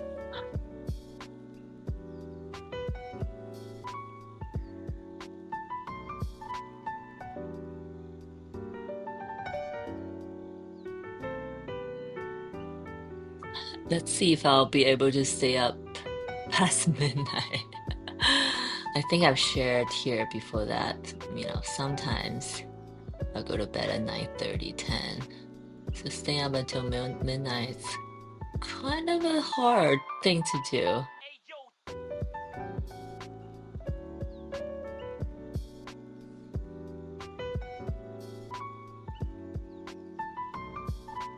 Mm.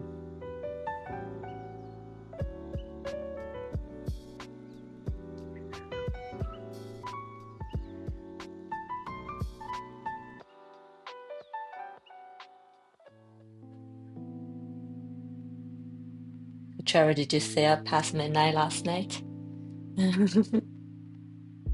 Australian time? I hope you did. Okay.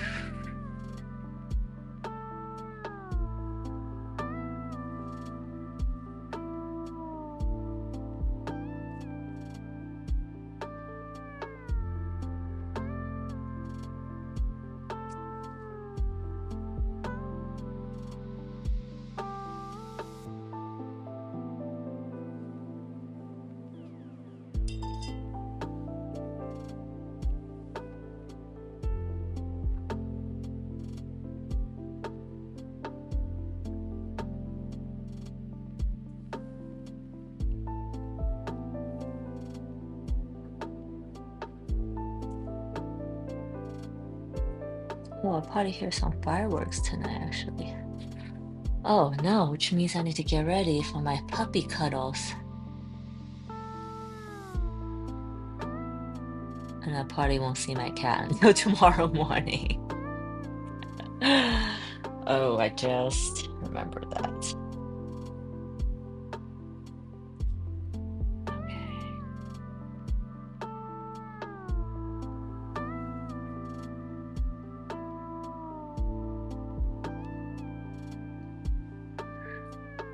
But the fireworks kept me awake.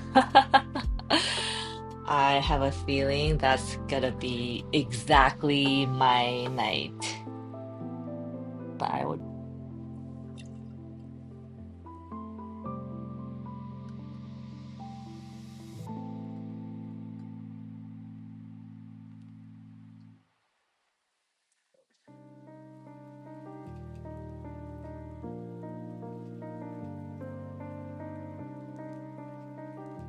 But all in all, I am very excited for 2026. I got some big stuff in planning in the works that I can't wait to get to.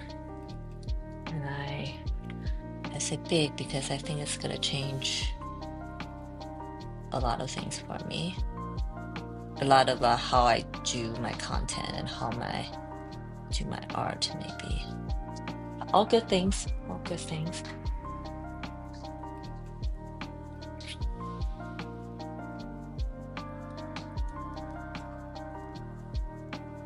can't wait to get to it.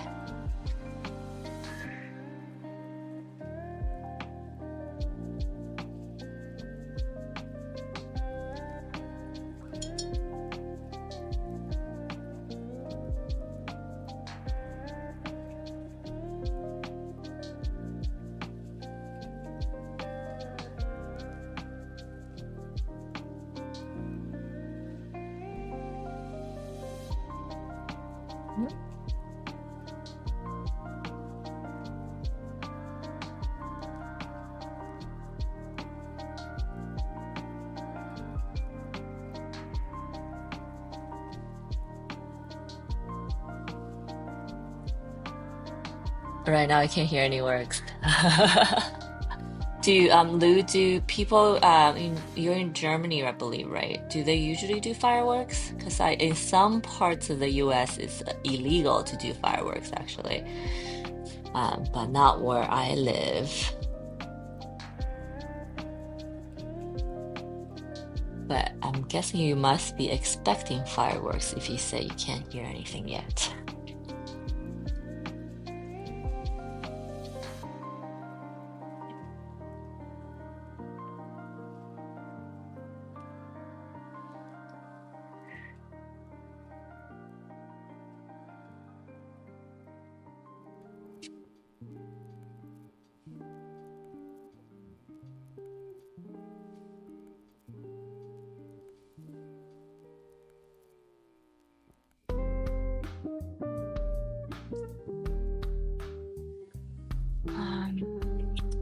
Yeah, I guess it's just gonna look a bit of a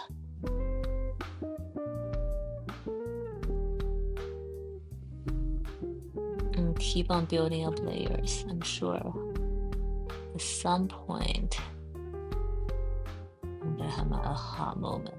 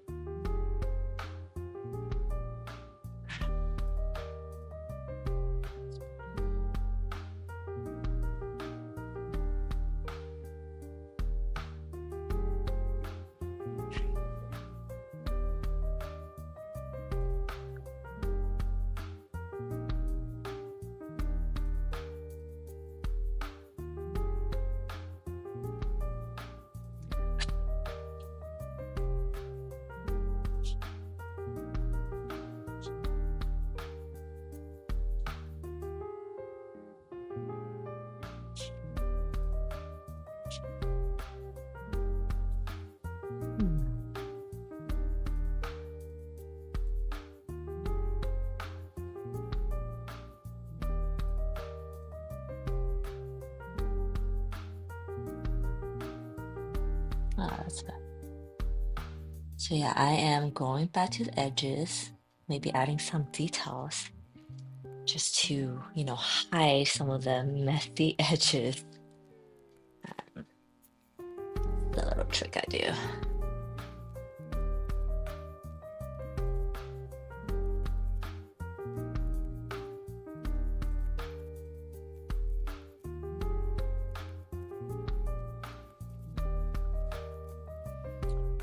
I think, okay, here's what we're gonna do. This whole piece is pretty much more dry now. I'm gonna fill in all the area that still has white, like on top of here and whatnot, but I think it's gonna happen most likely, right? It's like 10 minutes before midnight. Oh no, that means I'm like 25 minutes away. Okay. I might catch it though, guys. So I'm gonna fill in all the white areas as slowly as possible. So hopefully I can celebrate New Year's with somebody here, with somebody that's still on the live stream.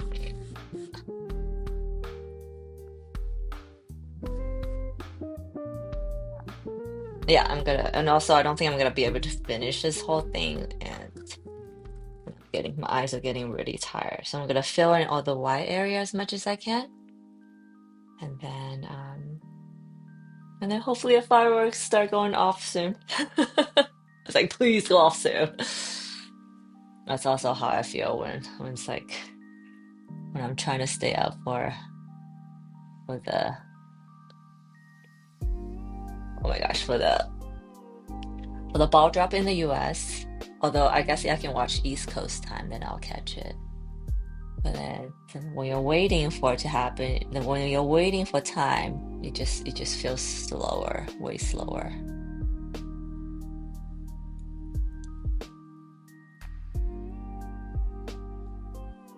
Okay, so there are some white areas up here. Let's do that now. And then I'll do the branches next. But part will do this off the screen. Do the branches, and then adding all the details. Since I've pretty much went pretty far with this set of painting, I think next week I'm gonna have new paintings for you guys. Yeah, I'm probably gonna be working on a new set of paintings next week. Well, that's exciting.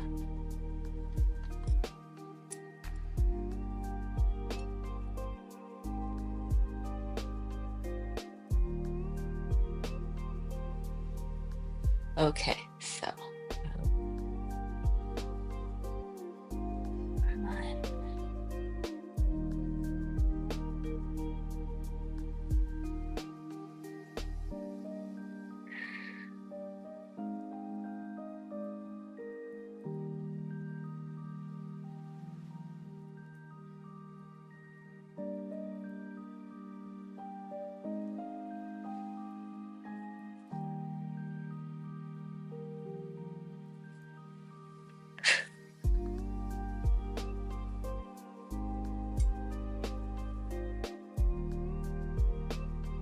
I can't wait. Oh, can't wait for my new painting? Yes. I think I'm gonna paint another set of florals. What do you think, Trevor? And everyone else who's here as well. More florals? Do we like these florals? If I do florals, it'll probably be a different color set, which could be exciting to watch. But yeah, let me know what you guys want to watch me paint. The options are florals, fruit, and maybe some dessert art, afternoon tea decorations. But yeah, let me know. And if you're, yeah, let me know. I'm gonna stop talking now.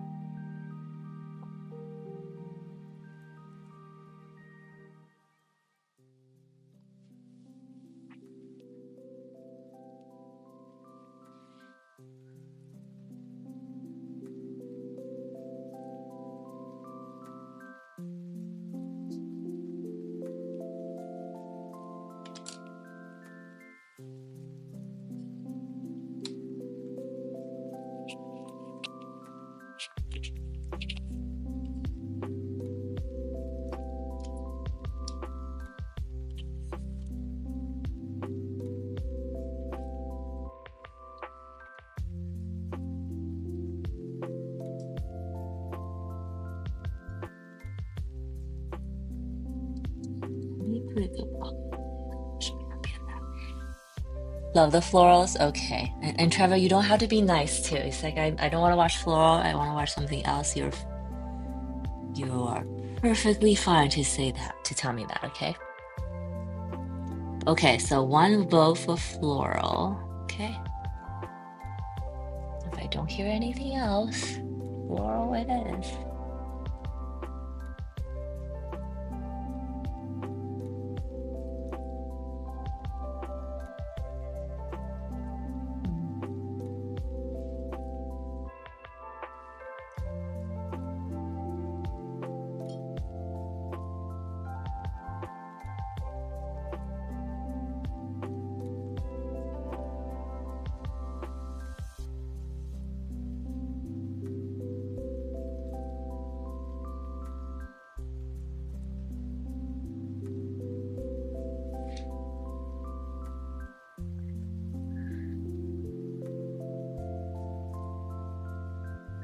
This red color is called Azuki Beans on my color palette. I mentioned that in the beginning, but I find it so fitting.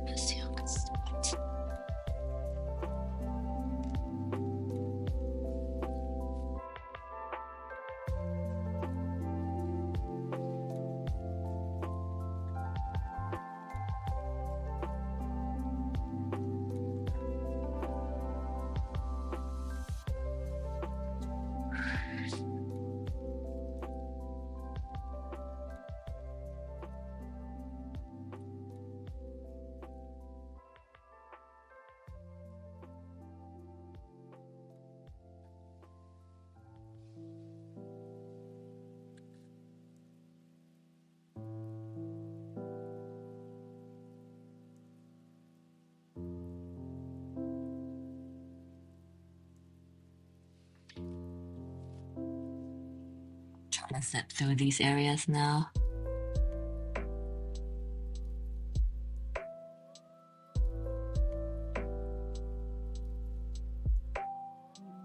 Through this area.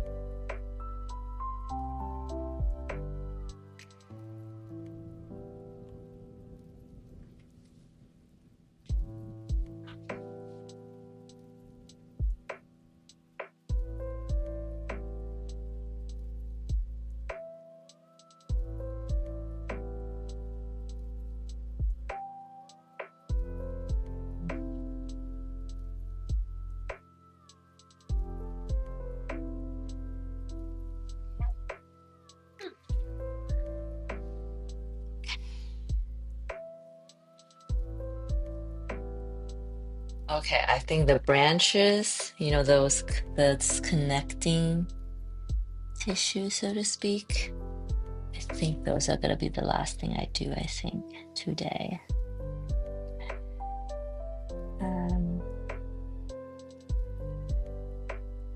17 more minutes. Salute. And Aisha is from London, so I'm guessing that might be the case too. If she's still here, if you're still here.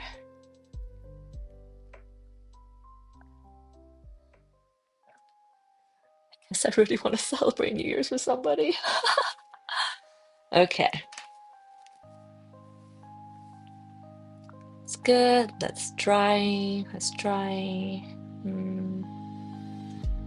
I need to dry more. Up, maybe. I'm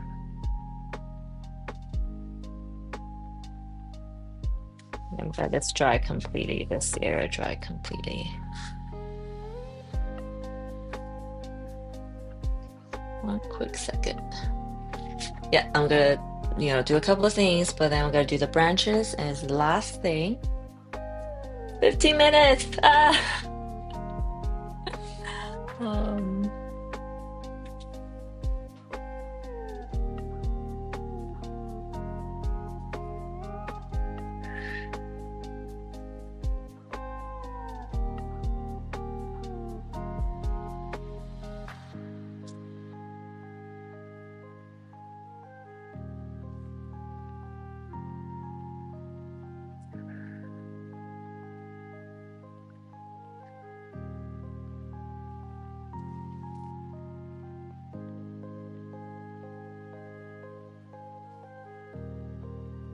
Ooh.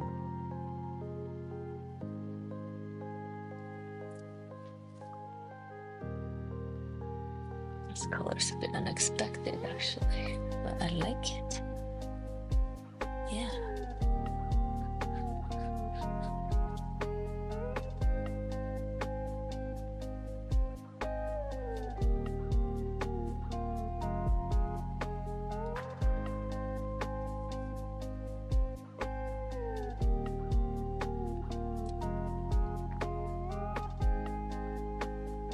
Later. Oh, cool.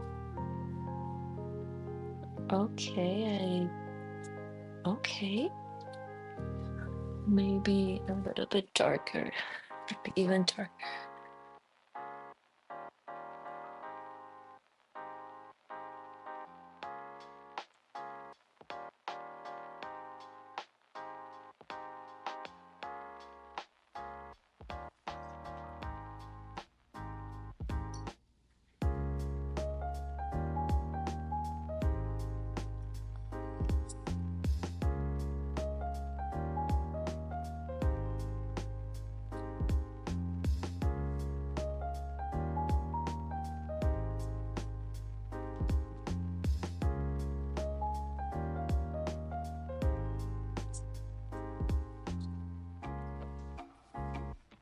that pop of the dark red is pretty awesome. And that also kind of ties both paintings together, which I like.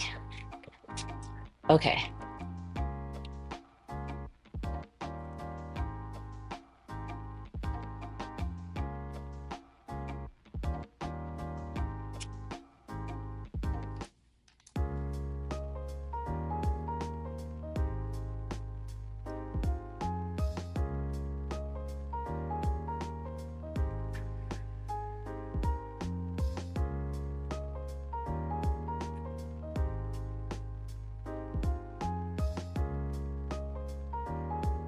Here.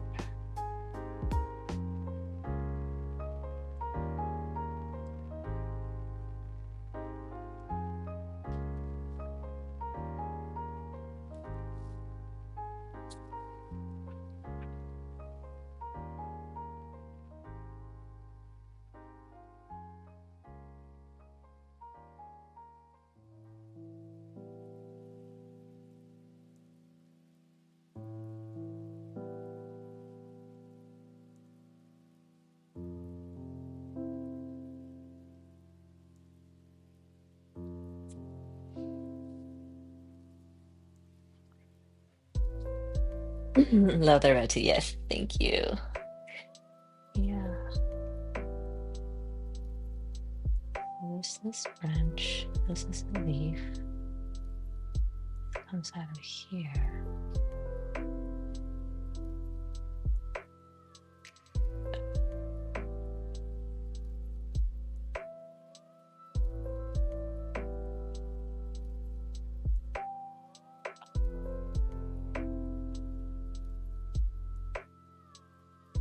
This one is up here.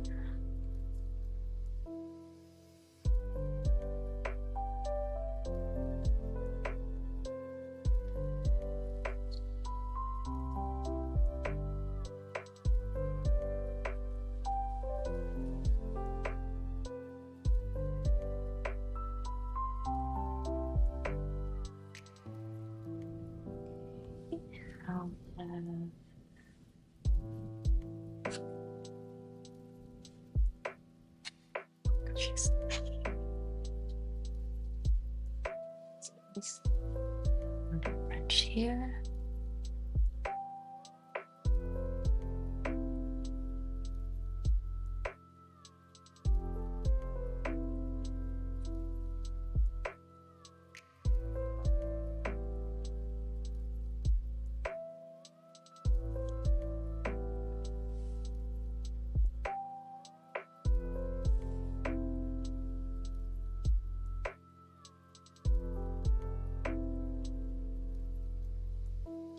There's probably something coming out of here.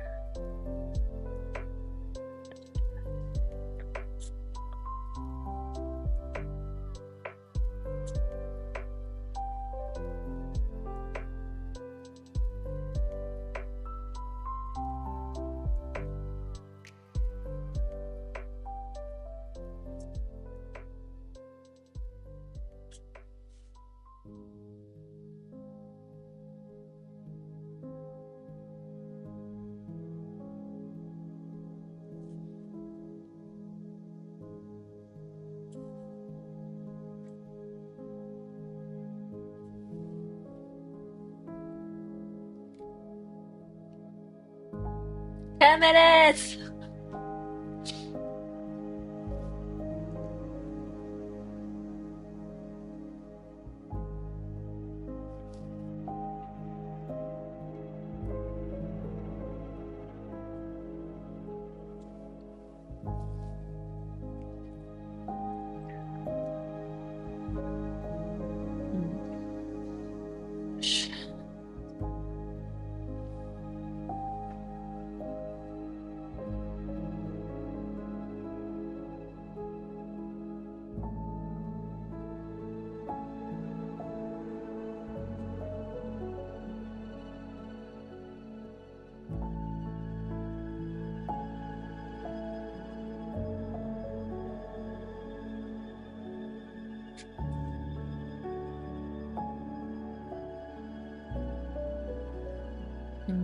Goes behind these.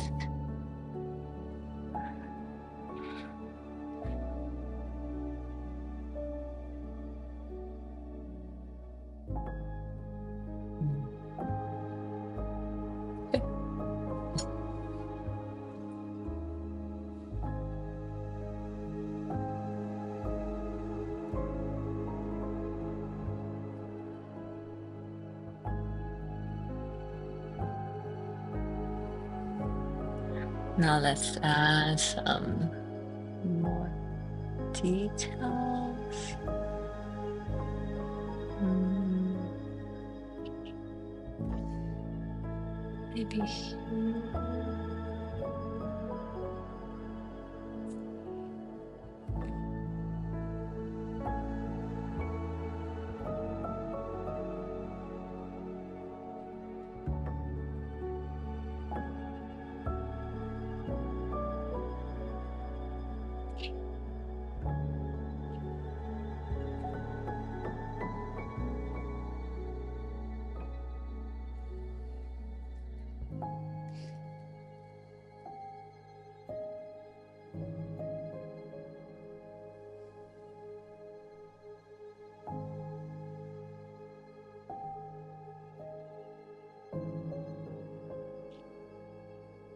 Hmm.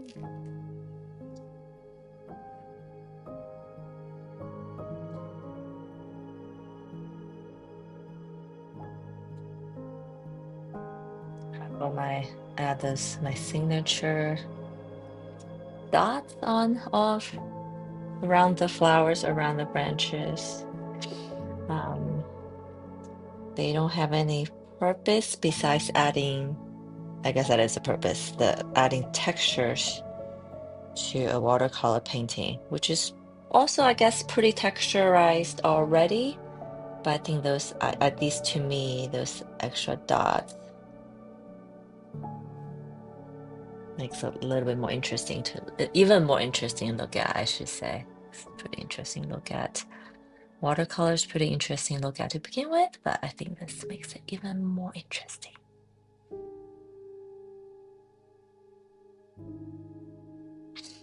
Okay.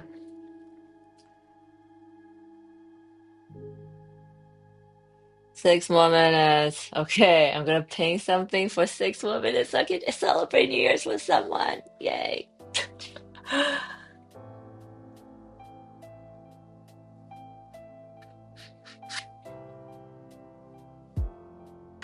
1 year I should do like a request to see which time zone should I start my my live stream so I can celebrate with that time zone. Okay.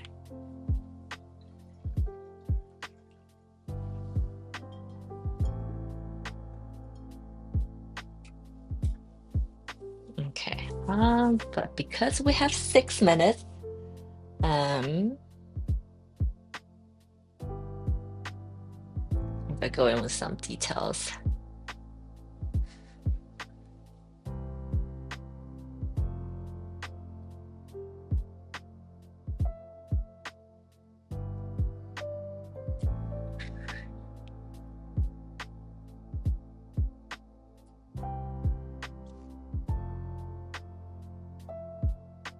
I'm pretty much done, but I'm waiting for that 6 minutes because it's important to me.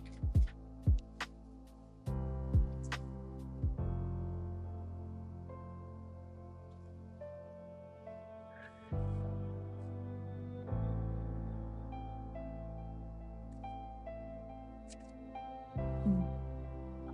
These edges might be cool.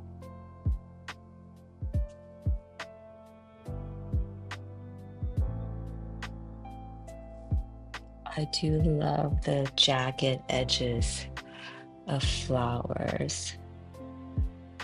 It's flower petals. They're actually not that smooth on the edges. For the most flowers, I guess. Even with I'm thinking even lily and tulips have pretty straight curves. On the tip, there's all these zigzag edges. Oh, tulip and lily. I will probably paint some tulips because tulip is one of my favorite flowers actually. Not too south.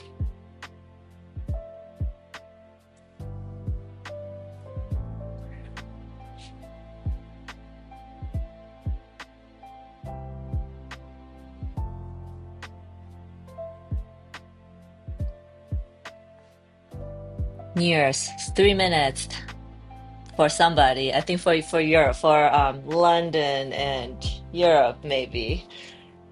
Um, I guess for the now, I guess every turn of hour somebody's celebrating New Year. So since we're like so 3 minutes to the hour, I want to stay until then so I can say Happy New Year to somebody in the time zone, and then I'm gonna stop. Ooh, did I did I meant to do this? Talking. Okay, it's okay.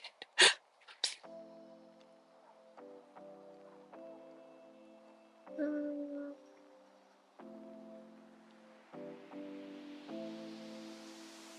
oh, that's nice.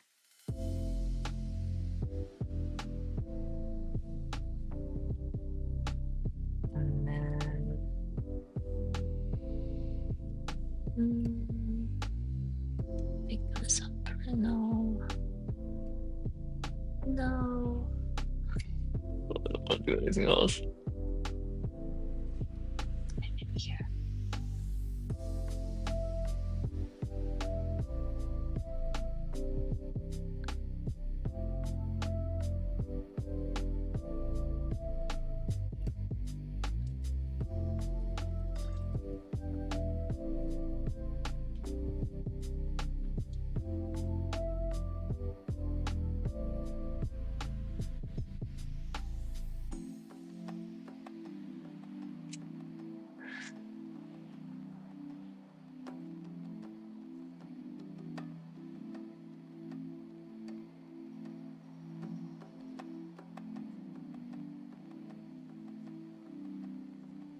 Mm,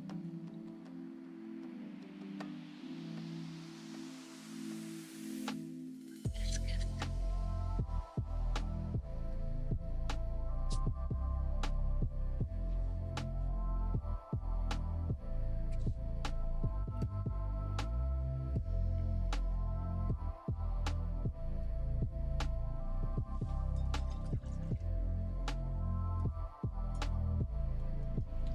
All right, guys. I think I've done as much as I want to do today, and energy allows, etc., etc. But I am so happy that I'm actually almost done with these two paintings.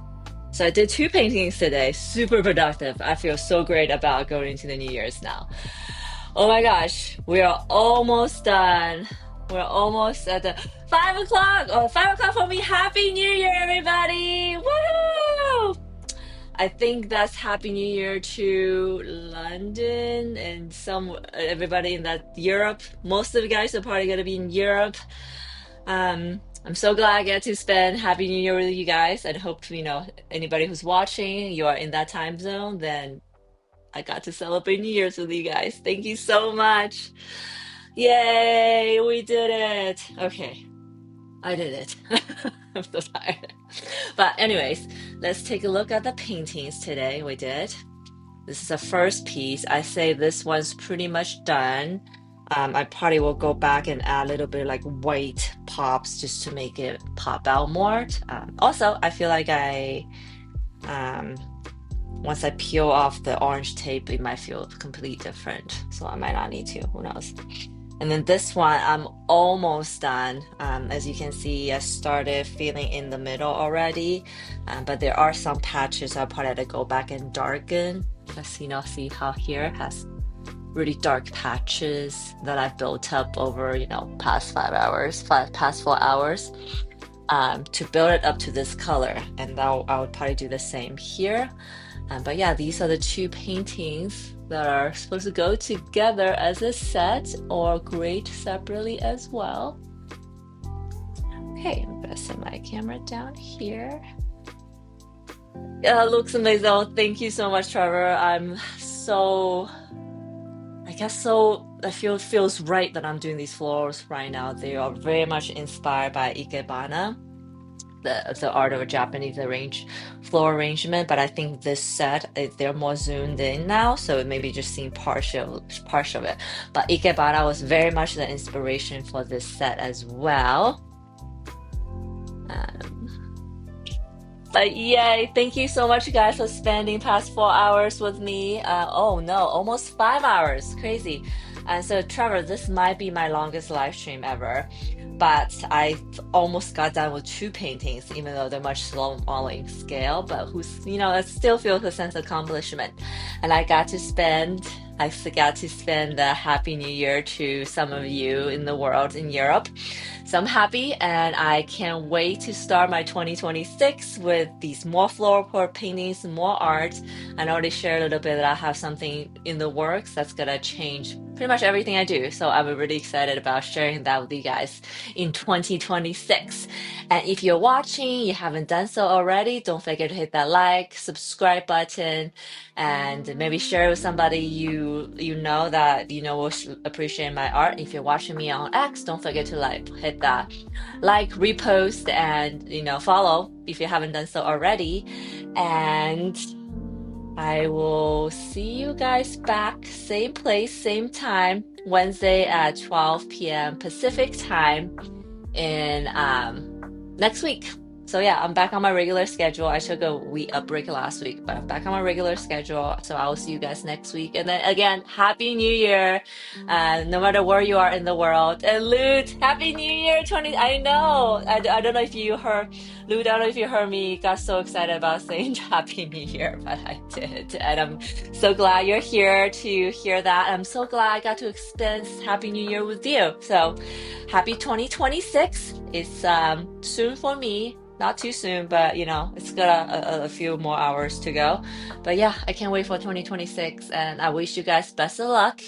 I will see you guys back next year, and with more art, more awesomeness. And if you're just finding out about me today, I can't wait to get to know you more in 2026. All right, guys, take care. Have a good night. Have a good week. Have a good new year. I will see you next week. Okay, bye.